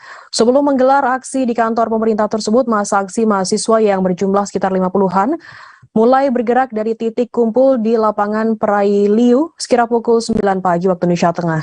Informasi lebih lengkapnya akan disampaikan oleh rekan jurnalis kami dari Pos Kupang, ada Rian Long yang akan melaporkannya. Silakan rekan Rian. Baik Firda, selamat sore dan Tribuners semua, dapat saya laporkan dari Kota Waingapu, Kabupaten Sumba Timur. Puluhan mahasiswa di Sumba Timur yang tergabung dalam Aliansi Mahasiswa Sumba Timur menolak kenaikan harga bahan bakar minyak oleh pemerintah menggelar aksi di 2 titik di Kabupaten Sumba Timur, yakni di titik pertama di kantor Kabupaten Sumba Timur atau kantor Bupati Sumba Timur, dan di titik kedua yakni di titik kantor DPRD Sumba Timur. Dalam aksinya mahasiswa dijaga ketat oleh aparat kepolisian dari Polres Sumba Timur yang dipimpin langsung oleh Kapolres Sumba Timur AKBP Fajar WLS. Saat menggelar aksi di kantor DPRD, masa aksi sempat melakukan orasi secara bergantian, dan setelah menunggu sekitar 1 jam, masa aksi kemudian diterima oleh atau ditemui oleh Ketua DPRD Sumba Timur Ali Omar Fadak bersama dengan unsur pimpinan yang terdiri dari Wakil Ketua DPRD Yonatan Hani dan juga Wakil Ketua DPRD Umbu Giku. Selain bersama pimpinan DPRD, juga turut hadir dalam kesempatan itu Wakil Bupati Sumba Timur David Meloadu yang juga ikut menemui masa aksi di halaman kantor DPRD Sumba Timur. Setelah berdialog di halaman kantor, masa aksi kemudian dipersilakan untuk menyampaikan unek-unek atau menyampaikan aspirasinya di dalam gedung Dewan, dan saat itu dilaksanakan dialog yang dipimpin langsung oleh Wakil Ketua DPRD Sumba Timur Yonatan Hani. Dalam dialog tersebut, perwakilan masa aksi yang merupakan koordinator lapangan yakni Yen Koparini dari Persatuan Mahasiswa Timur atau Permasti menyampaikan 4 poin tuntutan masa aksi kepada pemerintah dan juga kepada DPRD. Yang pertama, masa aksi menolak kenaikan harga BBM bersubsidi karena menurut mereka berdampak pada aktivitas perekonomian dan sumber daya masyarakat kecil di Sumba Timur. Yang kedua, mereka juga mendesak DPRD Sumba Timur untuk melakukan pernyataan sikap untuk menolak kenaikan harga bahan bakar minyak yang ditetapkan oleh pemerintah. Yang ketiga, masa aksi juga mendesak pemerintah dan DPRD Sumba Timur untuk mengontrol harga-harga bahan pokok di pasaran di wilayah Sumba Timur. Dan yang keempat, mereka juga menuntut agar pemerintah lebih transparan dalam menentukan jumlah kuota penggunaan BBM bersubsidi di masyarakat. Dalam kesempatan tersebut, Tribuners, Yonatan Hani yang berbicara mewakili pimpinan Dewan menyebutkan bahwa sebelum masa aksi datang untuk menggelar aksi, Dewan bersama dengan pemerintah dan stakeholder terkait telah bersama-sama melakukan rapat koordinasi, dan selain itu Dewan juga telah mengeluarkan rekomendasi kepada pemerintah Kabupaten Sumba Timur terkait dengan kenaikan harga BBM. Senada dengan Wakil Ketua DPR, Wakil Bupati pada kesempatan dialog dengan mahasiswa juga berbicara, menyampaikan bahwa sesuai dengan permintaan masa aksi atau mahasiswa, pemerintah tidak bisa serta-merta untuk menyatakan sikap menolak atau menerima kenaikan BBM karena pemerintah daerah juga merupakan bagian dari sistem pemerintahan itu sendiri. Namun David Melwadu mengapresiasi masa aksi dan menyampaikan kepada masa aksi agar terus menyuarakan yang menjadi keresahan atau kegundahan masyarakat di Sumba Timur. Usai dialog, Tribuners dapat saya sampaikan masa aksi melalui perwakilannya pimpinan-pimpinan 5 organisasi mahasiswa, yakni Gerakan Mahasiswa Nasional Indonesia cabang Sumba Timur, Persatuan Mahasiswa Katolik Republik Indonesia Sumba Timur atau cabang Wangapu, Permesti atau perwakilan mahasiswa wilayah selatan, dan mahasiswa bagian timur Sumba Timur juga menyerahkan dokumen tuntutan mereka kepada Dewan dan diterima oleh pimpinan Dewan yang saat itu diwakili oleh Yonatan Hani. Demikian Firda dan Tribunas. Baik, terima kasih rekan jurnalis dari Pos Kupang, Riano, atas laporan Anda. Selamat bertugas kembali. Tribuners, akan kami tampilkan wawancara dari Ketua PMKRI Waingapu, Ervin Awang. Berikut liputannya untuk Anda. Oke, saya Ervin Firdaus Bandamarang Awang, Ketua Presidium Perhimpunan Mahasiswa Katolik Republik Indonesia cabang Waingapu di Sumba, bersama teman-teman aliansi mahasiswa menolak kenaikan harga BBM Kabupaten Sumba Timur. Ada beberapa poin tuntutan yang ingin kami sampaikan. Yang pertama, menolak kenaikan harga BBM karena kenaikan harga BBM menyengsarakan masyarakat kecil, terutama di daerah pelosok di Kabupaten Sumba Timur. Yang kedua, mendesak DPRD Kabupaten Sumba Timur bersama pemerintah Kabupaten Sumba Timur menolak kenaikan harga BBM. Yang ketiga, meminta kepada pemerintah Sumba Timur untuk menyesuaikan harga-harga pokok. Ribuan buruh dari 4 serikat pekerja di Kabupaten Bandung Barat atau KBB memblokade ruas jalan Raya Tagok pada Larang saat melakukan aksi demo untuk menolak kenaikan harga BBM di depan kantor DPRD pada Selasa 13 September. Aksi blokade jalan dari arah kota Cimahi menuju Kabupaten Cianjur tersebut dilakukan saat perwakilan buruh melakukan orasi di atas mobil komando dengan durasi sekitar 30 menit. Kasat Lantas Polres Cimahi AKP Sudiryanto mengatakan aksi pemblokiran jalan saat buruh melakukan orasi tersebut karena halaman kantor DPRD tak bisa menampung sejumlah massa yang hadir dalam aksi demo tersebut. Informasi lebih lengkapnya akan disampaikan oleh rekan jurnalis kami dari Tribun Jabar, ada Hilman Kamaludin yang akan melaporkannya. Silakan rekan Hilman. Ya, selamat sore. Firda, bisa saya laporkan terkait demonstrasi dari para buruh kemarin itu terjadi untuk menolak kenaikan harga BBM, di mana dalam melakukan aksi itu mereka sempat melakukan aksi long march dari kawasan industri Batu Jajar Kabupaten Bandung Barat untuk menuju ke area gedung DPRD Kabupaten Bandung Barat, di mana saat melakukan aksi demonstrasi tersebut mereka sempat melakukan memblokade jalan tepat berada di DPRD Kabupaten Barat, di mana sehingga arus lalu lintas harus dialihkan sementara dari arah Cimahi menuju ke Kabupaten Cianjur. Nah, untuk kendaraan rekayasa arus lalu lintas kemarin diberlakukan untuk kendaraan yang dari kota Cimahi mengambil jalur yang kanan, sedangkan untuk arah Cianjur dibelokkan ke Jalan Raya Tagok Padalarang menuju untuk keluar ke Jalan Panaris.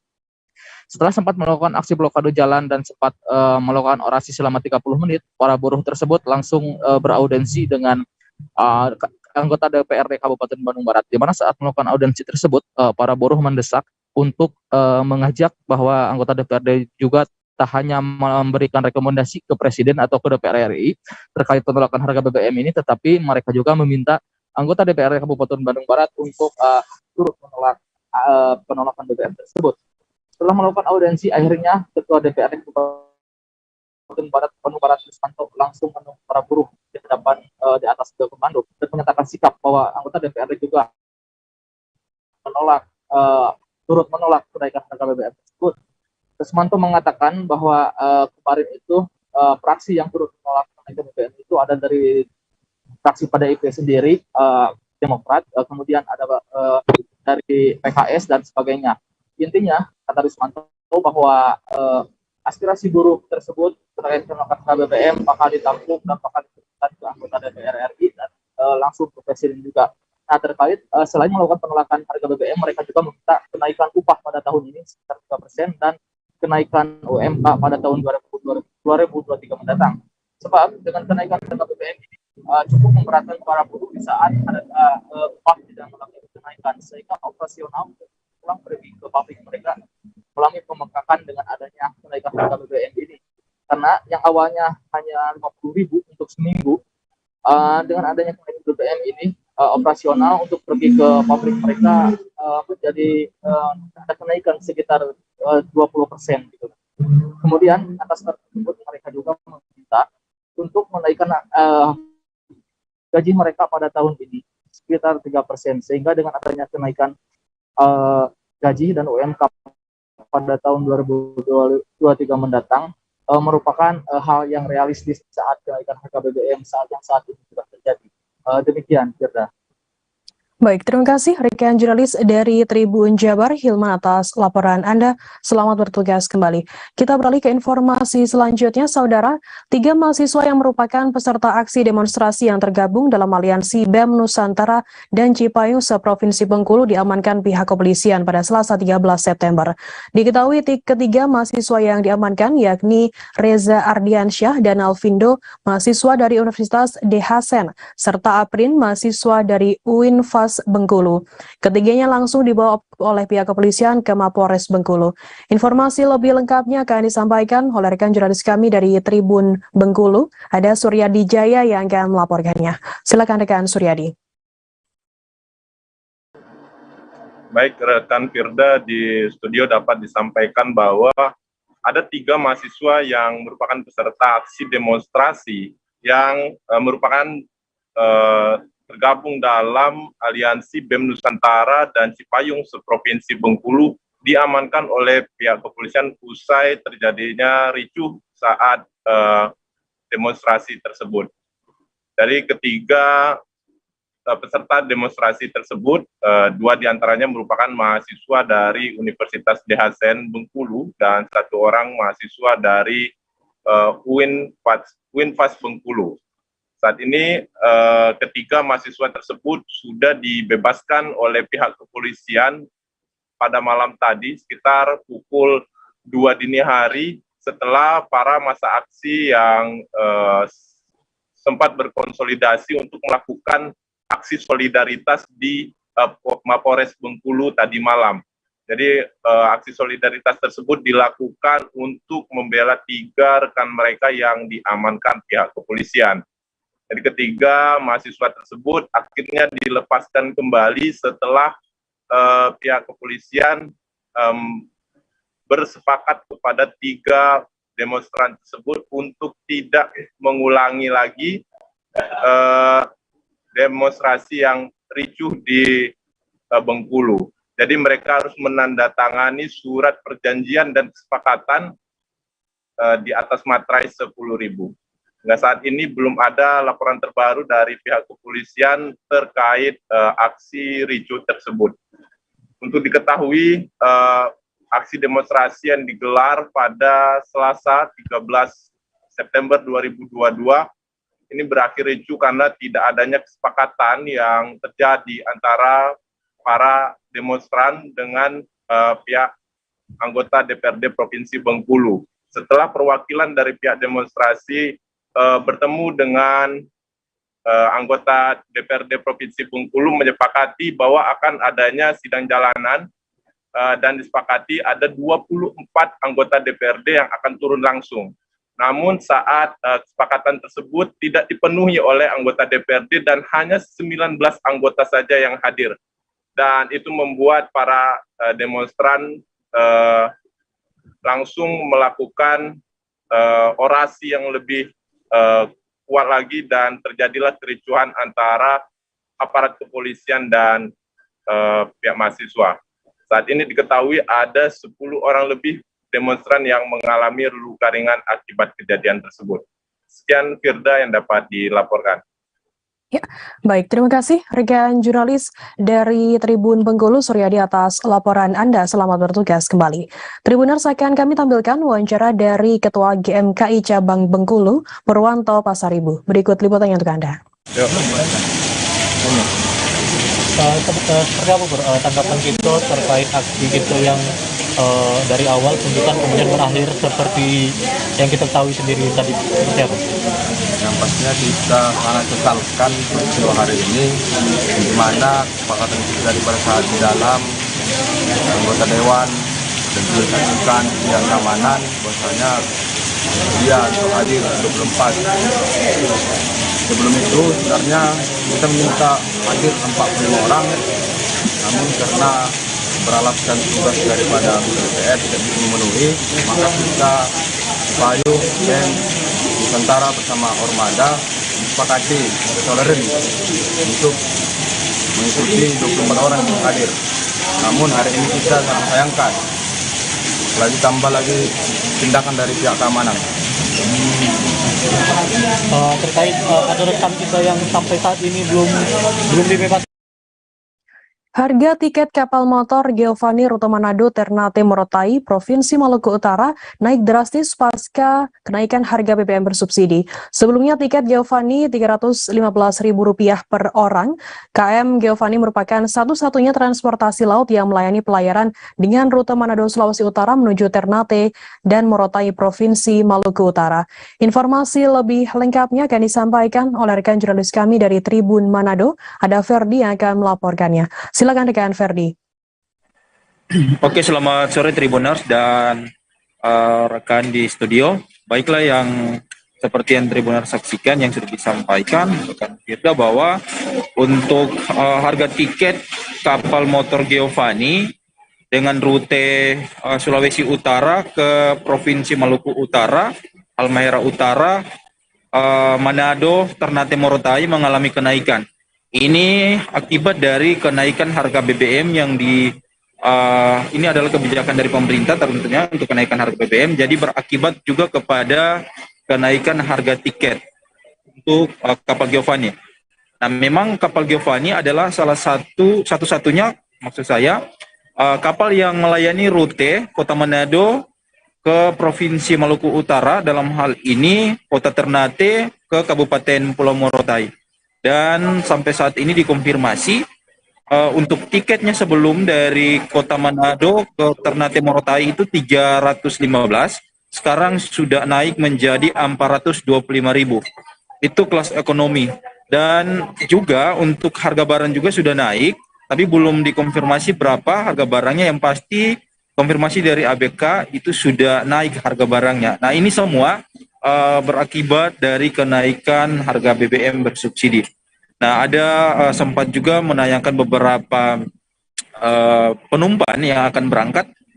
Mereka berkata bahwa kenaikan harga tiket ini terlalu tinggi dan sungguh memberatkan ekonomi mereka, terutama ekonomi yang berpendapatan 3 juta ke bawah. Jadi mereka berharap semoga ada kebijakan dari pemerintah untuk menurunkan harga tiket kapal Giovanni. Mungkin itu laporan dari saya, dikembalikan ke studio. Baik, terima kasih rekan Ferdi dari Tribun Manado atas laporan Anda. Selamat bertugas kembali. Kita beralih ke informasi selanjutnya, Saudara. Polresta Bandar Lampung mengamankan ratusan pelajar diduga hendak tawuran di kafe Jalan Endro Suratmin, Sukarame, Bandar Lampung pada Senin 12 September.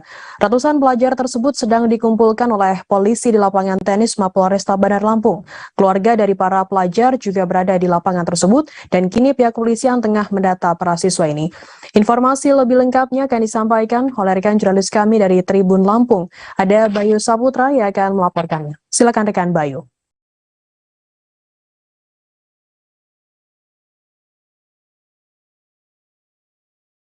Ya, selamat sore rekan Firda dan Tribuners dimanapun berada. Saya Bayu Saputra melaporkan dari Bandar Lampung. Provinsi Lampung, tepatnya di Polresta Bandar Lampung. Benar, kemarin aparat Polresta Bandar Lampung beserta jajaran mengamankan 324 pelajar dan pemuda yang kedapatan hendak melakukan tawuran. 324 orang tersebut diamankan di salah satu warung di Jalan Endro Suratmin, Sukarame, Bandar Lampung, yang pada saat itu sekira pukul 22.00 waktu setempat. Kepolisian menduga bahwasannya sebelum melakukan aksi tawuran, mereka sempat merayakan ulang tahun salah satu SMK di Bandar Lampung, dan kemudian para pelaku digelandang oleh kepolisian, dari pihak kepolisian ke Mapolres Bandar Lampung. Berdasarkan catatan dari 324 tersebut, perlu saya sampaikan bahwasannya 261 orang tersebut dari Pesawaran 3 orang, kemudian Lampung Selatan 40 orang, Prengseu 5 orang, dan Metro 15 orang.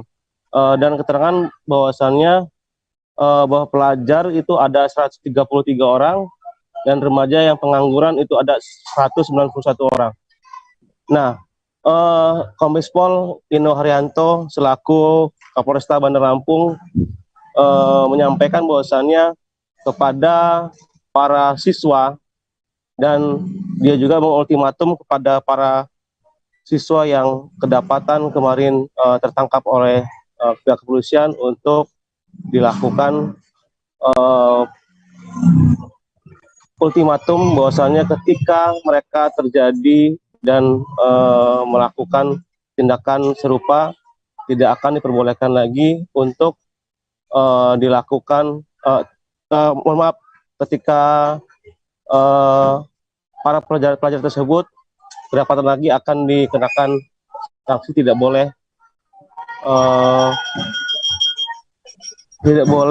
untuk bersekolah di Bandar Lampung. Dan berdasarkan keterangan dari Sekretaris Dinas Pendidikan Provinsi Lampung, Bapak Tommy Evra Hendarta, bahwasannya sudah disepakati untuk pelajar yang melanggar tidak diperkenakan untuk bisa menimba ilmu di Bandar Lampung, dan itu sudah disepakati baik orang tua, kemudian baik guru dan siswa, yang itu tertuang dalam surat perjanjian yang dibuat oleh para siswa tersebut.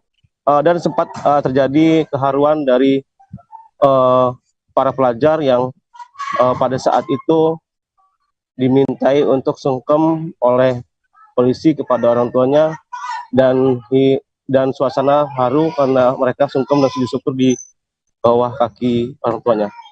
Terima kasih rekan Peda, saya Bayu Saputra melaporkan dari Bandar Lampung. Ya, baik. Terima kasih rekan Bayu Saputra dari Tribun Lampung atas laporan Anda. Selamat bertugas kembali.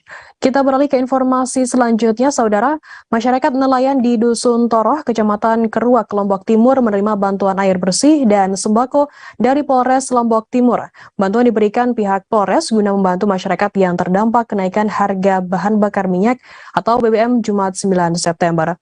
Informasi lebih lengkapnya akan disampaikan oleh rekan jurnalis kami dari Tribun Lombok. Ada Ahmad Wawan Sugandika yang akan melaporkannya. Silakan rekan Wawan.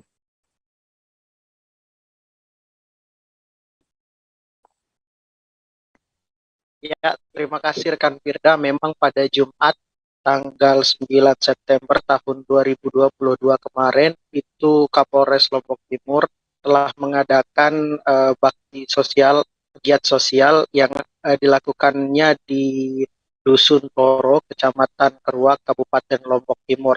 Saat dikonfirmasi tribunlombok.com, Kapolres Lombok Timur, AKBP Heri Indra Cahyono, mengatakan memang giat sosial yang dilakukan oleh Kapolres Lombok Timur ini guna membantu masyarakat di Dusun Toro, Kecamatan Keruak, Kabupaten Lombok Timur dalam mengatasi masalah kekeringan yang dialami. Giat sosial ini juga dilakukan untuk membantu masyarakat yang terdampak pengalihan subsidi BBM, begitu Tribunus. di mana pada giat sosial ini Kapolres Lombok Timur itu menerjunkan 3 unit mobil pengangkut begitu, yang dimana satu mobil berisikan 5.000 liter air. Jadi total yang dibawa Kapolres Lombok Timur dalam giat sosial yang dilakukannya pada Jumat tanggal 9 September tahun 2022 kemarin itu sebanyak 15.000 liter air yang dibagikan secara menyeluruh ke masyarakat yang ada di Dusun Toro, Kecamatan Kruak, Kabupaten Lombok Timur. Selain itu, Kapolres Lombok Timur juga telah memberikan bingkisan begitu, ada sebanyak 150 bingkisan yang diberikan Kapolres Lombok Timur kepada masyarakat di Dusun Toro, Kecamatan Kruak, Kabupaten Lombok Timur. Dengan adanya giat sosial ini, Camat Kruak Ahmad Subhan itu mengaku berterima kasih begitu terhadap apa yang dilakukan Kapolres Lombok Timur. Hal ini dilihatnya sebagai bentuk kepedulian dari pemerintah yang ada di Kabupaten Lombok Timur, di mana Ahmad Subhan juga menceritakan sebelumnya dari dampak kekeringan yang ada di Kecamatan Kruak itu masyarakat yang ada itu setidaknya dalam 1 minggu harus membeli air bersih dengan uang sebanyak Rp50.000 setiap minggunya, Tribuners. Memang dampak kekeringan di Lombok Timur cukup parah, Tribuners, di mana ada setidaknya 8 kecamatan yang sudah melaporkan diri mengalami kekeringan ke pemerintah Kabupaten Lombok Timur, di mana setidaknya ada 38 desa yang statusnya cukup parah dalam menghadapi kekeringan yang ada. Menjawab hal tersebut, Bupati Lombok Timur Haji Muhammad Sukiman Azmi kemudian juga telah membuat kebijakan dengan memberikan anggaran atau dana untuk mengatasi persoalan kekeringan di Lombok Timur itu sebesar 151 miliar begitu, Tribuners. Dengan dana sebesar itu, Bupati Lombok Timur Haji Muhammad Sukiman Azmi juga berharap dampak kekeringan yang ada atau masalah kekeringan yang ada di Kabupaten Lombok Timur bisa teratasi begitu. Mengingat diprediksi juga masalah kekeringan di Kabupaten Lombok Timur ini akan berlangsung sampai dengan Desember tahun 2022 yang akan datang. Ya, begitu rekan Firda. Ya, baik. Terima kasih rekan Wawan Sugandika dari Tribun Lombok atas laporan Anda. Selamat bertugas kembali. Kita beralih ke informasi selanjutnya, Saudara. Gubernur Sumatera Utara Edi Rahmayadi menemui masa aksi sopir ojek online atau ojol di depan kantor Gubernur Sumut, Jalan Pangeran Diponegoro, Medan pada Selasa 13 September. Edi menaiki mobil komando masa aksi dan mengatakan akan menyampaikan aspirasi para sopir ojol kepada pemerintah pusat. Mantan Pangkosra tersebut juga menandatangani tuntutan masa aksi bersama Ketua Umum Gabungan Ojek Roda 2 Medan Sekitar atau Godams Agam Subir. Informasi lebih lengkapnya akan disampaikan oleh rekan jurnalis kami dari Tribun Medan. Ada Rehtin yang akan melaporkannya. Silakan rekan Rehtin. Baik, terima kasih Firda. Kemarin Selasa 13 September 2022, Gubernur Sumatera Utara kembali menemui masa aksi yang berasal dari kalangan ojek online atau ojol yang mereka menyatakan penolakan terhadap kenaikan harga BBM, kemudian juga penolakan terhadap penetapan tarif harga untuk ojek online yang telah dikeluarkan oleh Kementerian Perhubungan. Dan pada saat itu, Gubernur Sumatera Utara Edi Rahmayadi mengatakan pihaknya memang sudah berencana akan menyampaikan aspirasi dari berbagai lapisan masyarakat yang sudah melakukan demonstrasi sejak pekan lalu setelah dikeluarkannya kebijakan kenaikan harga bahan bakar minyak oleh pemerintah pusat. Selain dari kalangan ojol, ada juga dari kalangan mahasiswa, kemudian dari LSM, dan juga beberapa forum umat Islam yang melakukan aksi unjuk rasa di depan kantor Gubernur Sumatera Utara sejak pekan lalu hingga kemarin Selasa 13 September 2022. Dan pada saat diwawancarai, Gubernur Edi Rahmayadi menyatakan bahwasanya pemerintah Provinsi Sumatera Utara sedang membentuk tim yang nantinya akan mengkaji dampak dan juga alasan dari kenaikan harga BBM ini terhadap Provinsi Sumatera Utara. Dan nantinya hasil kajian tersebut akan disampaikan kepada pemerintah pusat. Dan kami juga mewawancarai Ketua Umum Gabungan Ojek Roda 2 Medan Sekitar atau Godams, Zubir, yang menyatakan bahwasanya mereka menolak kenaikan harga BBM dan juga penetapan tarif yang dilakukan oleh pemerintah, disebabkan penetapan tersebut dirasa tidak adil karena tidak sesuai dengan kenaikan harga BBM dan kenaikan tarif yang dilakukan oleh Kementerian Perhubungan.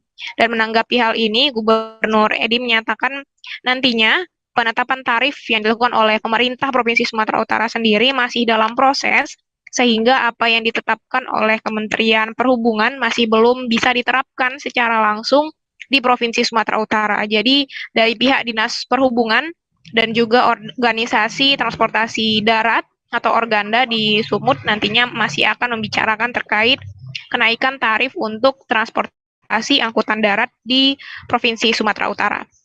Begitu, Firda. Ya, baik, terima kasih rekan Rehtin dari Tribun Medan atas laporannya. Selamat bertugas kembali. Dan Tribuners akan kami tampilkan wawancara dari Gubernur Sumatera Utara Edi Rahmayadi. Dan berikut liputannya untuk Anda. Ya, tanya wajar. Saya Ketua Umum, semua orang butuh. Mewakili jajaran pengurus dan seluruh komunitas-komunitas ojol yang berhimpun, mengucapkan ribuan terima kasih kepada Gubernur Sumatera Utara, Ayah Handa Edi Rahmayadi. Ada dari BI, ada dari BPS, ada dari Pemprov. Kita hitung ini. Dari kita hitung, kita akan buatkan surat ansam namanya kepada pusat. Salah satunya melampirkan tuntutan dari mahasiswa, ada kemarin dari Ormas, ada dari Odok, Ojol. Kita lampirkan itu lagi kita sarankan ke atas. Pak, provinsi kan menyiapkan bantuan Pak, apakah untuk akomodasi? Ya, iya. Karena salah satu yang terdampak itu adalah mereka harusnya menengah ke bawah itu akan terdampak semuanya. Yang lebih parah nanti 3 bulan yang akan datang. Seorang pria Parubaya bernama Mursalin, 47 tahun, ditemukan meninggal dunia dalam posisi tergeletak di bangsal kayu. Mursalin ditemukan warga setempat dalam kondisi tak mengenakan baju atau setengah berbusana. Peristiwa tersebut terjadi di Jalan R. Suprapto, Kelurahan Punggolaka, Kecamatan Puwatu, Kota Kendari pada Selasa 13 September sekira pukul 14:30 waktu Indonesia Tengah. Kepala Kepolisian Resor Kota atau Kapolresta Kendari Kombes Pol M. Eka Fatur Rahman membeberkan kronologi penemuan jenazah tersebut. Eka mengatakan mayat tersebut pertama kali merupakan salah seorang pekerja bangsal bernama Asman, 23 tahun. Informasi lebih lengkapnya akan disampaikan oleh rekan jurnalis kami dari Tribun News Ultra. Ada Fadli Aksar yang akan melaporkannya. Silakan rekan Fadli.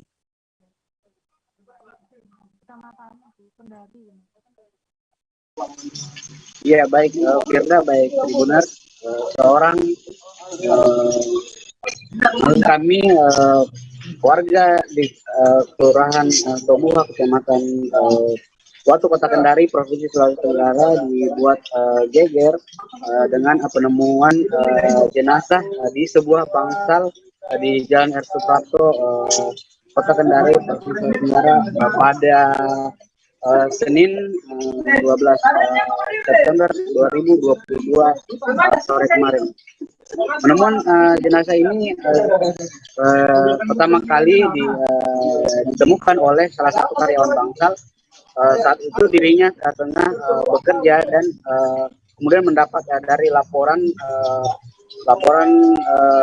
pekerja yang lain bahwa mereka melihat ada sesosok pria yang awalnya dikira sedang tertidur, namun saat dilakukan pengecekan, pria dalam kondisi tanpa mengenakan baju tersebut ternyata sudah tak bernyawa. Selanjutnya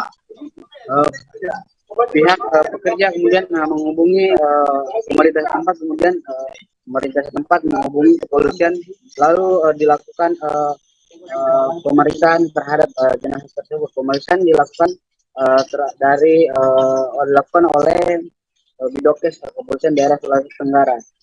Selanjutnya mayat tersebut dibawa ke Rumah Sakit Bayangkara untuk selanjutnya di visum. Namun menurut kepolisian bahwa pihak keluarga tidak mengizinkan atau tidak mau jenazah tersebut untuk diotopsi karena menurut pihak keluarga bahwa jenazah ini masih hidup diduga mengalami gangguan asma. Demikian, Firda. Ya, baik. Terima kasih rekan Fadli Aksar dari Tribun News Ultra atas laporan Anda. Selamat bertugas kembali. Kita beralih ke Jawa Tengah. Saudara Samin, 53 tahun, penjaga sekolah yang uang 50 juta rupiahnya rusak dimakan rayap, pasrah uangnya tak bisa diganti lagi. Selesai mengetahui uangnya rusak dimakan rayap, Samin dan istrinya Sri Kadarwati mendatangi kantor Bank Indonesia untuk menukarkan uangnya. Dirinya berangkat ke gedung Bank Indonesia dengan membawa 2 kantong kresek putih untuk membawa uang rusak tersebut. Informasi lebih lengkapnya akan disampaikan oleh rekan jurnalis kami dari Tribun Solo. Ada Tara Nur yang akan melaporkannya. Silakan rekan Tara. Baik, selamat sore rekan Firda dan selamat sore Tribuners.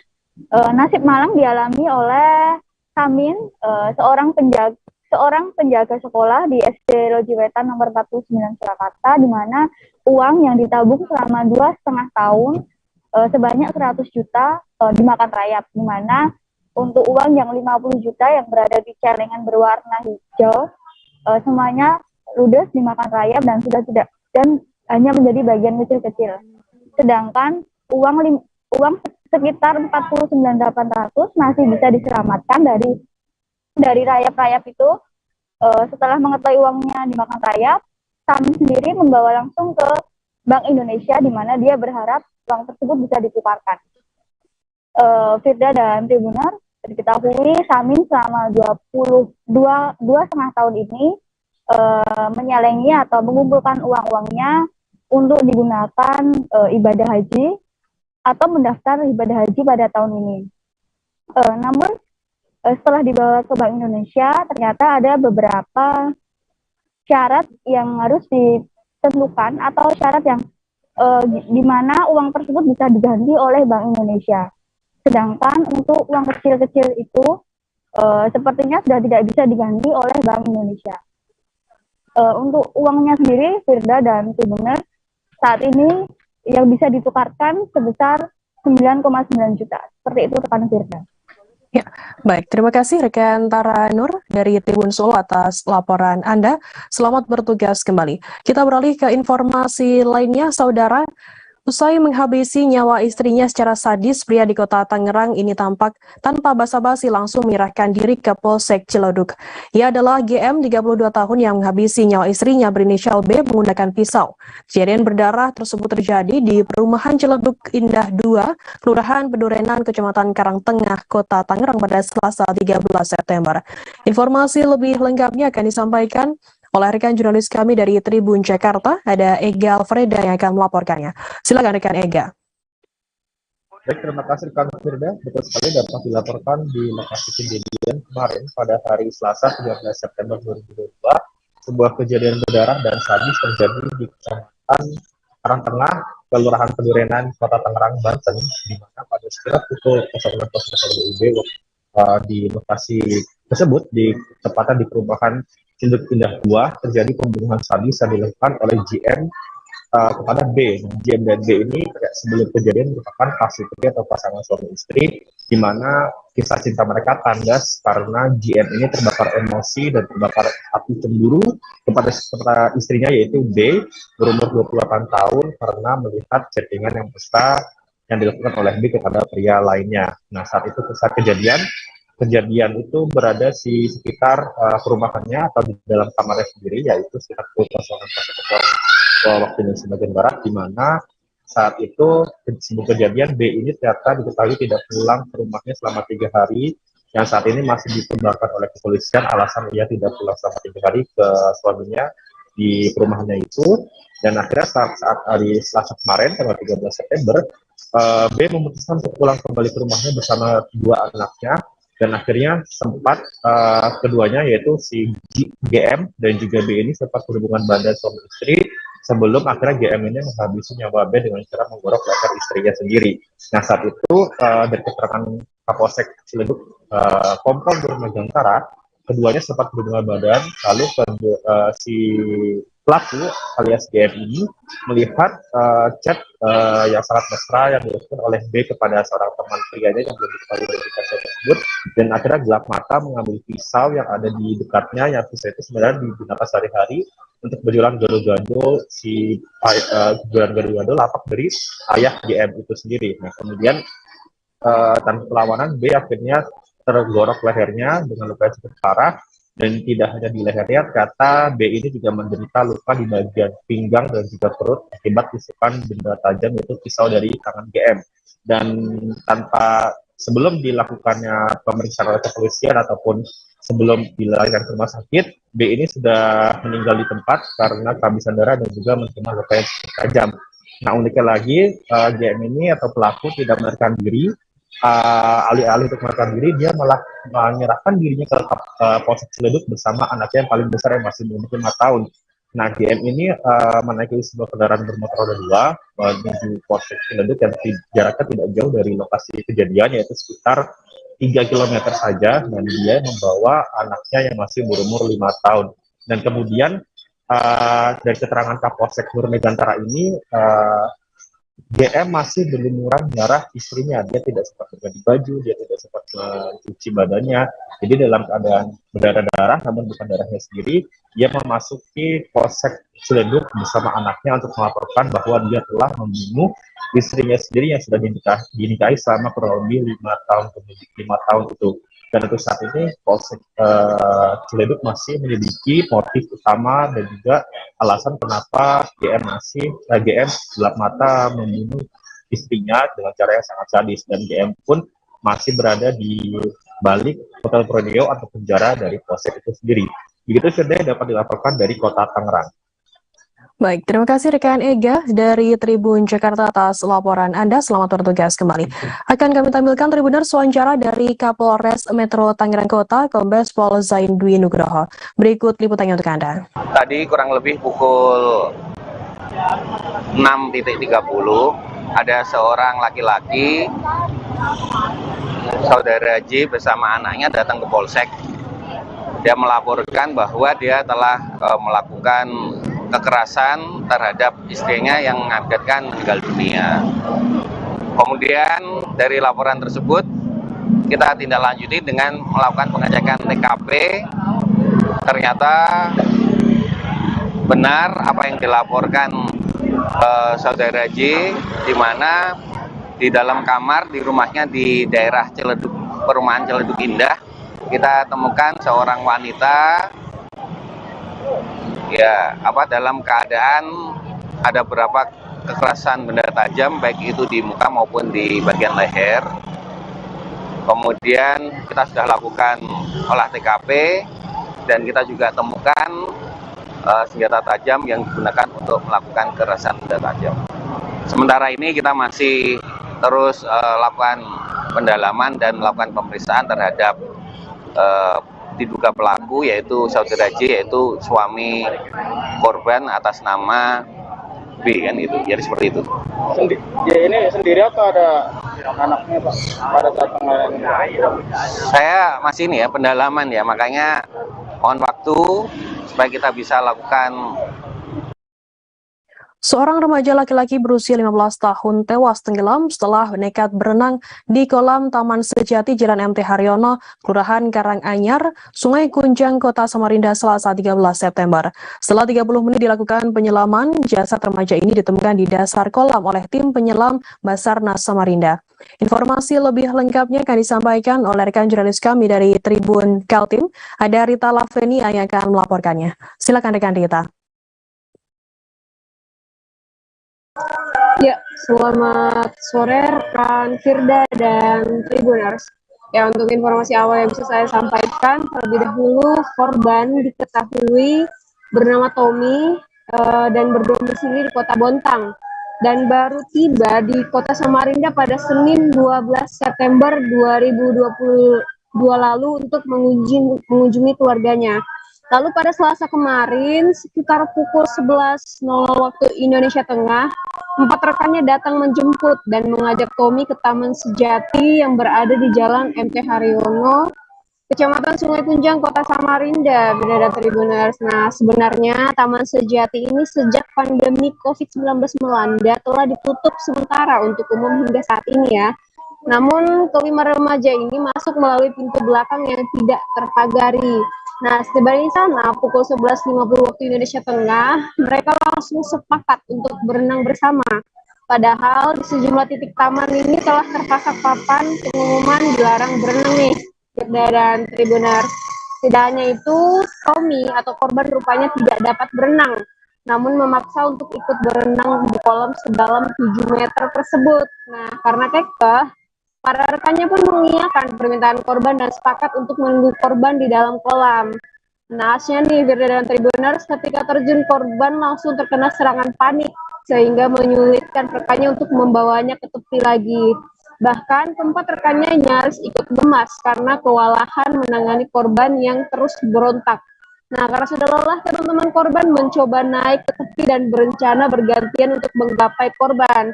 Tapi nahas, bersamaan dengan niat tersebut, korban sudah tidak terlihat lagi di atas kolam ya. Nah, sekitar pukul 13.00 waktu Indonesia Tengah, akhirnya Basarnas Samarinda tiba di lokasi kejadian untuk mencari keberadaan korban dengan teknik penyelaman radius 10 meter. Nah, 30 menit dilakukan penyelaman, tubuh korban akhirnya berhasil ditemukan di dasar kolam sejauh 3 meter dari titik terakhir korban terlihat. Dan saat ini diketahui jasad korban atau Tommy sudah dibawa ke Kota Bontang dan telah dikebumikan pada pukul 10.00 waktu Indonesia Tengah tadi pagi. Demikian Firda dan Tribuners dari Samarinda.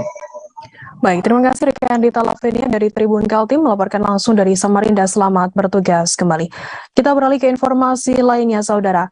Polres Bulungan berhasil mengungkap kasus pencurian kotak amal dari sejumlah masjid di Tanjung Selor, Bulungan, Kalimantan Utara. Seorang tersangka berinisial IY berhasil diamankan oleh pihak Satreskrim Polres Bulungan. Kanit Bidum Satreskrim Polres Bulungan Ibda Brian Gulto menjelaskan, IY melakukan aksi pencurian akibat bermain judi online. Menurut Ibda Brian, IY memiliki utang akibat judi online karena tak dapat mengembalikan uang tersebut, sehingga IY nekat mencuri uang dari kotak amal. Informasi lebih lengkapnya akan disampaikan oleh rekan jurnalis kami dari Tribun Kaltara. Ada Maulana Ilhami Faudi yang akan melaporkannya. Silakan rekan Faudi. Baik, rekan Firda dan Tribuners dapat dilaporkan bahwa benar pihak Satuan Reserse Kriminal atau Satreskrim Polres Bulungan berhasil menangkap pelaku pencurian uang dari kotak amal di sejumlah masjid di Tanjung Selor. Pelaku dengan inisial IY ini melakukan aksi pencurian kotak amal selama kurun waktu dari bulan Agustus hingga September 2022 ini. Setidaknya ada 8 masjid yang menjadi sasaran aksi pencurian IY di beberapa masjid di Tanjung Selor. Penangkapan IY ini dilakukan pada tanggal 11 September lalu di salah satu warnet di Tanjung Selor. Menurut Kanit Bidum Satreskrim Polres Bulungan Ibda Brian Gultom, ia melakukan pencurian kotak amal karena terlilit utang akibat kecanduan permainan judi online. Menurut Ibda Brian, pelaku IY memiliki sejumlah utang kepada teman-temannya karena harus membayarkan untuk kerugian yang dia tanggung akibat kerap kali kalah dalam permainan judi online. Menurut Ibda Brian, ia melakukan aksinya seorang diri, hanya dengan menggunakan gunting, ia berhasil membobol kurang lebih 8 kotak amal yang ada di sejumlah masjid di Tanjung Selor. Total ada sekitar 3 juta rupiah uang yang berhasil ia curi dari sejumlah masjid di Tanjung Selor ini. Menurut Ibda Brian, ia sendiri bukanlah sosok baru dalam pelaku kasus pencurian dan pemberatan. karena ia sebelumnya juga sudah tercatat di Polres Bulungan sebagai tersangka dalam kasus yang serupa pada tahun 2015 dan 2018 lalu. Artinya ia sendiri adalah seorang residivis dari kasus pencurian yang serupa. Namun untuk kasus kali ini memang didasarkan pada utang yang dililit oleh IE akibat permainan judi online. Kini ia harus menanggung perbuatannya itu. Kepolisian Resor Bulungan menerapkan menjeratnya dengan pasal berlapis dan dengan ancaman pidana penjara hingga 9 tahun penjara. Demikian rekan Firda laporan yang dapat disampaikan. Baik, terima kasih rekan Faudi dari Tribun Kaltara atas laporan Anda. Selamat bertugas kembali. Dan Tribuners, akan kami tampilkan wawancara dari Kanit Pidum Satreskrim Polres Bulungan, Ibda Brian Gultom. Berikut liputannya untuk Anda. Yang melakukan deposit uang dari pinjaman temannya tersebut dan mengalami kekalahannya lagi. Setelah mengalami kekalahannya lagi, pelaku pun berpikir bagaimana caranya untuk mengembalikan uang yang dia pinjam tersebut. Akhirnya pelaku pun memutuskan untuk melakukan tindak pidana pencurian yang mana dilakukan di berbagai tempat di wilayah hukum Tanjung Salor. Yang pertama di kotak amal di Musola Jalan Mangga 2 dengan mengambil uang sebanyak 50.000, kemudian di Masjid Nurul Salam di Jalan Semangka dengan mengambil uang sebanyak 300.000, kemudian di kotak amal Langgar Nurul Huda dengan mengambil uang sebanyak 200.000, kemudian mengambil kotak amal lagi di Masjid Jami di Jalan Imam Bonjol sebanyak 200.000,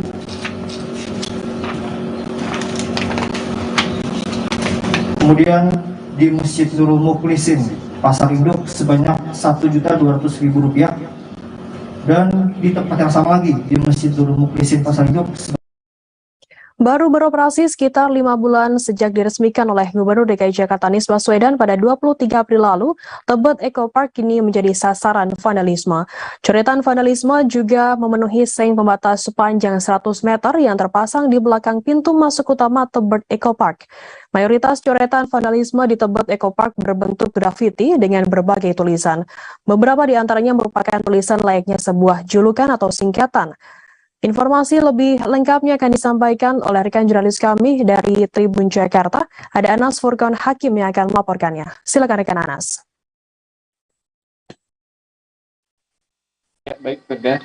Bisa saya sampaikan bahwa aksi vandalisme atau coret-coretan ini terjadi di Taman Tebet Eco Park Jakarta Selatan. Penampakan coretan terlihat pada Selasa pagi hingga siang kemarin. Coretan itu terlihat di seng penutup yang mengelilingi Taman Tebet Eco Park Jakarta Selatan.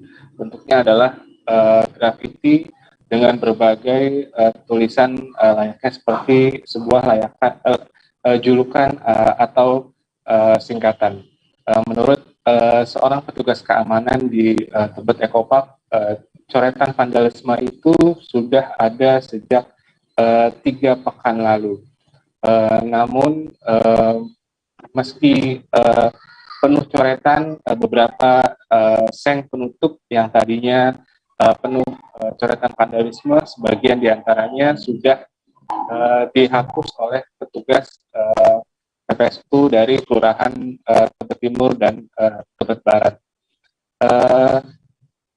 Sementara itu, sejak Selasa malam kemarin, setelah berita ini mencuat, Lurah dari Tebet Timur mengambil langkah untuk menghapus seluruh coretan vandalisme yang ada di seng penutup yang berada di belakang pintu masuk Tebet Eco Park. Penghapusan itu dilakukan oleh petugas PPSU dengan menggunakan cat berwarna putih. Menurut Lurah Tebet Timur, yaitu Lukman Haris, pengecatan putih untuk menghapus itu hanya bersifat sementara. Nantinya Tebet Eco Park tidak lagi akan dibatasi menggunakan seng, namun akan dibuat pagar yang permanen layaknya seperti di Monumen Nasional atau Monas. Sementara itu, pelaku vandalisme hingga saat ini belum diketahui identitasnya. Namun Lurah menyebut bahwa vandalisme dilakukan oleh orang iseng atau oknum yang tidak bertanggung jawab yang ingin merusak keindahan Tebet Eco Park. Sementara itu dari pihak kepolisian belum melakukan langkah apapun terkait aksi vandalisme ini. Aksi vandalisme ini diketahui tidak terpantau CCTV yang ada di Tebet Eco Park, sebab 24 CCTV yang terpasang di Tebet Eco Park hanya menyorot ke bagian dalam, tidak keluar. Terkecuali jika CCTV yang terpasang di rumah-rumah warga yang menyorot ke area Tebet Eco Park. Sementara itu setelah kejadian vandalisme ini, Pemkot Jakarta Selatan menginstruksikan agar Satpol PP, kemudian petugas pengamanan dalam atau Pamdal dan juga PPSU untuk menambah jam monitoring untuk melakukan patroli hingga tengah malam atau bahkan dini hari untuk menghindari coretan-coretan vandalisme seperti ini lagi. Demikian, Fitri. Ya, baik. Terima kasih rekan jurnalis dari Tribun Jakarta, Anas, atas laporan Anda. Selamat bertugas kembali. Kita beralih ke Medan, saudara. Diduga akibat korsleting listrik, gudang ikan B2 milik BJ Kuang yang berada di kawasan Pelabuhan Perikanan Samudra atau PPS Belawan hangus terbakar. Camat Medan Belawan Subhan Fajri Harahap menyebutkan dirinya mengetahui adanya kebakaran gudang ikan B2 di kawasan PPS Gabion Belawan setelah mendapatkan informasi dari Ketua DPD HNSI Sumut. Informasi lebih lengkapnya akan disampaikan oleh rekan jurnalis kami dari Tribun Medan, ada Aprianto yang akan melaporkannya. Silakan rekan Aprianto.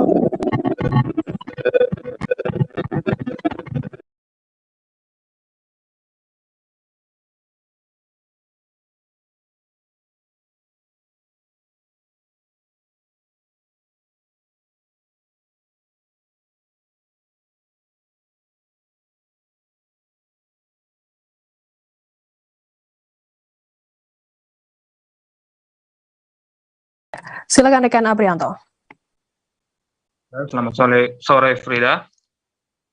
Kemarin 2 gedung gudang perikanan di Gabon Pelabuhan Medan Belawan terbakar diduga akibat korsleting listrik yang dari asal listrik yang berada dekat di gudang tersebut. Dari konfirmasi Camat Belawan Subhan Fajri Harahap, dia pun mengetahui informasi kebakaran gudang B2 penyimpanan ikan tersebut dari Ketua HNSI Julfahri. Kejadian tersebut diperkirakan pada pukul 7 hingga dapat dipadamkan pada pukul 9 malam kemarin. Pemadam kebakaran pun ada sekitar 12 unit yang turun ke lapangan untuk menjinakkan api, dan tampak dari masyarakat pun berkumpul melihat kejadian di sana. Namun akibat dari banyaknya masyarakat, pihak polisi harus ekstra ketat mengawasi lokasi kejadian karena ada beberapa oknum yang mencoba ingin menjarah barang-barang ataupun sisa-sisa puing-puing kebakaran seperti jaring ataupun besi-besi yang ada di sana. Dari keterangan Kapolsek Medan Pelabuhan Belawan, Kompol Naibaho menyebutkan ada beberapa masyarakat yang sempat diusir namun tidak diamankan untuk mengantisipasi barang-barang yang hilang. Begitu, Firda. Ya, baik, terima kasih rekan jurnalis dari Tribun Medan Aprianto atas laporan Anda. Selamat bertugas kembali. Akan kami tampilkan Tribuners wawancara dari Camat Medan Belawan Subhan Fajri Harahap dan juga Kapolsek Belawan Kompol DJ Naibaho. Berikut liputannya untuk Anda. Tadi kita mendapatkan informasi dari Ketua HNSI Provinsi Sumatera Utara, Bang Zul, ada kejadian kebakaran di gudang B2 Perum Perikanan Gabion di lingkungan 11 Kelurahan Bagandeli. Jadi tadi kita langsung turun ke lokasi kebakaran, awalnya kita membawa 2 unit pemadam kebakaran, kemudian dapat bantuan lagi dari Pelindo 1 unit dan dari Kota Medan. Jadi sehingga ada sekitar 13 unit mobil pemadam kebakaran yang diturunkan ke lokasi, sehingga saat ini sudah berhasil dipadamkan dan sedang dalam proses pendinginan. Dengan Polres dan Polsek Belawan langsung turun ke TKP. Kemudian tadinya ada riak-riak mau penjarahan, bisa kita asasi dan kita amankan, dan sekarang situasi sudah aman. Tidak ada yang diamankan pelaku atau apa? Pelakunya hanya antisipasi aja, tidak diamankan agar jangan terjadi timbulnya pencurian-pencurian yang terjadi, sehingga anggota dari kepolisian turun ke tempat kejadian kebakaran. Pangdam 2 Sriwijaya Majen TNI Hilman Hadi tiba di Makorem 042 Garuda Putih pada Rabu 14 September sekira pukul 1 siang waktu Indonesia Barat. Majen TNI Hilman Hadi sebelumnya tiba di Bandara Sultan Taha Jambi, kemudian melakukan ziarah ke makam sang ayah yang berada di Jambi. Informasi lebih lengkapnya akan disampaikan oleh rekan jurnalis kami dari Tribun Jambi, ada Aryo Tondang yang akan melaporkannya. Silakan rekan Aryo. Baik, terima kasih Firda dan selamat sore Tribuners. Kami informasikan memang sejak dilantik langsung oleh Bapak Kasat beberapa waktu lalu maksudnya, Panglima atau Pangdam 2 Sriwijaya melakukan kunjungan perdana ke Provinsi Jambi.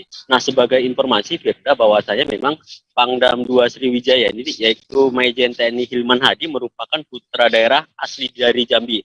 Sehingga bisa dikatakan beliau dalam kunjungan perdananya ini sekaligus juga pulang kampung. Karena memang pada saat tiba di Bandara Sultan Taha Jambi tadi, beliau kemudian bertolak untuk melakukan ziarah ke makam orang tuanya atau lebih tepatnya ayah, kemudian setelah itu bertolak ke Makorem 042 Garuda Putih. Nah, dalam agenda yang kita dapat dan diinformasikan langsung dari Kapendam bahwasanya Pangdam 2 Sriwijaya akan berada di Jambi hingga hari Sabtu mendatang, di mana pada agenda ini beliau akan mengunjungi 2 sekolah yaitu SMP 6, kemudian SMA 3, serta mengunjungi Batalion 142 Kesatria Jaya. Nah, pada kehadirannya tadi di Makorem 042 Garuda Putih, beliau juga menyempatkan diri untuk memberi tali asih kepada anak yatim serta yang anak stunting. Ini merupakan kunjungan perdana beliau semenjak menjabat sebagai Pangdam 2 Sriwijaya. Nah, kita akan mengikuti terus rangkaian kegiatan beliau di Jambi hingga bertolak pada hari Sabtu mendatang kembali ke Pangdam atau ke Kodam 2 Sriwijaya melalui Bandara Sultan Taha Jambi. Mungkin demikian kira yang bisa saya informasikan. Baik, terima kasih rekan Aryo Tondang dari Tribun Jambi atas laporan Anda. Selamat bertugas kembali. Kita beralih ke informasi selanjutnya, saudara. Berkomitmen dalam menjaga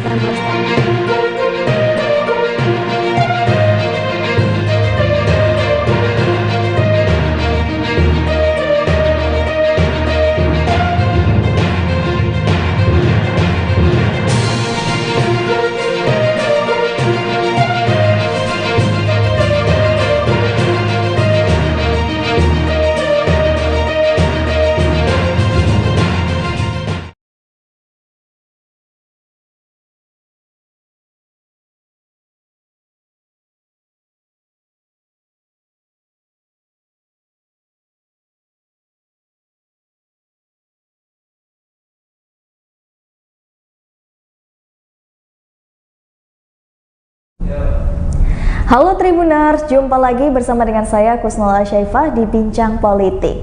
Tribuners, hari ini spesial sekali rasanya karena saya kedatangan satu-satunya tamu perempuan pertama yang datang ke studio saya ini. Dan saya sekarang sudah bersama dengan Mbak Susan.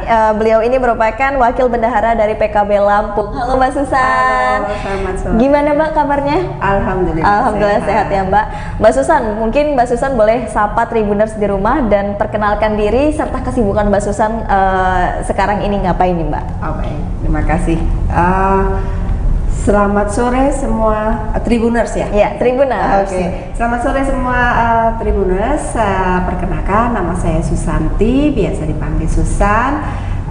Kesibukan saya sehari-hari itu saya sharing ilmu, berbagi ilmu dengan adik-adik di Fakultas Ekonomi Universitas Bandar Lampung, dan saya sebagai saat ini diamanahkan sebagai wakil bendahara di Partai Kebangkitan Bangsa gitu. Saya tinggal di Bandar Lampung juga, Mbak. Oke, memang di Bandar Lampung ya tinggalnya. Oke, Mbak Susan, ini menarik sekali Mbak Susan.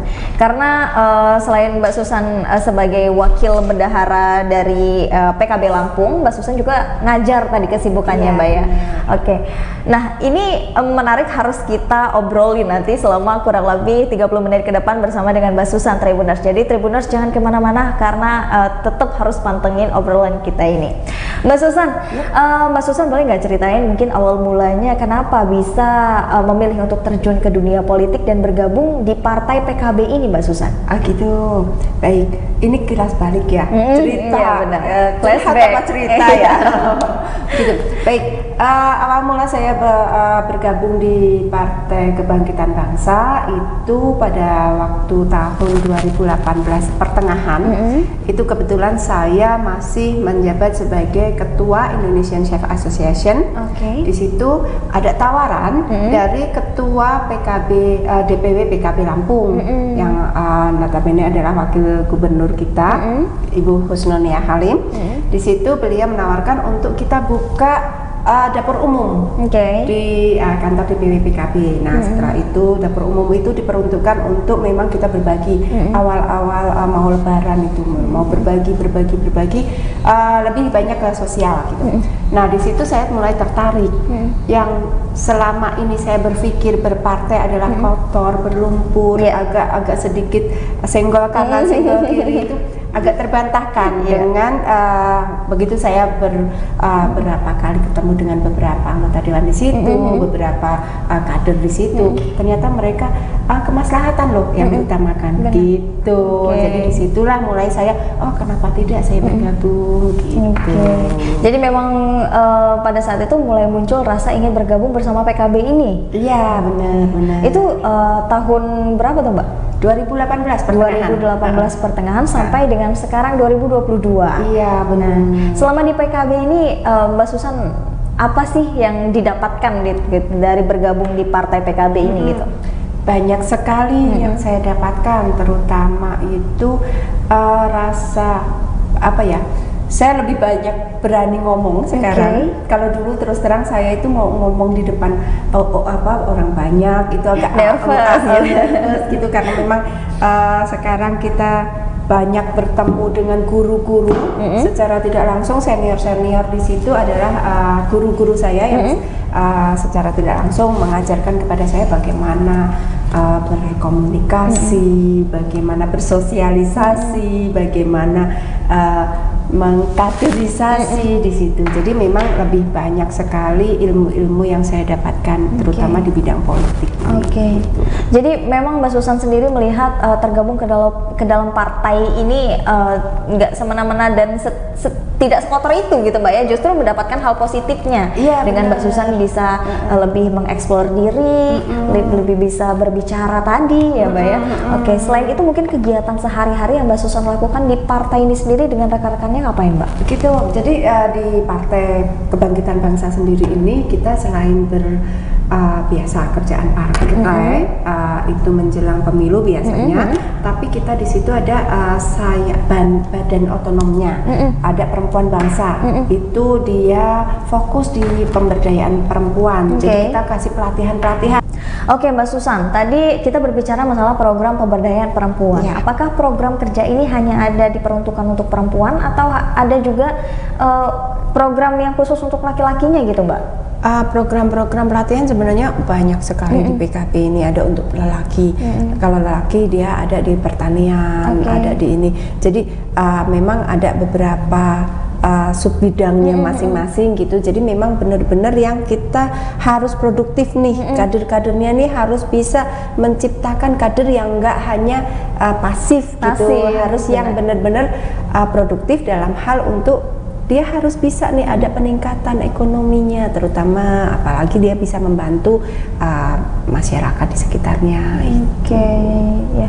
Mbak, PKB ini kan kita lihat sebagai bisa dibilang partai dengan pengusung wanitanya terbanyak nih Mbak, gitu kan ya, mungkin karena ketua umumnya juga perempuan ya Mbak, ya. Jadi memang mengusung perempuan gitu. Apa tanggapan Mbak Susan melihat ini gitu?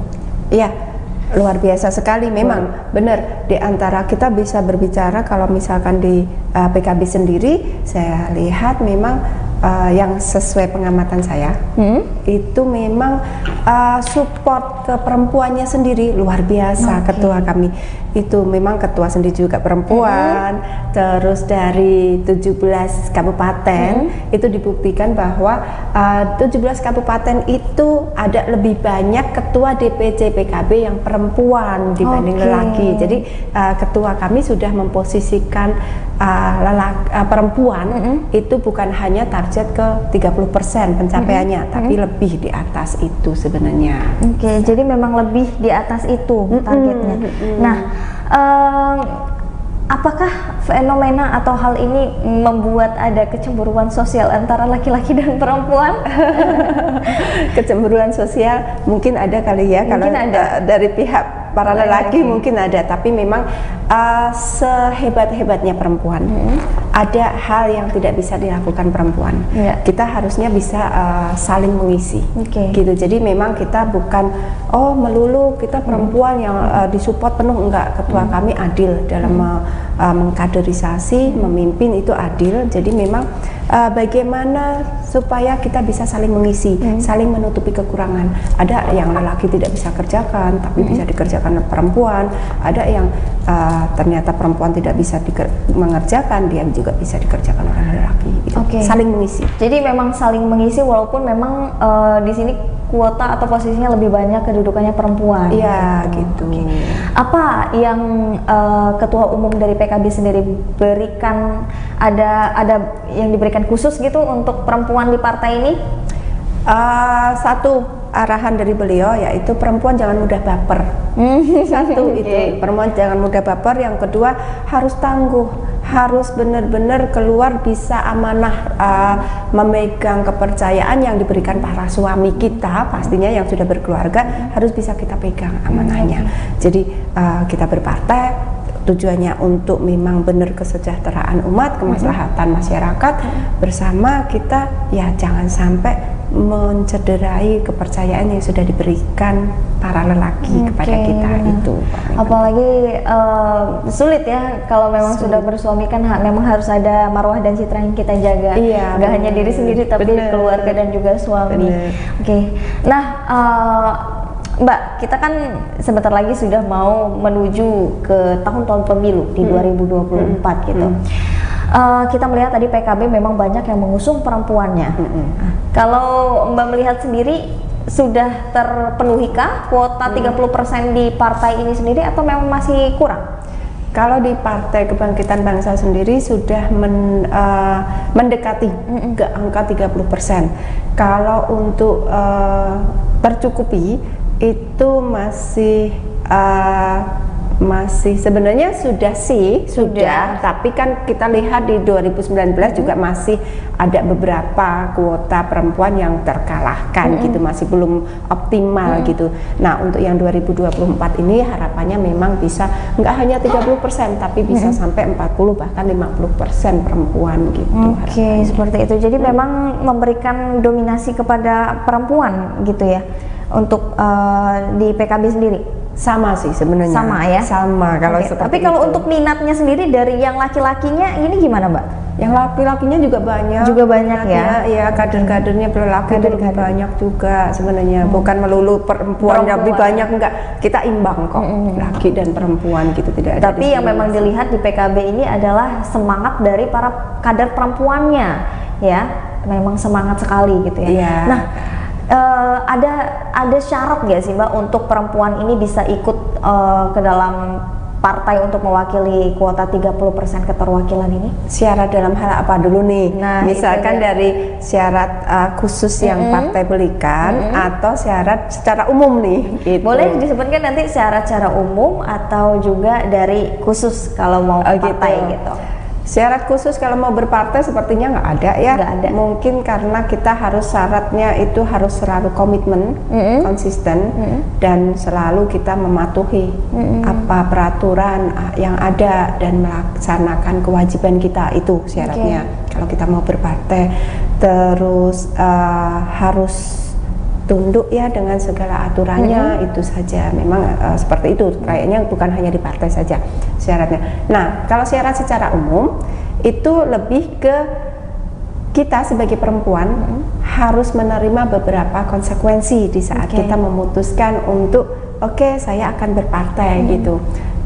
Konsekuensi yang akan kita terima pasti lebih berat dibanding para lelaki, karena perempuan itu selalu ada stigma bahwa perempuan biasanya di rumah, perempuan lebih banyak di rumah, nggak boleh terlalu aktif gitu.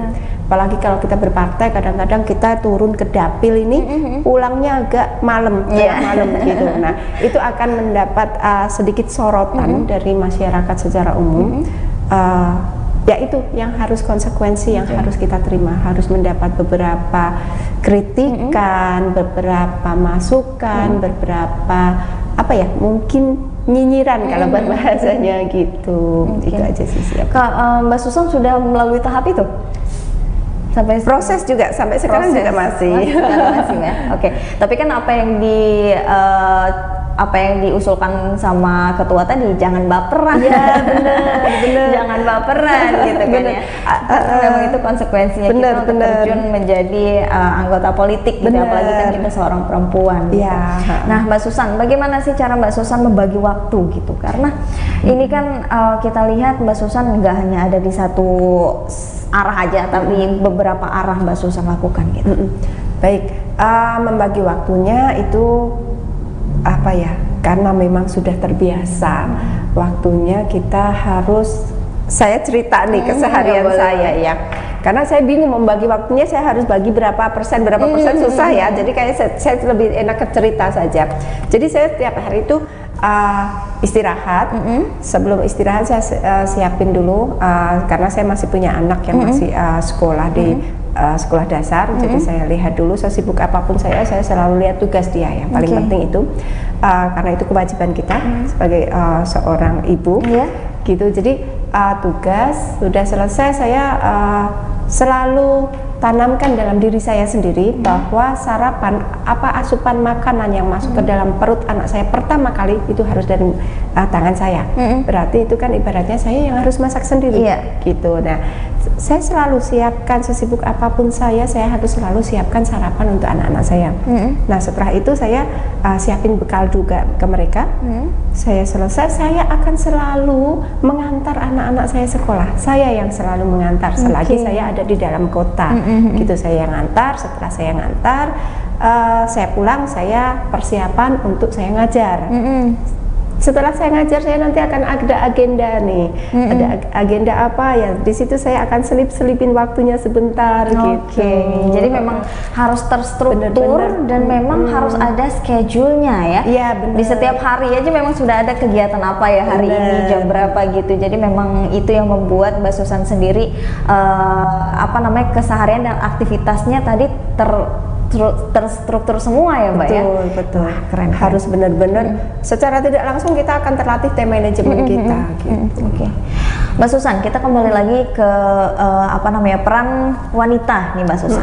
Kalau peran wanita dalam politik sendiri menurut Mbak Susan, dari pandangan Mbak Susan sendiri seperti apa sih Mbak? Peran wanita itu sangat penting di bidang politik, karena selama ini kita tahu ya, sama-sama tahu bahwa perempuan itu masih belum banyak yang mau show up, mau lebih banyak mengeksis lah untuk di bidang politik. Masih banyak yang takut mendeklarkan bahwa dia sudah menjadi wanita politik, gitu. Jadi karena memang ada beberapa hal yang menjadi bahan pertimbangan ya, termasuk salah satunya budaya.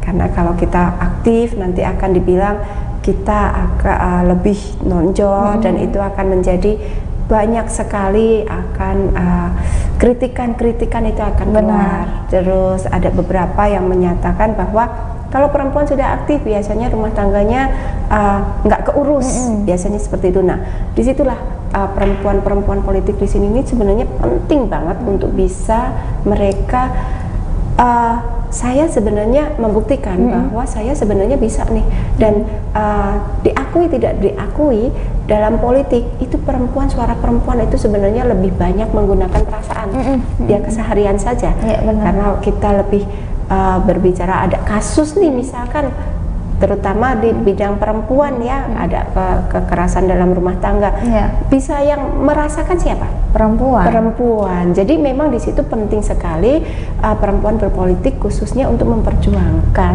hak-hak para perempuan dan anak, karena mereka bisa merasakan sekali itu, untuk bisa dia membuat undang-undang, untuk dia bisa mengusulkan atau dia akan ngawas satu kasus apa di situ, itu butuh perempuan di dunia politik. Gitu. Karena memang kan yang merasakan itu tadi perempuan. Kalau misalkan keterwakilannya semua laki-laki pasti pakai logika semua gitu kan ya.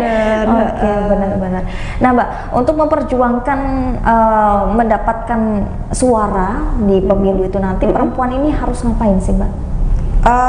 Pastinya ekstra kerja keras ya, ekstra kerja keras. Betul.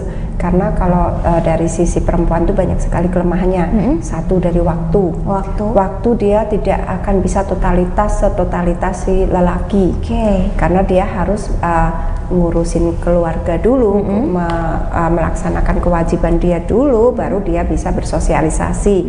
Nah, setelah dia selain satu sosialisasi, dia harus ekstra benar-benar harus yang optimal, bagaimana menyentuh hati para calon-calon yang akan memilih dia. Itu yang kedua, dia juga ada kelemahannya nih. Perempuan itu kan biasanya bukan pengambil kebijakan di dalam rumah tangga. Biasanya perempuan itu kan digaji sama suami. Nah, dari segi faktor pendapatan, penghasilan, dia juga tidak bisa leluasa. Kita berbicara, kita mau jalan saja, kita harus mengeluarkan untuk beli transportasi, untuk ini segala macam, untuk biaya makan gitu. Bukan berarti kita berpolitik pasti butuh duit banyak, tapi di situ pasti ada pembiayaannya, biaya logistiknya, dan di situ kelemahannya para wanita, dan harus benar-benar bisa mencermati di situ. Jadi harus benar-benar seefisien mungkin supaya dia tidak mubazir bahasanya, gitu, mengatur keuangannya itu. Terus lagi dia juga harus mengatur moodnya. Kadang-kadang kita sama-sama tahu perempuan tuh mood swing, benar. Mudah berubah. Jadi kadang-kadang kita lagi ngobrol, lagi sharing dengan teman-teman yang ada di dapil, saudara-saudara yang ada di calon dapil gitu, tiba-tiba ada satu suara yang nyeletuk yang mungkin akan ngena di kita gitu. Nah, di situ kita juga harus bisa memanage emosi kita, emosi dan perasaan itu tadi ya. Jadi bagaimana supaya meskipun kita emosi tapi tetap smile gitu, harus benar-benar. Tapi kalau lelaki kan kadang-kadang karena dia lebih banyak pakai logika ya, nggak banyak pakai perasaan, jadi ya dia santai-santai aja, lebih orang banyak bercanda gitu kan ya. Kadang-kadang perempuan yang agak sedikit baper gitu. Nah, disitulah tantangan. Mbak Susan melihat gimana sih pandangan perempuan ini di dunia partai dan perannya gitu? Apakah kita ini masih dianggap lemah atau memang sekarang sudah ada kemajuan power dari perempuan di partai politik sendiri? Perempuan di politik sendiri untuk yang berapa tahun di akhir-akhir ini sudah kelihatan pergerakannya itu sudah sangat terlihat. Bahkan ini menjadi ancaman buat para lelaki kalau di analisa seperti itu. Jadi banyak lelaki yang secara tidak langsung, waduh, kalau seperti ini agak terancam nih posisi saya. Ada yang secara tidak langsung seperti itu, karena memang perempuan diakui tidak diakui, begitu dia sudah memutuskan untuk melakukan sesuatu, dia pasti akan totalitas. Benar. Semua dari logika, perasaan, banyak perasaan yang akan dia pakai, dan di situ dia akan selalu kejar itu. Kalau dia sudah memutuskan sesuatu, beda dengan lelaki. Kadang-kadang kalau sudah banyak ya sudahlah gitu ya. Iya benar. Oke, Mbak Susan, kalau untuk yang diperjuangkan, kira-kira apa sih Mbak yang diperjuangkan oleh wanita dalam politik ini gitu? Wanita dalam politik, kalau misalkan kita berbicara dia yang sudah punya posisi ataupun yang belum, wanita yang mau aktif, gitu saja saya ini. Wanita yang mau aktif itu terutama kalau saya pribadi itu berjuang untuk apa ya, menyangkut bisa soal apa gitu? Menyangkut soal pastinya perempuan. Supaya apa? Hak-hak perempuan itu bisa lebih didengarkan. Karena seperti apa kita sama-sama tahu nih, banyak sekali yang hak-hak perempuan itu dikesampingkan. Ada beberapa kasus yang kita temui, ada perempuan yang tidak boleh bekerja oleh suaminya. Itu kan sama saja membatasi hak. Benar. Nah, kalau Mbak Susan melihat sendiri perempuan di Lampung ini seperti apa sih Mbak gitu? Apakah masih banyak yang butuh penanganan atau yang belum terjangkau gitu dari segi ya kekerasan, pembatasan hak dan lain sebagainya? Apa yang kira-kira Mbak Susan ingin benahi gitu? Kalau benahi sih belum ya, karena belum sebesar itu ya gitu. Cuman gini, perhatian kita kepada kaum perempuan itu lebih banyak diberikan kesempatan. Harapannya seperti itu, karena apa? Perempuan di saat dia diberikan kesempatan, dia akan mengeluarkan semua permasalahannya, terutama yang butuh dampingan. Karena beberapa kasus yang kita hadapi terus terang, yang perempuan yang mengalami kekerasan dalam rumah tangga itu ternyata mereka juga tidak berani berbicara karena memang enggak ada nih yang mau mendengarkan, enggak ada yang memberikan mereka kesempatan gitu. Lebih ke ayo kita sama-sama para perempuan yang di Lampung ini sebenarnya potensi power saling merangkulnya itu banyak dan kuat ya Mbak. Dan kuat sebenarnya, ke apa ya, sisi kemanusiaan, sisi merasakan yang yuk kita sama-sama perempuan gitu tuh sebenarnya banyak gitu. Saatnya nih perempuan bikin satu kelompok. Iya. Nah Mbak, kalau untuk melihat tantangannya sendiri, ya Mbak sendiri aja gimana sih tantangan berkarir di dunia politik ini? Ada nggak sih gitu? Dan cara ngatasinya sendiri seperti apa tuh Mbak? Tantangan di dunia politik itu pasti ada. Cuman tantangan setiap pribadi orang itu masing-masing berbeda, karena itu relatif kalau berbicara tantangan. Cuman tinggal bagaimana kita untuk bisa mengambil peluang dalam setiap tantangan, gitu saja sih. Jadi kalau misalkan ada hambatan, ada kendala, jangan dipandang itu menjadi hanya sebuah hambatan dan kendala. Selalu ambil, pasti akan ada peluangnya di balik hambatan dan kendala itu. Pelajarin dulu hambatannya apa, peluang apa, kendalanya di mana, di situ pasti akan kita temukan peluangnya. Jadi memang harus bisa cepat membaca situasi dan peluang itu tadi ya Mbak. Nah Mbak, kalau untuk cara untuk apa namanya, wanita ini tahu gitu berpolitik gitu, itu harus ngapain sih Mbak? Wanita tahu berpolitik itu sebenarnya kita perempuan itu sudah dari lahir sudah berpolitik. Tapi kan banyak juga masyarakat yang memang nggak sadar gitu bahwasanya politik itu perlu gitu. Perlu juga loh perlu gitu juga. Kan. Kita dari segi perempuan nih, kita berbicara kita mau apa dulu, misalkan kita mau memilih atau nikung pacar teman, itu kan berpolitik juga, seni berpolitik juga sebenarnya, diakui tidak diakui. Terus kita di dunia akademisi, misalkan kita kuliah atau kita masuk di OSIS di sekolah-sekolah SMP, SD itu kan kita sama saja dengan berorganisasi, karena berpolitik itu kan sama saja dengan berorganisasi gitu. Bagaimana kita bisa menampung aspirasi dari beberapa orang ini untuk bisa kita suarakan, kan gitu bahasanya. Nah sama sebenarnya politik itu juga kita bisa menyatukan suara, menampung aspirasi masyarakat untuk kita bisa suarakan, kan gitu. Jadi bisa dengan cara aktif berorganisasi, mungkin aktif ikut beberapa kegiatan partai gitu, dan mungkin bisa melalui beberapa literatur dan juga media sosial gitu Mbak ya, bisa kita pelajari di mana aja. Jadi untuk pesan juga agar wanita-wanita di Indonesia bahkan di Lampung ini tidak buta mengenai politik itu tadi. Betul, betul.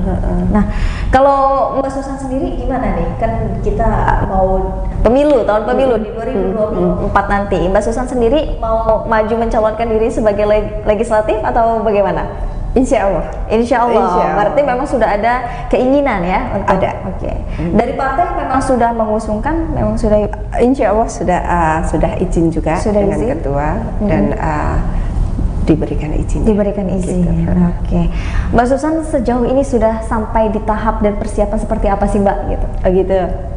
Jadi kalau untuk tahapannya, yang pertama tadi kita sudah sosialisasi. Kebetulan memang saya bergabung di awal itu di 2018, dan dari 2018 akhir awal 2019 saya sudah mulai bersosialisasi, memperkenalkan diri saya. Terus terang, selain saya juga harus memperkenalkan PKB sendiri, partai sendiri, elektabilitas suara partai di dapil, calon dapil saya nantinya, dan di situ saya juga harus mengenalkan diri saya sebenarnya bagaimana. Sudah banyak pergerakan, bergerak aja terus, dan silaturahmi gitu.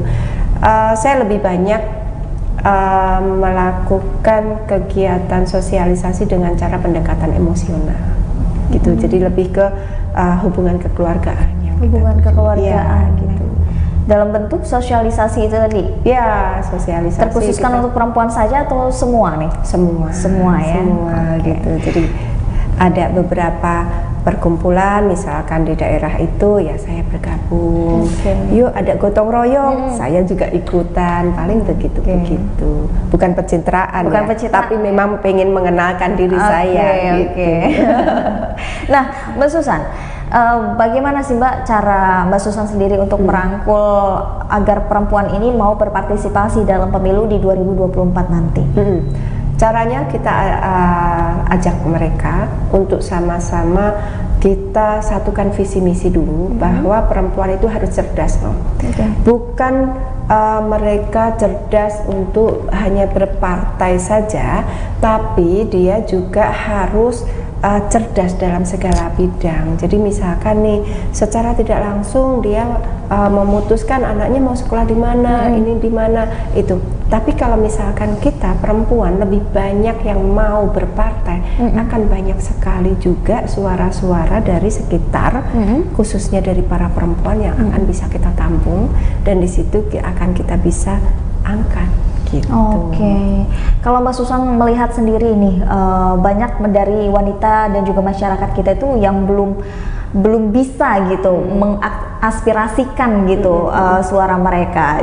Gimana cara Mbak Susan untuk membidik dan melihat serta merangkul masyarakat ini untuk mau nih mengaspirasikan entah masalah mereka, sekedar bercerita gitu kan? Karena memang orang-orang seperti ini kan kadang yang Mbak Susan bilang tadi nggak ada tempat untuk bercerita gitu. Nah, Mbak Susan sendiri menanggapi hal ini dan melihat solusinya seperti apa tuh? Iya, biasanya yang saya lakukan itu saya bikin satu wadah, satu kelompok, kita bikin sharing session, lebih seperti itu.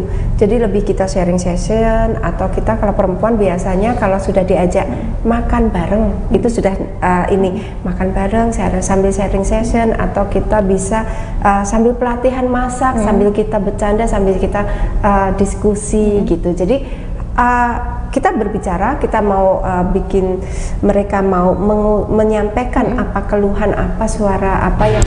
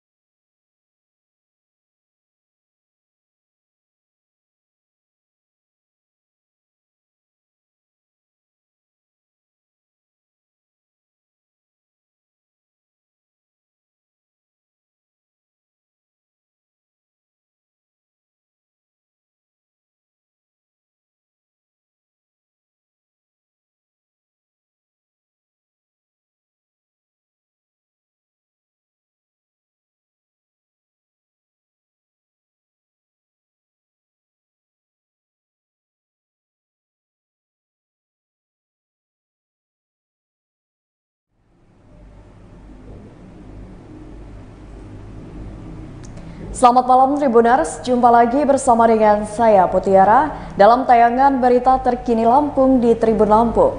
Kami akan menyajikan informasi menarik dan terkini untuk Anda dari berbagai daerah di Provinsi Lampung. Dan inilah berita terkini selengkapnya. Pajero Sport terseret kereta api di Tegineneng, 2 orang tewas.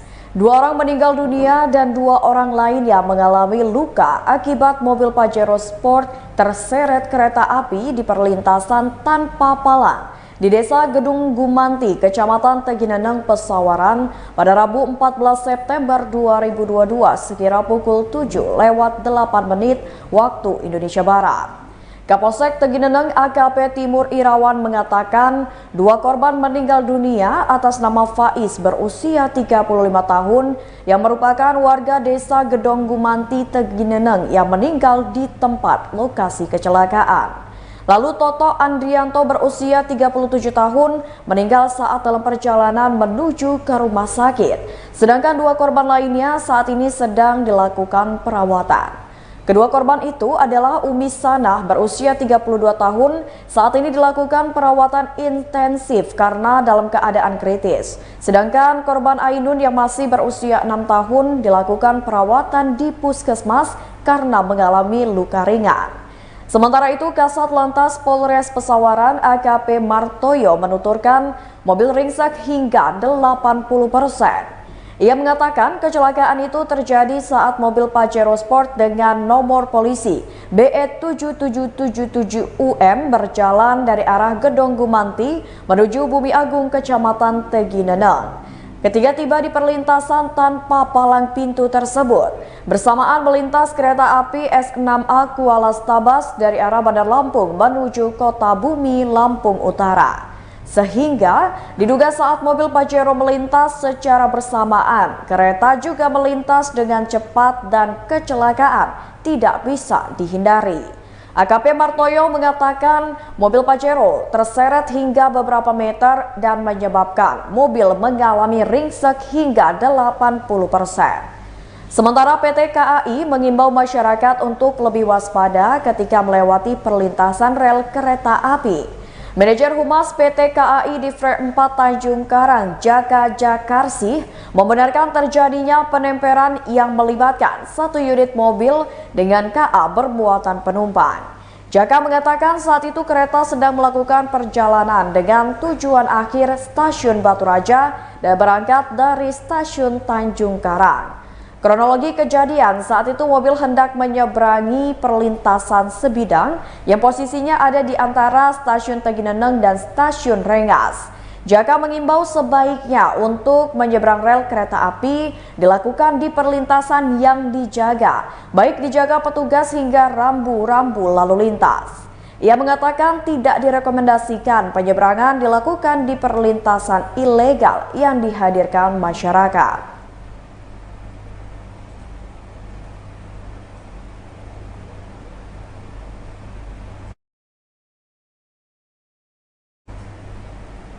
Berita selanjutnya, miliki 2 senpi dan 2 kg ganja seorang debt collector diciduk polisi.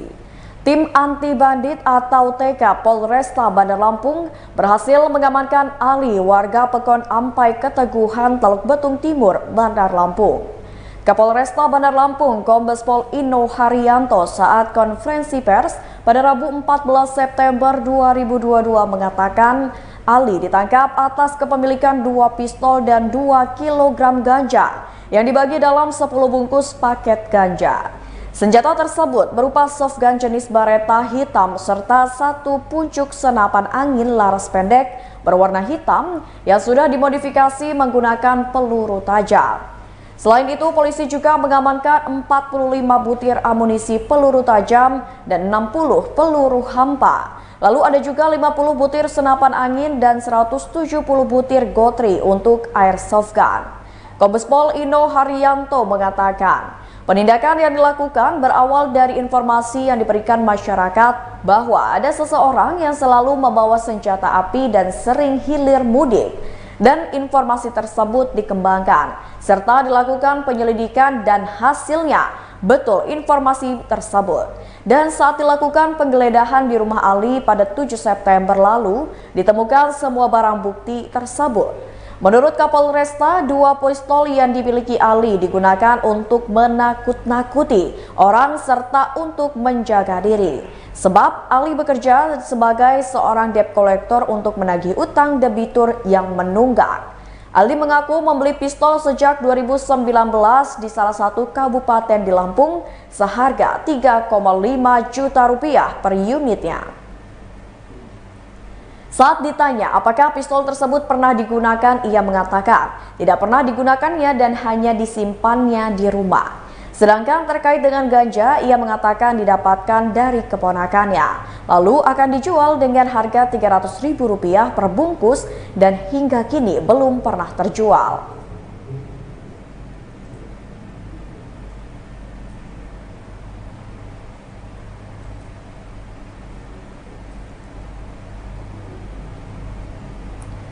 Berita selanjutnya, DLH Provinsi Lampung pantau 3 pantai Lampung Timur yang tercemar limbah minyak. Dinas Lingkungan Hidup atau DLH Provinsi Lampung melakukan pemantauan 3 pantai di Lampung Timur pada Rabu 14 September 2022. Pantauan dilakukan dalam rangka meninjau lokasi yang beberapa waktu lalu ditemukan ceceran limbah minyak milik PT PHE Oses. Lokasi pertama yang dikunjungi adalah Pantai Kerangmas di Desa Muara Gading Mas, Kecamatan Labuhan Maringgai, Lampung Timur. Lokasi ini merupakan salah satu titik yang pernah tercemar oleh limbah dari minyak PHE Oses. Pantauan di lokasi pada pukul 9:45 waktu Indonesia Barat, kondisi Pantai Kerangmas sudah bersih. Sepanjang dari pintu masuk hingga 500 meter di pesisir pantai, terlihat tak ada lagi bekas limbah minyak. Lalu pantauan berpindah ke Pantai Cemara Indah di Kecamatan Labuhan Maringgai, Lampung Timur sekitar pukul 10:30 waktu Indonesia Barat. Di sini terpantau masih ada beberapa sisa limbah minyak. Bahkan hampir tiap 2 meter sekali ditemui bekas limbah minyak yang masih tercecer dengan ukuran sekitar 0,5 hingga 1,5 cm.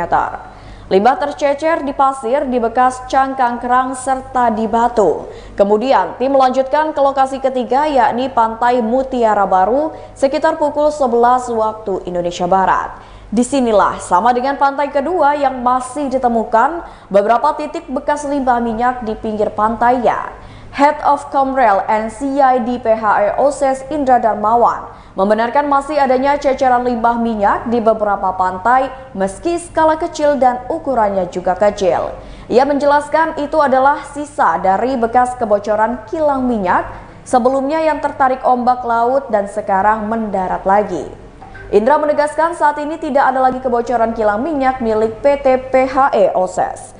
Kendati demikian, pihaknya telah mengerahkan tim di Lampung Timur untuk melakukan pembersihan di sepanjang pantai yang terkena limbah minyak tersebut. Sementara itu, Kepala Dinas Lingkungan Hidup Provinsi Lampung, Emilia Kusumawati, mengatakan hasil tinjauan memang masih ditemukannya beberapa titik yang masih ada ceceran minyak. Ia juga mengatakan pihak PHE Oses sampai saat ini masih melakukan pembersihan.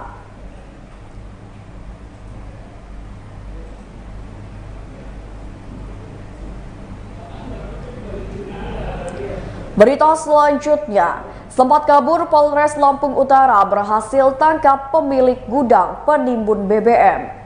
Sempat kabur setelah dilakukan penggerebekan Jailani, pemilik gudang penimbunan bahan bakar minyak atau BBM bersubsidi di Desa Kalibalangan, Kecamatan Abung Selatan, Lampung Utara. Akhirnya berhasil ditangkap Satuan Reskrim Polres Lampung Utara di Kabupaten Lampung Barat pada Selasa 13 September 2022.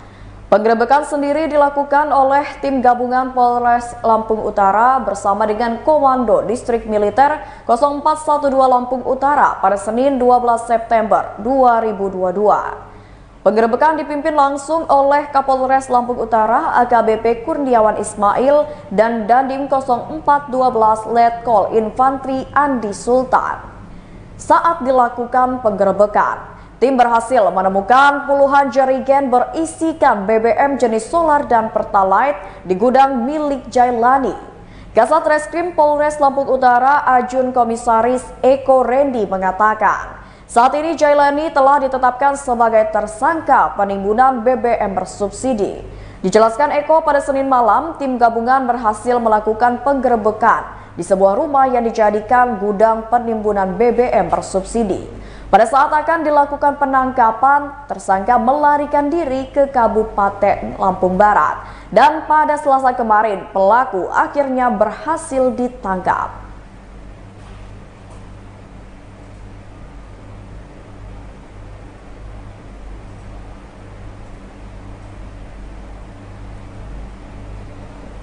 Berita selanjutnya, Pemkab Lampung Utara berupaya ibu penganiaya anak kandung tidak ditahan.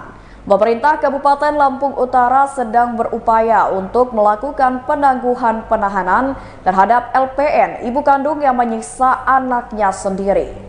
Hal tersebut dikemukakan oleh Ketua TPPKK Lampung Utara Endah Sulastri saat meninjau anak pelaku yang kini dititipkan di Panti Asuhan Nurul Mutakin Wonogiri, Kota Bumi, Lampung Utara pada Selasa 13 September 2022. Menurut Endah, pihaknya sudah membuat surat permohonan agar LPN tidak masuk penjara. Ia juga mengatakan saat ini kondisi anak pelaku dalam keadaan baik dan sehat. Meskipun begitu, seorang anak mempunyai naluri untuk dekat dengan orang tuanya. Atas dasar itulah, pihaknya terus berupaya agar LPN tidak terjerat hukum.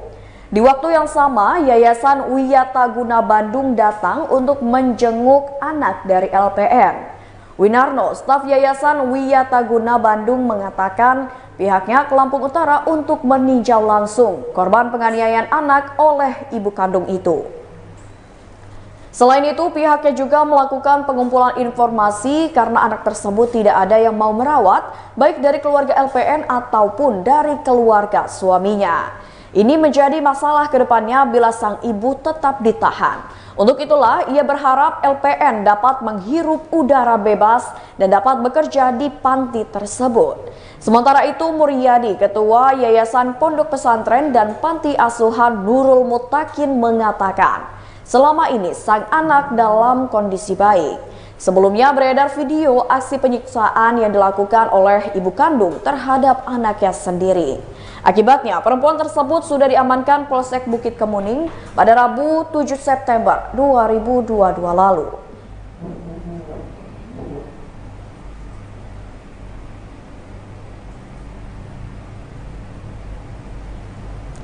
Berita selanjutnya, Galeri 24 berikan hadiah untuk pembelian logam mulia dan perhiasan.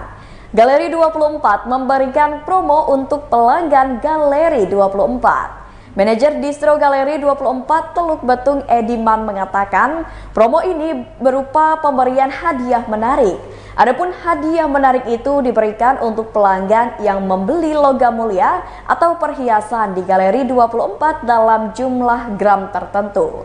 Menurut Ediman, pada Rabu 14 September 2022, hadiah menarik diberikan sebagai bentuk apresiasi Galeri 24 kepada pelanggan Galeri 24. Selain itu, Galeri 24 juga memberikan harga lebih murah untuk pelanggan yang membeli produk logam mulia yang diproduksi Galeri 24 dan perhiasan. Untuk logam mulia produksi Galeri 24 harganya lebih murah, yakni Rp30 hingga Rp40.000 per gram dibandingkan dengan vendor lainnya.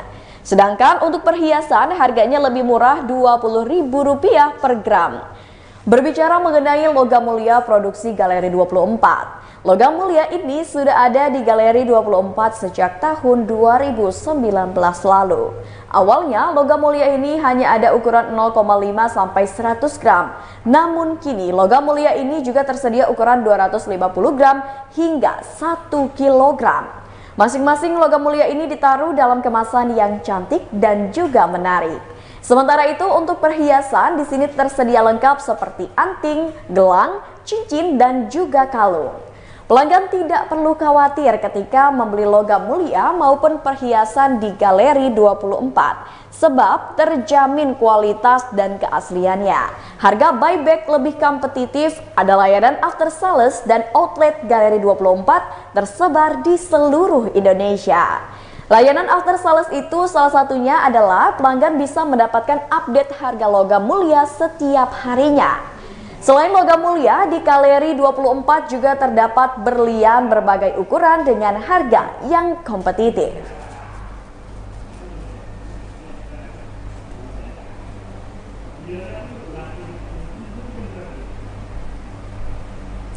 Baiklah Tribuners, itulah berita terkini Lampung bersama dengan saya Mutiara. Jangan lupa untuk terus saksikan YouTube Tribun Lampung News Video, Facebook Tribun Lampung, Instagram @tribunlampung dan TikTok @tribunlampung untuk informasi terupdate lainnya. Selamat malam dan sampai jumpa.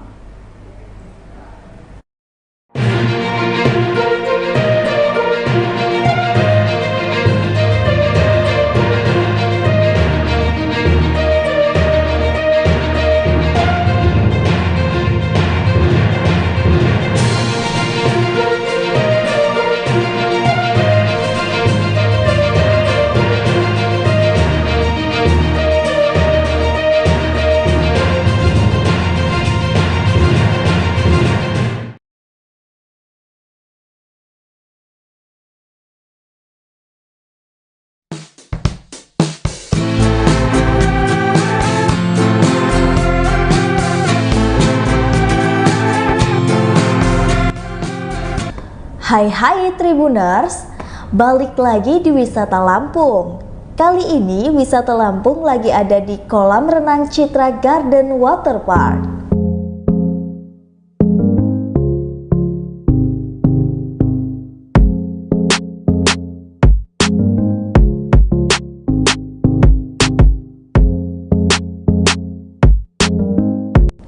Sesuai sama namanya, Citra Garden Waterpark ini adalah destinasi wisata kolam berenang yang ada di dalam kompleks perumahan mewah yaitu Citra Garden. Lokasi tepatnya ada di Jalan Citra Garden, Negeri Olok Gading, Kecamatan Teluk Betung Barat, Kota Bandar Lampung.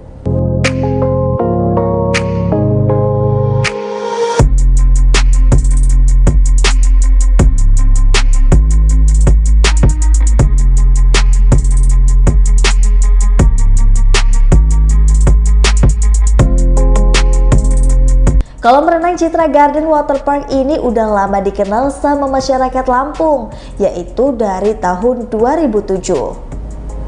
Tapi waktu pandemi COVID-19 melanda, Citra Garden Waterpark ini terpaksa tutup selama 2 tahun.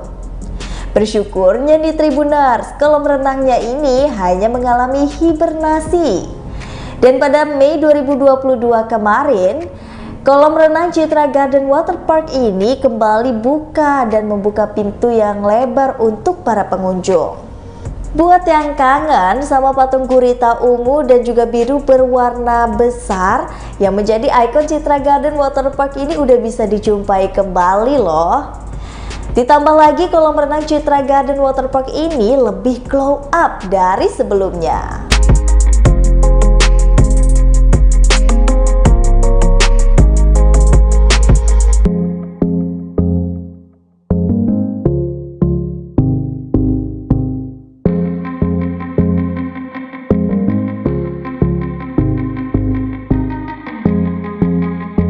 Kolam renang Citra Garden Waterpark ini menyimpan daya tarik, baik itu dari segi lokasinya yang strategis banget, dan ini di dalam perumahan elit, jadi aksesnya mudah untuk dijangkau, airnya nggak bau, serta memiliki slide yang cukup tinggi.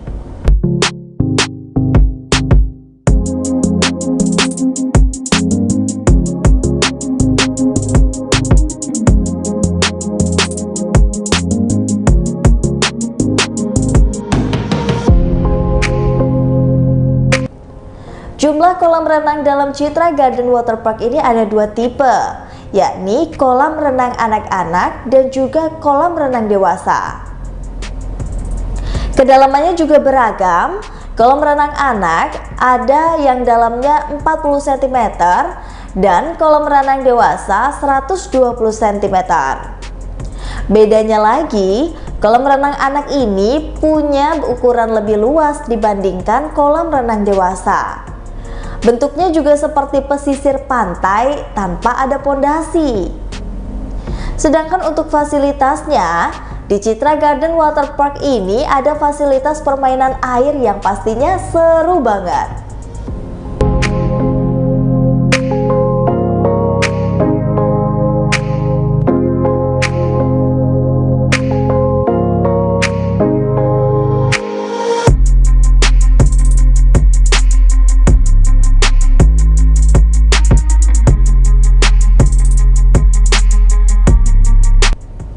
Ada 8 sampai 9 slide atau perosotan untuk anak-anak sampai dengan dewasa. Ada juga ember tumpah, air mancur, terowongan, jembatan untuk spot foto. Menariknya lagi nih Tribuners, bentuk air mancur di Citra Garden Water Park itu bervariasi. Ada air mancur yang ramai berbentuk perahu layar, ada juga kura-kura, jamur, air mancur pohon kelapa, paus, dan masih banyak lainnya.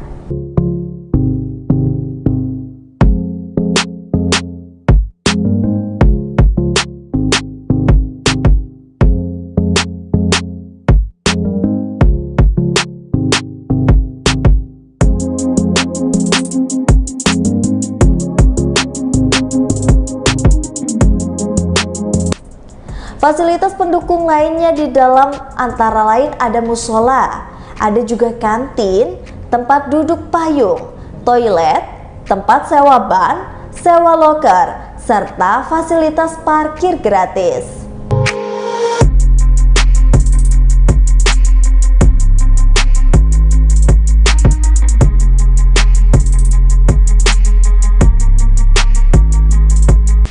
Khusus perosotan paling tinggi ini disarankan untuk menggunakan ban ya Tribuners. Nah, untuk Tribuners yang nggak bawa ban, tenang aja karena wisatawan bisa menyewa ban seharga 10.000 untuk single sampai dengan 20.000 untuk yang double.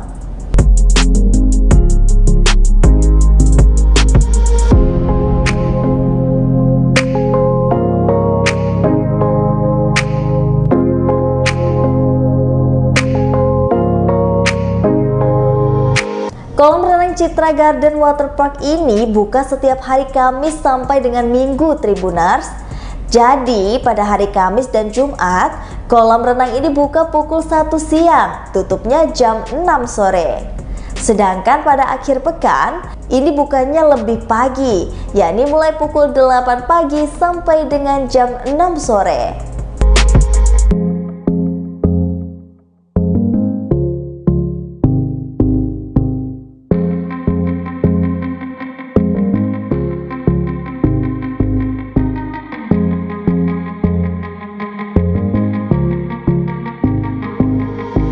Walaupun ada di kawasan elit, tapi tenang aja, kolam renang ini cukup ramah di kantong. Pada hari Kamis dan Jumat, tiket masuknya itu hanya dibanderol dengan harga 35.000 aja. Sementara untuk khusus di akhir pekan, yakni Sabtu dan juga Minggu, itu tarifnya hanya sebesar 45.000.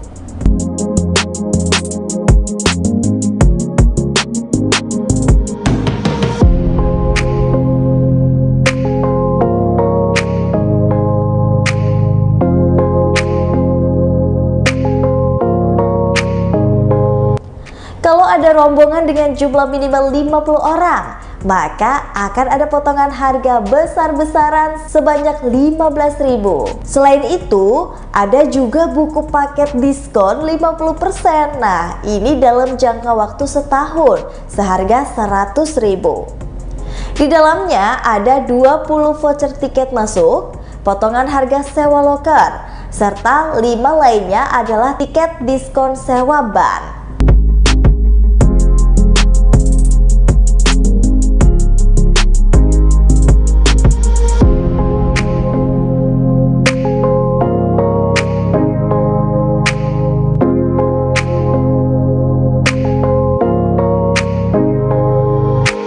Jadi, buat Tribuners yang pengen ke kolam renang ini bisa langsung melewati rute sebagai berikut.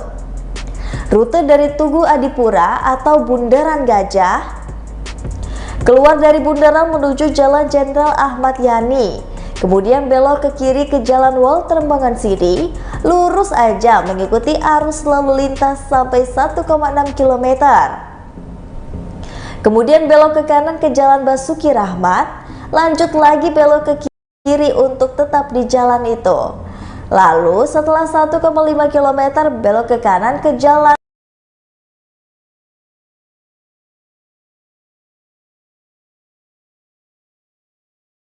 W.R. Supratman.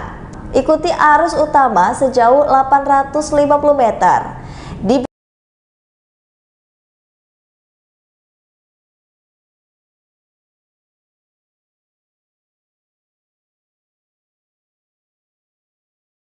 bundaran ambil jalan keluar kedua menuju Jalan Citra Garden. Maka akan segera sampai di Citra Garden Waterpark sejauh 160 meter lagi.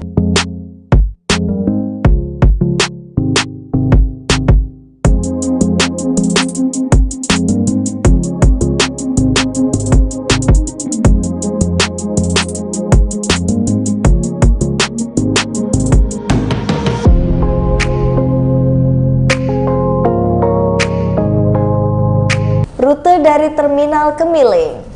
Ambil arah tenggara di Jalan Imam Bonjol, belok ke kanan menuju Jalan Teuku Cikditiro, kemudian belok ke kiri ke Jalan Raden Imba Kusuma setelah 1 km. Terus ikuti jalan utama melewati wisata Bendungan Sumber Putri, setelah 8 km belok ke kiri ke Jalan Dr. Setiabudi. Sejauh 1 km, belok sedikit ke kiri di Jalan Citra Garden.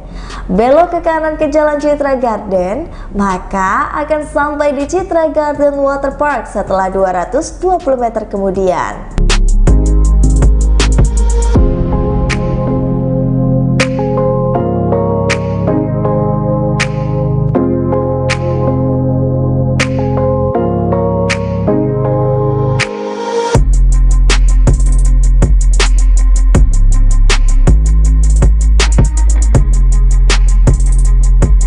Rute dari Pasar Kangkung. Pergi ke arah timur di Jalan Ikan Pari, belok ke kiri ke Jalan Sultan Hasanuddin, lanjut belok ke kiri ke Jalan W.R. Supratman. Ikutin aja jalan sejauh 300 meter. Saat bertemu bundaran, ambil jalan keluar ketiga menuju Jalan Ikan Bawal. Setelah 350 meter belok ke kanan ke Jalan Ikan Tenggiri, lanjut lagi belok ke kiri ke Jalan Walter Mangansidi. Setelah 140 meter belok ke kiri di Jalan W.R. Supratman. Sejauh 1,4 km, ambil jalan keluar di Jalan Bundaran menuju Jalan Citra Garden. Maka setelah 160 meter akan sampai di Citra Garden Waterpark.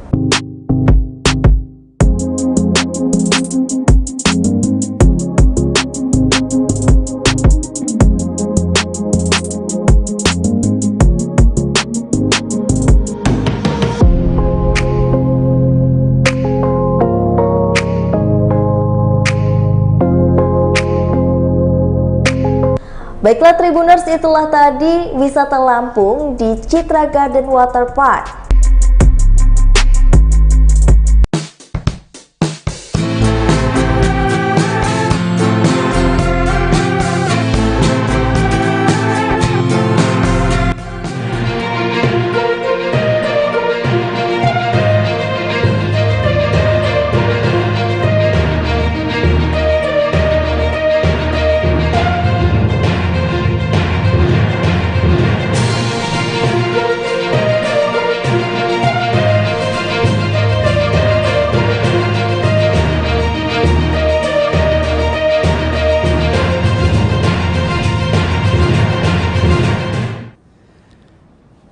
Assalamualaikum warahmatullahi wabarakatuh.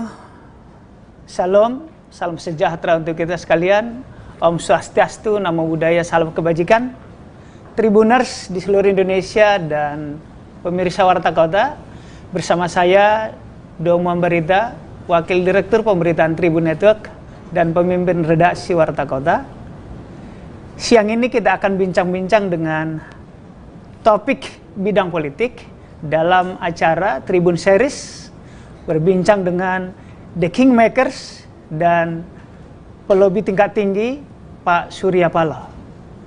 Selamat siang Pak Surya Paloh. Assalamualaikum warahmatullahi wabarakatuh. Waalaikumsalam. Selamat siang Domo ya, selamat siang. Tribuners dan pemirsa Warta Kota, kami ini sama-sama dari Medan. Ya. Beliau ini juga besar dan lama di Medan, maka izinkan saya memanggil supaya lebih akrab Bang Surya Paloh ya Bang ya. Baik. Bang Surya Paloh, saya mulai pertanyaan dengan 3 fakta. Ya.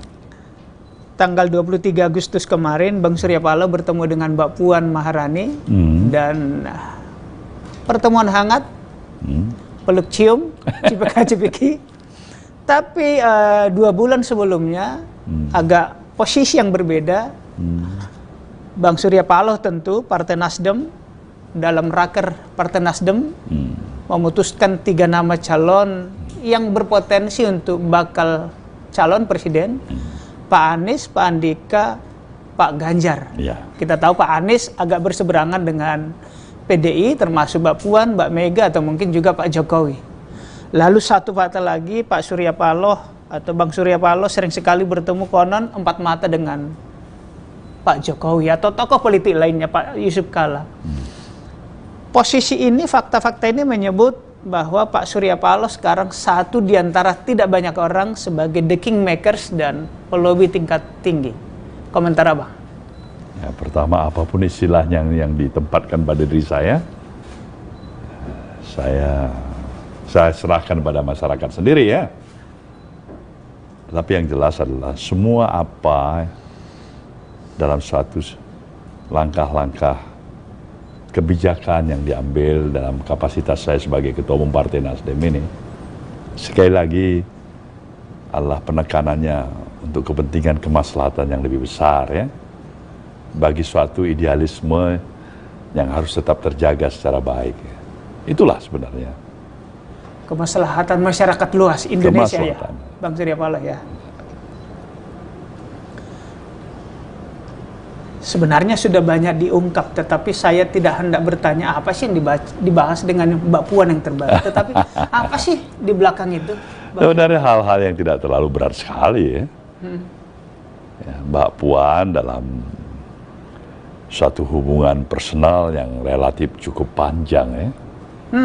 Ya, udah ukuran puluhan tahun itu. Iya, iya. Ya, itu tentu mau tidak mau suasana kebatinan tentu ada hal-hal subjektivitas, emosional, dan antara hubungan relasi ya, personal ya. Terlepas dulu dari berbagai hal yang barangkali belum tentu punya kesamaan pikiran, pandangan, ide dan gagasan. Tapi subjektivitas emosional itu toh setelah ada dan masih terjaga secara baik ya. Banyak hal yang kita bicarakan. Ya tidak terlepas juga dengan masalah kesiapan menghadapi pemilihan umum pada tahun 2024 yang akan datang ya. Kita saling sharing pikiran. Ya, dan saya pikir itu hal-hal yang wajar sekali. Apalagi saya melihat sudah ada semangat yang cukup kuat pada diri Mbak Puan untuk mempersiapkan dirinya. Ya kan mungkin salah satu sebagai kandidat calon pemimpin bangsa ini. Ya, sebagai omnya, kalaupun saya bisa katakan itu, atau orang yang lebih tua dari dia, ya tentu saya tidak boleh mematahkan semangat itu. Ya kan, saya harus bisa memberikan dorongan itu ke arah semangat itu, terlepas apapun. Apakah kita bisa bersama dalam satu perahu untuk saling mendukung atau tidak, tapi menjaga harmonisasi hubungan saya pikir itu wajib. Ya. Bang Surya Paloh, suasana kebatinan ya kan. Masyarakat ini kadang-kadang mungkin masyarakat terlalu baper, mungkin juga kan wartawan ya kan. Begitu melihat Pak Surya Paloh mengusung nama salah satu Pak Anies, wah ini berbeda pendapat nih dengan PDIP gitu. Sesungguhnya bagaimana sih suasana kebatinan para pemimpin parpol termasuk Pak Surya Paloh dengan Ibu Mega? Saya tentu berharap suasana kebatinan seperti yang saya katakan tadi ialah suasana kebatinan yang saling bisa mencoba memahamin positioning masing-masing. Bisa menjaga kehormatan apabila memungkinkan, dignity daripada para pihak. Semuanya ini adalah kita maksudkan untuk lebih memperkokoh semangat persatuan dari keberadaan kita masing-masing, yang semuanya saya yakin dan percaya untuk bisa berbuat bagi kepentingan yang lebih besar juga. Ya kan? Nah, kalau suasana ini terjaga sedemikian rupa dari para elit-elit bangsa ini, elit-elit partai politik, saya pastikan itu akan jauh lebih mereduksi hal-hal yang sebetulnya pembuangan energi percuma, energi negatif. Yang kita butuhkan energi positif untuk membangun negeri ini. Katakanlah energi negatif, rusuh di bawah gitu ya, contoh ya. Ya kan? Artinya inilah saatnya ya. Kita sebagai satu bangsa tetap mengalami tantangan yang dari waktu ke waktu tidak akan ada pernah putusnya. Dimensi tantangan bisa berbeda. Tantangan masa 50 tahun yang lalu, 20 tahun yang lalu, 10 tahun yang lalu, hari ini maupun 10 tahun ke depan. Itu akan berbeda. Tapi adalah kewajiban kita bersama untuklah selalulah memposisikan kita bukan menjadi faktor pemberat, ya, sekali lagi bukan faktor pemberat bagi kehidupan kebangsaan ini. Ya kalau para elitnya sendiri sudah menempatkan posisinya jadi faktor pemberat, sayang Republik ini. Dia rugi mempunyai elit yang seperti itu, ya nggak? Bang Surya Paloh, saya kaitkan dengan Fameo yang menyebut tak ada lawan atau musuh yang abadi dalam politik, yang ada adalah kepentingan.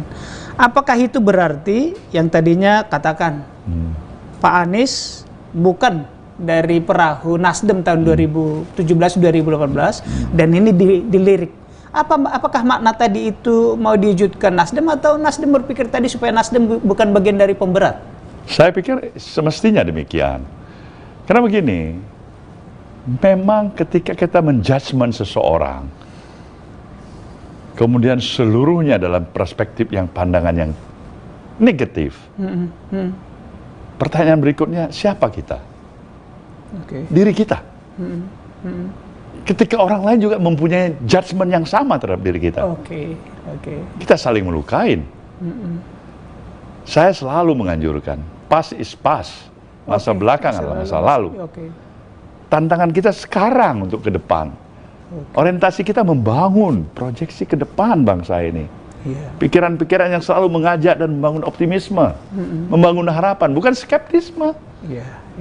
Nah, bagaimana kita menghadirkan semangat optimisme ketika yang ada hanya propaganda yang negatif, insinuatif? Bangsa ini sudah lelah dengan hal-hal seperti itu. Semua terlalu mudah untuk menyalahkan diri orang lain, tapi kita selalu melihat di mana saja amat jarang orang yang berani menyalahkan dirinya. Mudah menghakimi orang lain. Ini satu kondisi yang tidak sehat. Jadi kita harus kembalikan untuk mengingatkan pada semua pihak, semua kita. Ya, orang Manado bilang orang semua bersaudara, ya kan? Semangat persatuan, semangat kebangsaan ini.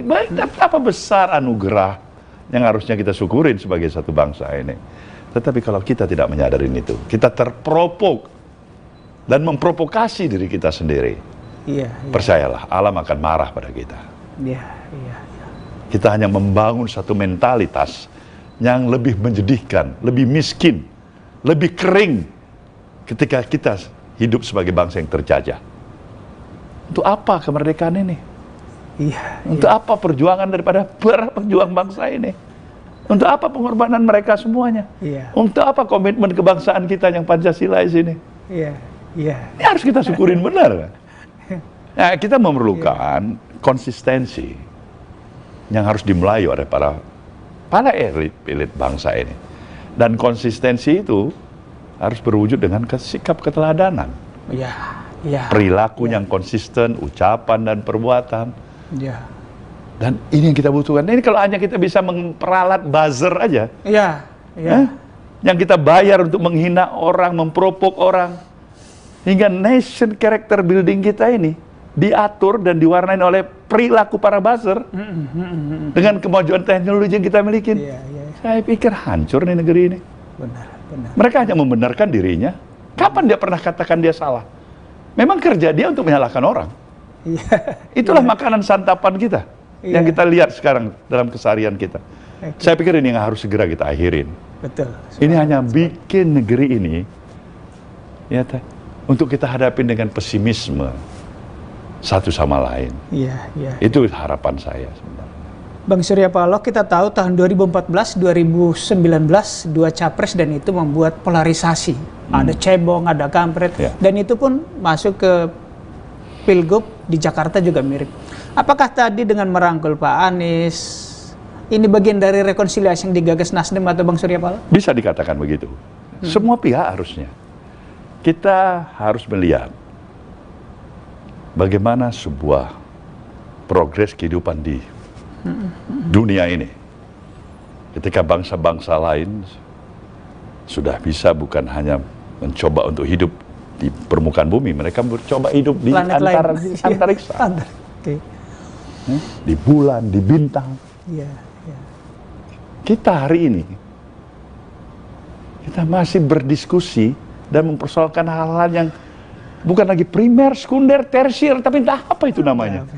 Yang sebenarnya tidak memberikan sebuah apapun artinya untuk bisa membesarkan hati kita. Kita ini sebagai bangsa yang berdaulat, bangsa yang besar, bangsa yang patut mensyukuri karunia dari Sang Maha Pencipta. Ini harus terus-menerus kita gelorakan. Kita sekarang apa yang terjadi? Destruktif untuk distrust satu sama lain. Apa yang saya utarakan ini, belum tentu orang akan mengapresiasi. Belum tentu Anda yang melihat, para pemirsa yang melihat Anda akan menyatakan betul itu pikiran-pikiran Ketua Umum Nasdem. Belum tentu. Dan saya harus siap untuk itu. Siap untuk tidak populer? Apapun itu, sepanjang diniatkan dengan niat yang baik. Startlah kamu dengan niat yang baik.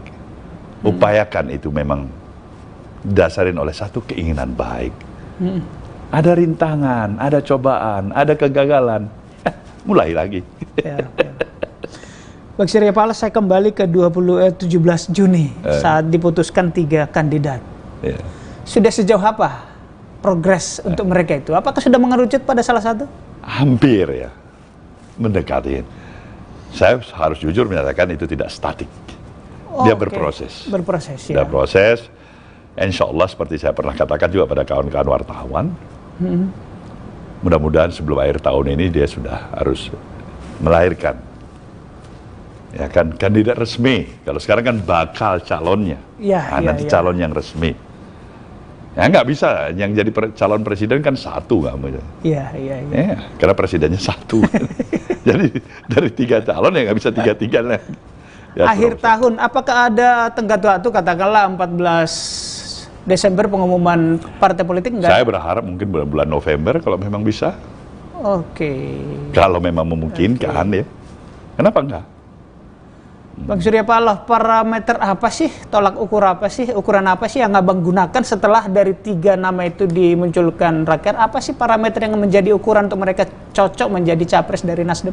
Nah tentu kita harus melihat kualifikasi apa yang cocok dengan tantangan situasional yang memungkinkan pilihan-pilihan yang baik, mencari yang lebih baik sedikit dari yang baik-baik. Tiga-tiga pasti baik. Kalau dulu yang terbaik di antara yang buruk 98, sekarang kalau ini pilihan yang baik lebih baik dari yang baik-baik. Sudah maju ya? Udah maju kita. Bagaimana kita nominasikan yang tidak baik? Kemudian kita pilih cari yang baik. Ya kan? Baik. Pak Anies akan berakhir 16 Oktober. Pak Andika akan pensiun 17 November kayaknya, November, Pak. Dan Pak Ganjar April 2023. Apakah Nasdem akan membuat satu konvensi atau tadi langsung diputuskan saja? Saya pikir diputuskan. Karena ini amanat dan mandat yang telah diberikan oleh Rakernas. Tidak perlu lagi ya konvensi ya. Tinggal Abang sebagai punya hak prerogatif barangkali ya. Ya begitulah. Siap. Bang, kita ke koalisi. Pemerintahan ini kan dibangun atas koalisi 7 partai dan belakangan PAN bergabung.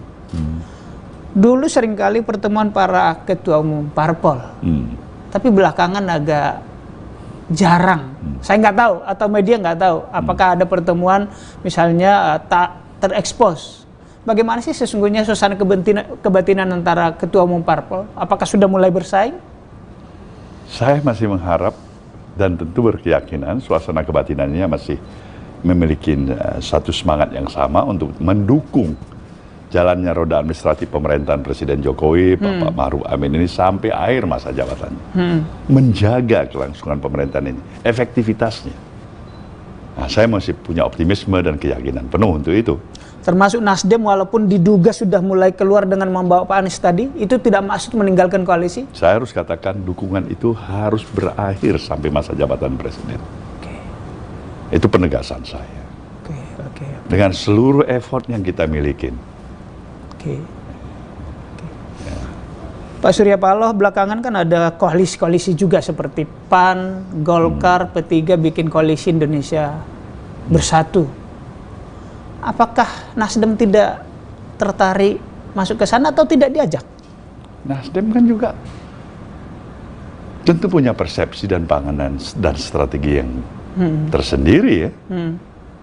Kalau dia pikir dia semestinya harus bergabung untuk kebajikan dengan koalisi Indonesia Bersatu, nggak salah. Tapi kalau dia pikir untuk apa itu bergabung, barangkali juga di sisi yang lain kita bisa berbuat lebih baik lagi daripada apa koalisi Indonesia Bersatu itu. Ya kita juga tawarkan pikiran-pikiran kita kan. Ya semuanya niat baik. Bang, kembali ke pemilu. Kita tahu bahwa 14 Februari 2024, tinggal 18 bulan lagi barangkali. Itu adalah pemilu pertama di Indonesia dan tentu diikut pilkada adalah pemilu serentak, pemilu rakyat serentak. Bagaimana Abang sebagai ketua umum partai melihat ini sehingga para politisi, negarawan melihat ini juga sebagai sesuatu niat bersama untuk membangun bangsa. Tidak terjadi seperti 2014 yang terkotak-kotak, tetapi bersama-sama untuk membangun Indonesia yang kita idamkan. Nah ini memang bagus sekali ketika dari sejak awal seperti ini, bangun kesadaran itu mulai ada. Ini ditandai dengan silaturahmi para pemimpin-pemimpin partai satu sama lain. Saya melihat ini langkah-langkah yang baik. Patut kita syukurin dan kita hormati benar ini. Apapun itu. Memulai langkah itu saja untuk saling memberikan courtesy, saling menghargai, saling bertanya, saling bertukar pandangan. Itu awal start yang baik. Kenapa? Karena komunikasi masih bisa terjalin secara baik. Karena para elit-elit partai ini adalah merupakan key factors, faktor penentu sekali. Ya, follower mereka ada di bawah mereka masing-masing. Jadi ketika mereka menunjukkan betapa pentingnya semangat persatuan ini harus tetap terjaga secara baik. Nah, kita semakin mampu untuk menghindari terjadinya polarisasi pemikiran-pemikiran yang merugikan kita semuanya. Ya kan? Nah, jadi ini satu langkah awal yang baik saya pikir. Kami wartawan, saya sudah mengikuti bahwa Abang bertemu dengan Puan, bertemu dengan AHY dan segala macam, tapi mungkin ada yang lebih besar. Kapan bertemu dengan Prabowo? Kapan bertemu dengan Mega? Saya tahu Pak Prabowo sudah ketemu dengan saya. Oh sudah ya? Sudah kemari kunjungan. Ya kan? Mbak Puan kan ususan Mbak Mega juga. Ya. Saya menyadarin banyak juga kesibukan kita yang lain yang semuanya terisi. Tapi dengan tadi, niat baik dan spirit yang saling menghargai satu sama lain, itu merupakan modal awal yang bagus sekali. Tentu kita akan lihat perkembangan ke depan, ya bagaimana intensitas daripada pertemuan ini bisa lebih sering ya. Saya pikir itu lebih bagus lagi. Baik. Jadi artinya positif ke arah sana saya pikir. Bang Surya Paloh, masih dalam konteks pemilu. Idealnya menurut Bapak, berapa pasang kandidat untuk 2024? Idealnya? Semua ideal. Sepanjang kualitas pemilu itu berjalan secara baik. Apa yang kita mau cari sebagai penyelenggaraan pemilu itu? Satu, dia merupakan manifestasi daripada kedaulatan demokrasi yang kita miliki.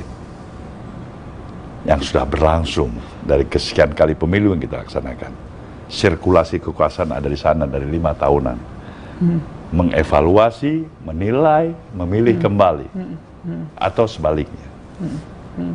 Kedua, kita berharap tentu terjaganya tetap supremasi hukum, keadilan. Perjalanan pemilu yang membanggakan bagi kita. Karena hasil dari pemilu itu semakin memperkuat semangat. Solidaritas di antara kita, pemahaman di antara kita, kematangan berdemokrasi di antara kita. Itu goal-goal besar kita. Ya. Apa yang harus kita hindarin? Ya perpecahan. Ya. Ya kan? Bukan kita tidak mau pemilu, wajib itu pemilu. Tapi apalah artinya pemilu kalau itu mengancarkan kepastian untuk perpecahan bangsa? Itu yang saya katakan. Ya. Untuk apa bikin pemilu? Nah, tetapi bukan dalam pendekatan aspek literlek begitu. Ya, ya, ini sebuah dasar pemahaman yang menggugah. Ya, mungkin ada dalam pemahaman yang amat singkat diartikan, ini orang ketua umumnya bilang untuk apa pemilu? Bukan itu, pemilu itu harus kita lakukan. Ya, ya. Tapi untuk apa kita melaksanakan pemilu kalau memastikan itu akan terjadinya perpecahan bangsa? Sama-sama kita harus hindarkan. Iya. Artinya jangan kita korbankan Indonesia dari satu bangsa dan negara yang kita miliki hanya karena sebuah sirkulasi sistem yang kita adopsi ya untuk melaksanakan pemilu. Ya. Lebih mahal lagi yang ini. Betul. Bangun betul. keberadaan eksistensi negeri dan bangsa ini. Ya. Kan? Demokrasi itu sebagai satu sistem. Pemilu dilakukan karena kita menganut sistem demokrasi tadi. Ya. Ya. Maka terjadi pemilu. Ya. Demokrasi ini bukan tujuan kita. Betul. Alat ya. Dia hanya proses alat ya. untuk mengantarkan tujuan-tujuan yang ingin kita capai.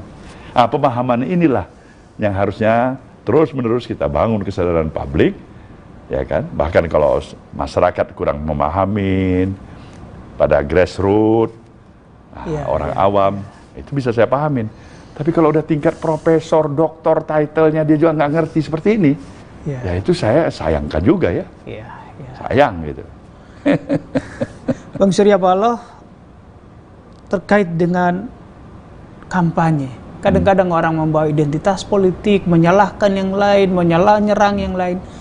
Kira-kira apa harapan Bang Surya Paloh supaya bangsa ini tadi tidak lagi terpecah belah? Maksud saya, apakah ada semacam ajakan kepada tokoh-tokoh parpol, yuk kita bikin semacam kode etik, walaupun itu sudah diatur di peraturan KPU, tetapi mbok kita janganlah politik identitas, janganlah saling menyerang identitas gitu. Berpulang kembali bagi kita sebagai peserta pemilu, sebagai elit-elit bangsa ini, seluruh peraturan perundang-undangan, seluruh term of conduct yang kita miliki, nggak ada arti apa-apa. Ketika di sana tidak diiringi oleh satu konsistensi, sikap, ucapan dan perbuatan kita. Kita selalu mengatakan kita jauhkan kerusuhan. Mari kita berdamai. Ya, jangan pemilu ini terpecah belah. Ucapan. Ya. Tapi dia tidak dimaknai dengan ketulusan dan tekad semangat. Dan hadirnya juga budaya malu sebagai satu azas kepantasan dan kepatutan untuk saling menjaga. Nah, kalau ini bisa terjaga dengan komitmen yang mengikat pada diri masing-masing, dengan perilaku dan otoritas yang dimiliki oleh para elit bangsa ini, saya pikir itu akan terjaga dengan sendirinya. Tapi kalau mentalitas para elitnya, dia ngomong doang katanya, dia bicara sana, bicara sini, praktek spirit dan semangat yang jujur dimulai oleh dirinya, itu tidak tercerminkan pada perbuatan. Apapun peraturan perundang-undangan itu it's nonsense. Tidak ada gunanya ya. Tidak ada gunanya. Ya, baik. Bang Surya Paloh, saya hendak diskusi atau bincang-bincang soal Pak Jokowi. Bapak kan sering bertemu dengan Pak Jokowi. Pak Jokowi akan berakhir 2024. Masih ada sedikit-sedikit 3 periode, masih ada, walaupun itu udah makin kecil. Tapi ada juga yang menyebut Pak Jokowi kemungkinan menjadi wakil presidennya Pak Prabowo atau siapapun. Apa komentar Bang Surya Paloh sebagai ketua umum partai melihat ini? Saya mengenal pribadi seorang Jokowi. Saya orang yang amat sangat mempunyai confident dan percaya akan keteguhan dan semangat kenegarawanannya. Dia seorang pemimpin yang bekerja keras, dengan karakter kepribadian yang terukur, jujur, sederhana, dan amat sangat menyayangin bangsa ini. Saya mempunyai keyakinan ketika itu masih konsisten ada pada dirinya, seluruh jawaban sudah kita miliki. Nggak ada itu Mau 3 periode lah, apalagi mau jadi wakil udah jadi 2 kali pemilu, nggak ada itu. Nggak ada ya. Berarti kita akan kehilangan Jokowi seperti apa yang kita kenal kalau itu terjadi. Tapi secara eksplisit abang pernah bertanya atau berdiskusi ke beliau? Saya bahasa batin saya tahu itu. Oke. Dalam kedekatan personal yang mungkin saya mengklaim diri saya sendiri ya, tapi saya yakin sampai hari ini masih terjaga baik. Ya insya Allah barangkali itulah Jokowi yang kita kenal. Baik. Bang, ini makin turun nih, agak ke personal. Para pemimpin politik, Bung Karno menurunkan ke Ibu Mega, Pak SBY menurunkan ke AHY, Mbak Mega menurunkan ke Puan, Abang ke Bang Prananda. Pertanyaannya, seberapa manis sih gula politik ini? Sehingga harus ada dinasti? Itukah yang diincar gula politik atau kepemimpinankah yang ditularkan? Ya, masing-masing para pihak tentu mempunyai persepsi, harapan, keinginan dari subjektivitas dan rasionalitas yang ada pada diri semuanya. Yang pasti semua orang tua menginginkan anaknya akan lebih hebat, lebih bermanfaat, lebih membanggakan dibandingkan apa yang ada pada dirinya. Dan itu adalah human being. Nilainya itu universal, di mana saja. Saya menghargai itu. Tapi khusus untuk saya mau, kalaupun Prananda dia berproses saja secara alami. Oke. Mungkin tantangannya berbeda dengan apa yang saya hadapin. Duduk meratap di pinggir jalan, merenung, berpikir, menangis. Ya. Mungkin lebih banyak tangisan yang saya alamin, kesedihan yang saya alamin, kegagalan juga yang saya alamin. Tapi saya tidak berharap itu kalau bisa diulangin yang sama. Ya kan? Ya, tapi ada baiknya juga. Karena guru yang paling abadi dan paling baik, yang paling hebat, bukan hanya pelajaran yang kita peroleh dari sekolah-sekolah formal, tapi yang paling hebat itu adalah sekolah kehidupan. Sekolah kehidupan. Di sana mengalami jatuh dan bangunnya kehidupan. Sekolah kehidupan atau pengalaman. Bang Surya Paloh, terkait dengan pengalaman, abang kan 71 tahun nih, tapi kelihatan masih 45. Nah, barangkali masih banyak milenials ini yang tidak tahu abang. Cerita dong masa kecil abang yang tadi meratap di pinggir jalan ini supaya menginspirasi. Nanti akan saya singgung bagaimana abang sukses di politik, bagaimana sukses di bisnis, sehingga menginspirasi yang muda-muda. Tomo, sebenarnya jujur aja, saya dari keluarga yang amat saya patut syukurin, keluarga bahagia. Saya mengenal kasih sayang yang diberikan oleh orang tua. Itu amat saya syukurin. Saya tumbuh dan dibesarkan dengan kasih sayang. Tapi ada semangat tantangan kemandirian yang saya mulai. Saya sejak usia 14 tahun sudah hormat sama orang tua saya. Dia punya kemampuan sebagai kepala polisi daerah kecil ya, resor. Polres? Ya, Polres. Pada waktu itu distrik bahkan. Distrik. Jadi kalau sekarang Kapolsek. Kapolsek. Di mana itu? Di mana itu? Di Serbelawan itu. Serbelawan Sumatera Utara. Dandis zaman itu. Komandan distrik. Oke. Ya, hormat. Mulai besok saya nggak mau terima apa-apa dari Bapak. Oh gitu? Kenapa? Memang saya tekankan. Nah, saya sudah mengenal dunia usaha. Usaha apa dulu? 14 tahun? Nah, itu banyak ceritanya. Ini kan ada buku nanti. 14 tahun sudah mandiri ya? Itu sungguh sudah bisa menghidupi diri sendiri? Sungguh hidup. Dalam segala hal? Iya. Wih, keren. 14 tahun ya, 14 tahun kelas 2 SMP. Ya, sama di partai politik. Saya masuk di Partai Golkar umur saya 16 tahun. Saya udah calon DPRD umur 18 tahun. Saya umur 25 saya udah anggota MPR RI ya. Wow, 18 tahun sudah calon ya. Nah dulu usaha apa yang abang lihat dan bagaimana sih cara menangkap peluang usaha? Ya, itu insting sejujurnya. Itu begitu saja datang. Dan kemudian kebetulan di daerah itu adalah daerah perkebunan yang memungkinkan saya untuk bisa menjual aktivitas jasa, ya, perdagangan. yang kita sebut dengan istilah leveransir ya. Oke. Jadi barang orang kita ambil, kita deliver, kita dapat pesanan, kita dapat komisi. Dan itu usia 14 tahun. Usia 14 tahun ya. Melihat seseorang sukses kah atau diajak kah? Ya kita lihat-lihat kenapa orang bisa lakukan. Luar biasa. Melihat lalu terinspirasi ya. Itulah sebenarnya. Oke, itu awalnya 14 tahun. Lalu belakangan terjun ke bisnis media, perhotelan. Macam-macam udah. Sama dengan di partai politik sudah 55 tahun, tanpa terasa lebih. Saya nanti ke partai politik ini usahain menginspirasi. Cerita dari Medan berangkat ke Jakarta. Ya saya juga sudah pada waktu usia 22 tahun, 23 sama teman-teman yang masih ada sekarang. Bung Abdul Latif sebagai pendiri HIPMI, Mas Siswono, ya, Pak Yan Darmadi yang masih bersama di Nasdem ini tuh teman-teman sudah hampir 50 tahun tuh. Merantau bareng-bareng? Nah, mereka mendirikan asosiasi Himpunan Pengusaha Muda Indonesia. Ya, saya sudah merupakan salah satu katakanlah anak muda yang cukup potensial bekerja di Sumatera Utara sana. Kawan-kawan sudah orang tua semua ya, Kapolda, ya Gubernur, ya Pangdam. Nah, usianya ya 18 tahun. Jadi memang temannya ya senior semuanya. Saya berangkat ke Jakarta ini menetap pada usia tahun 25 tahun. Teman-teman saya sudah Wapangap, ya kan sudah kepala staf kepolisian. Yang paling muda ya saya. Dia banyak bertemu dengan para senior lah. Itu juga membawa kita pada alur pemikiran lebih cepat dalam proses penuaan kali. Nah, inspirasi masuk ke dunia atau industri media?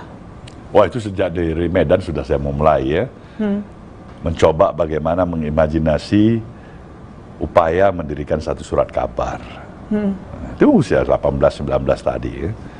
Nah, itu masih ada Sinar Harapan sebagai koran sore pada waktu itu. Sudah bermain di sana, sudah mulai mencoba untuk menulis. Akhirnya, menulis ya, mulai opini? Menulis. Sudah mulai, ya. Akhirnya saya bisa pindah ke Jakarta. Betapa sulitnya kita untuk memperjuangkan satu surat izin usaha penerbitan pers. Tidak seperti sekarang. Nah, perjuangannya tidak mudah. Berbagai langkah, berbagai upaya hanya untuk bisa memperoleh surat izin penerbitan. Ya, dengan seluruh lobby yang kita lakukan.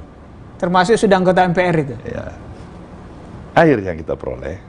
Tapi tekat semangat saya pada waktu itu, saya ingin berbeda dengan semua industri penerbitan surat kabar di negeri ini. Waktu itu belum ada televisi. Yang ada satu-satunya TVRI. TVRI, ya. Baru awal start. Nah, apa yang terjadi? Yang terjadi saya dapat surat izin.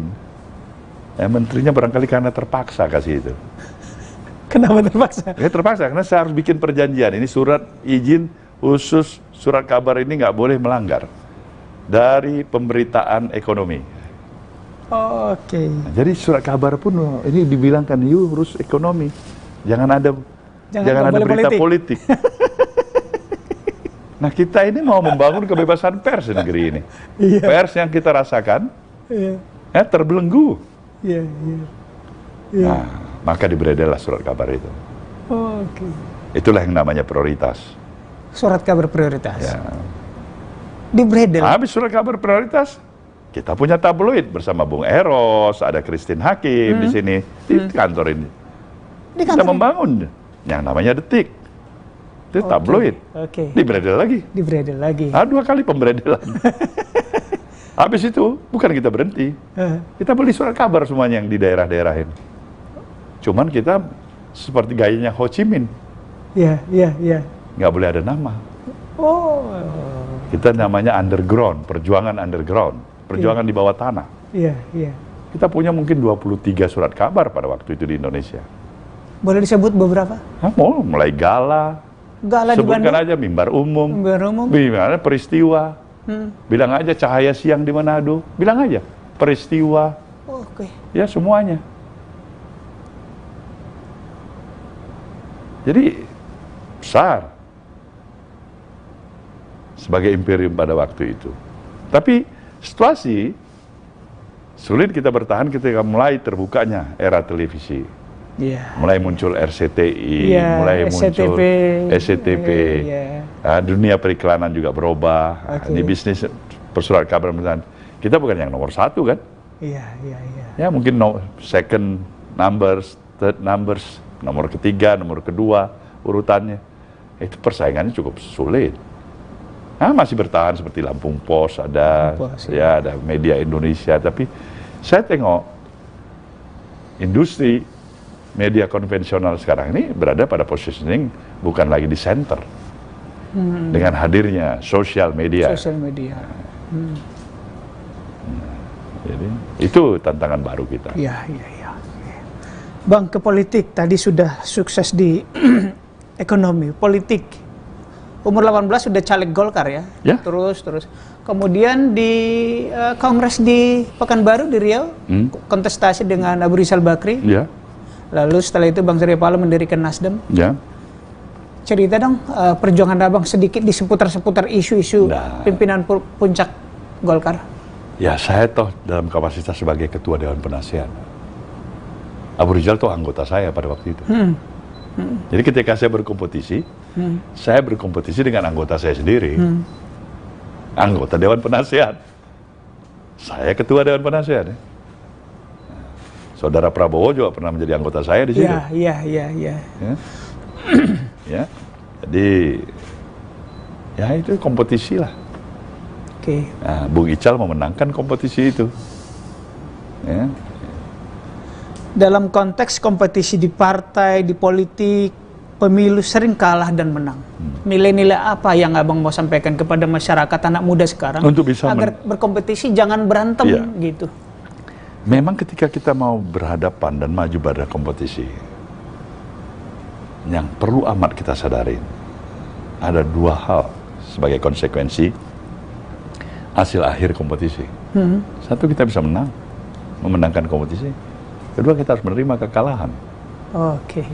Jangan pernah berpikir untuk satu side saja. Iya.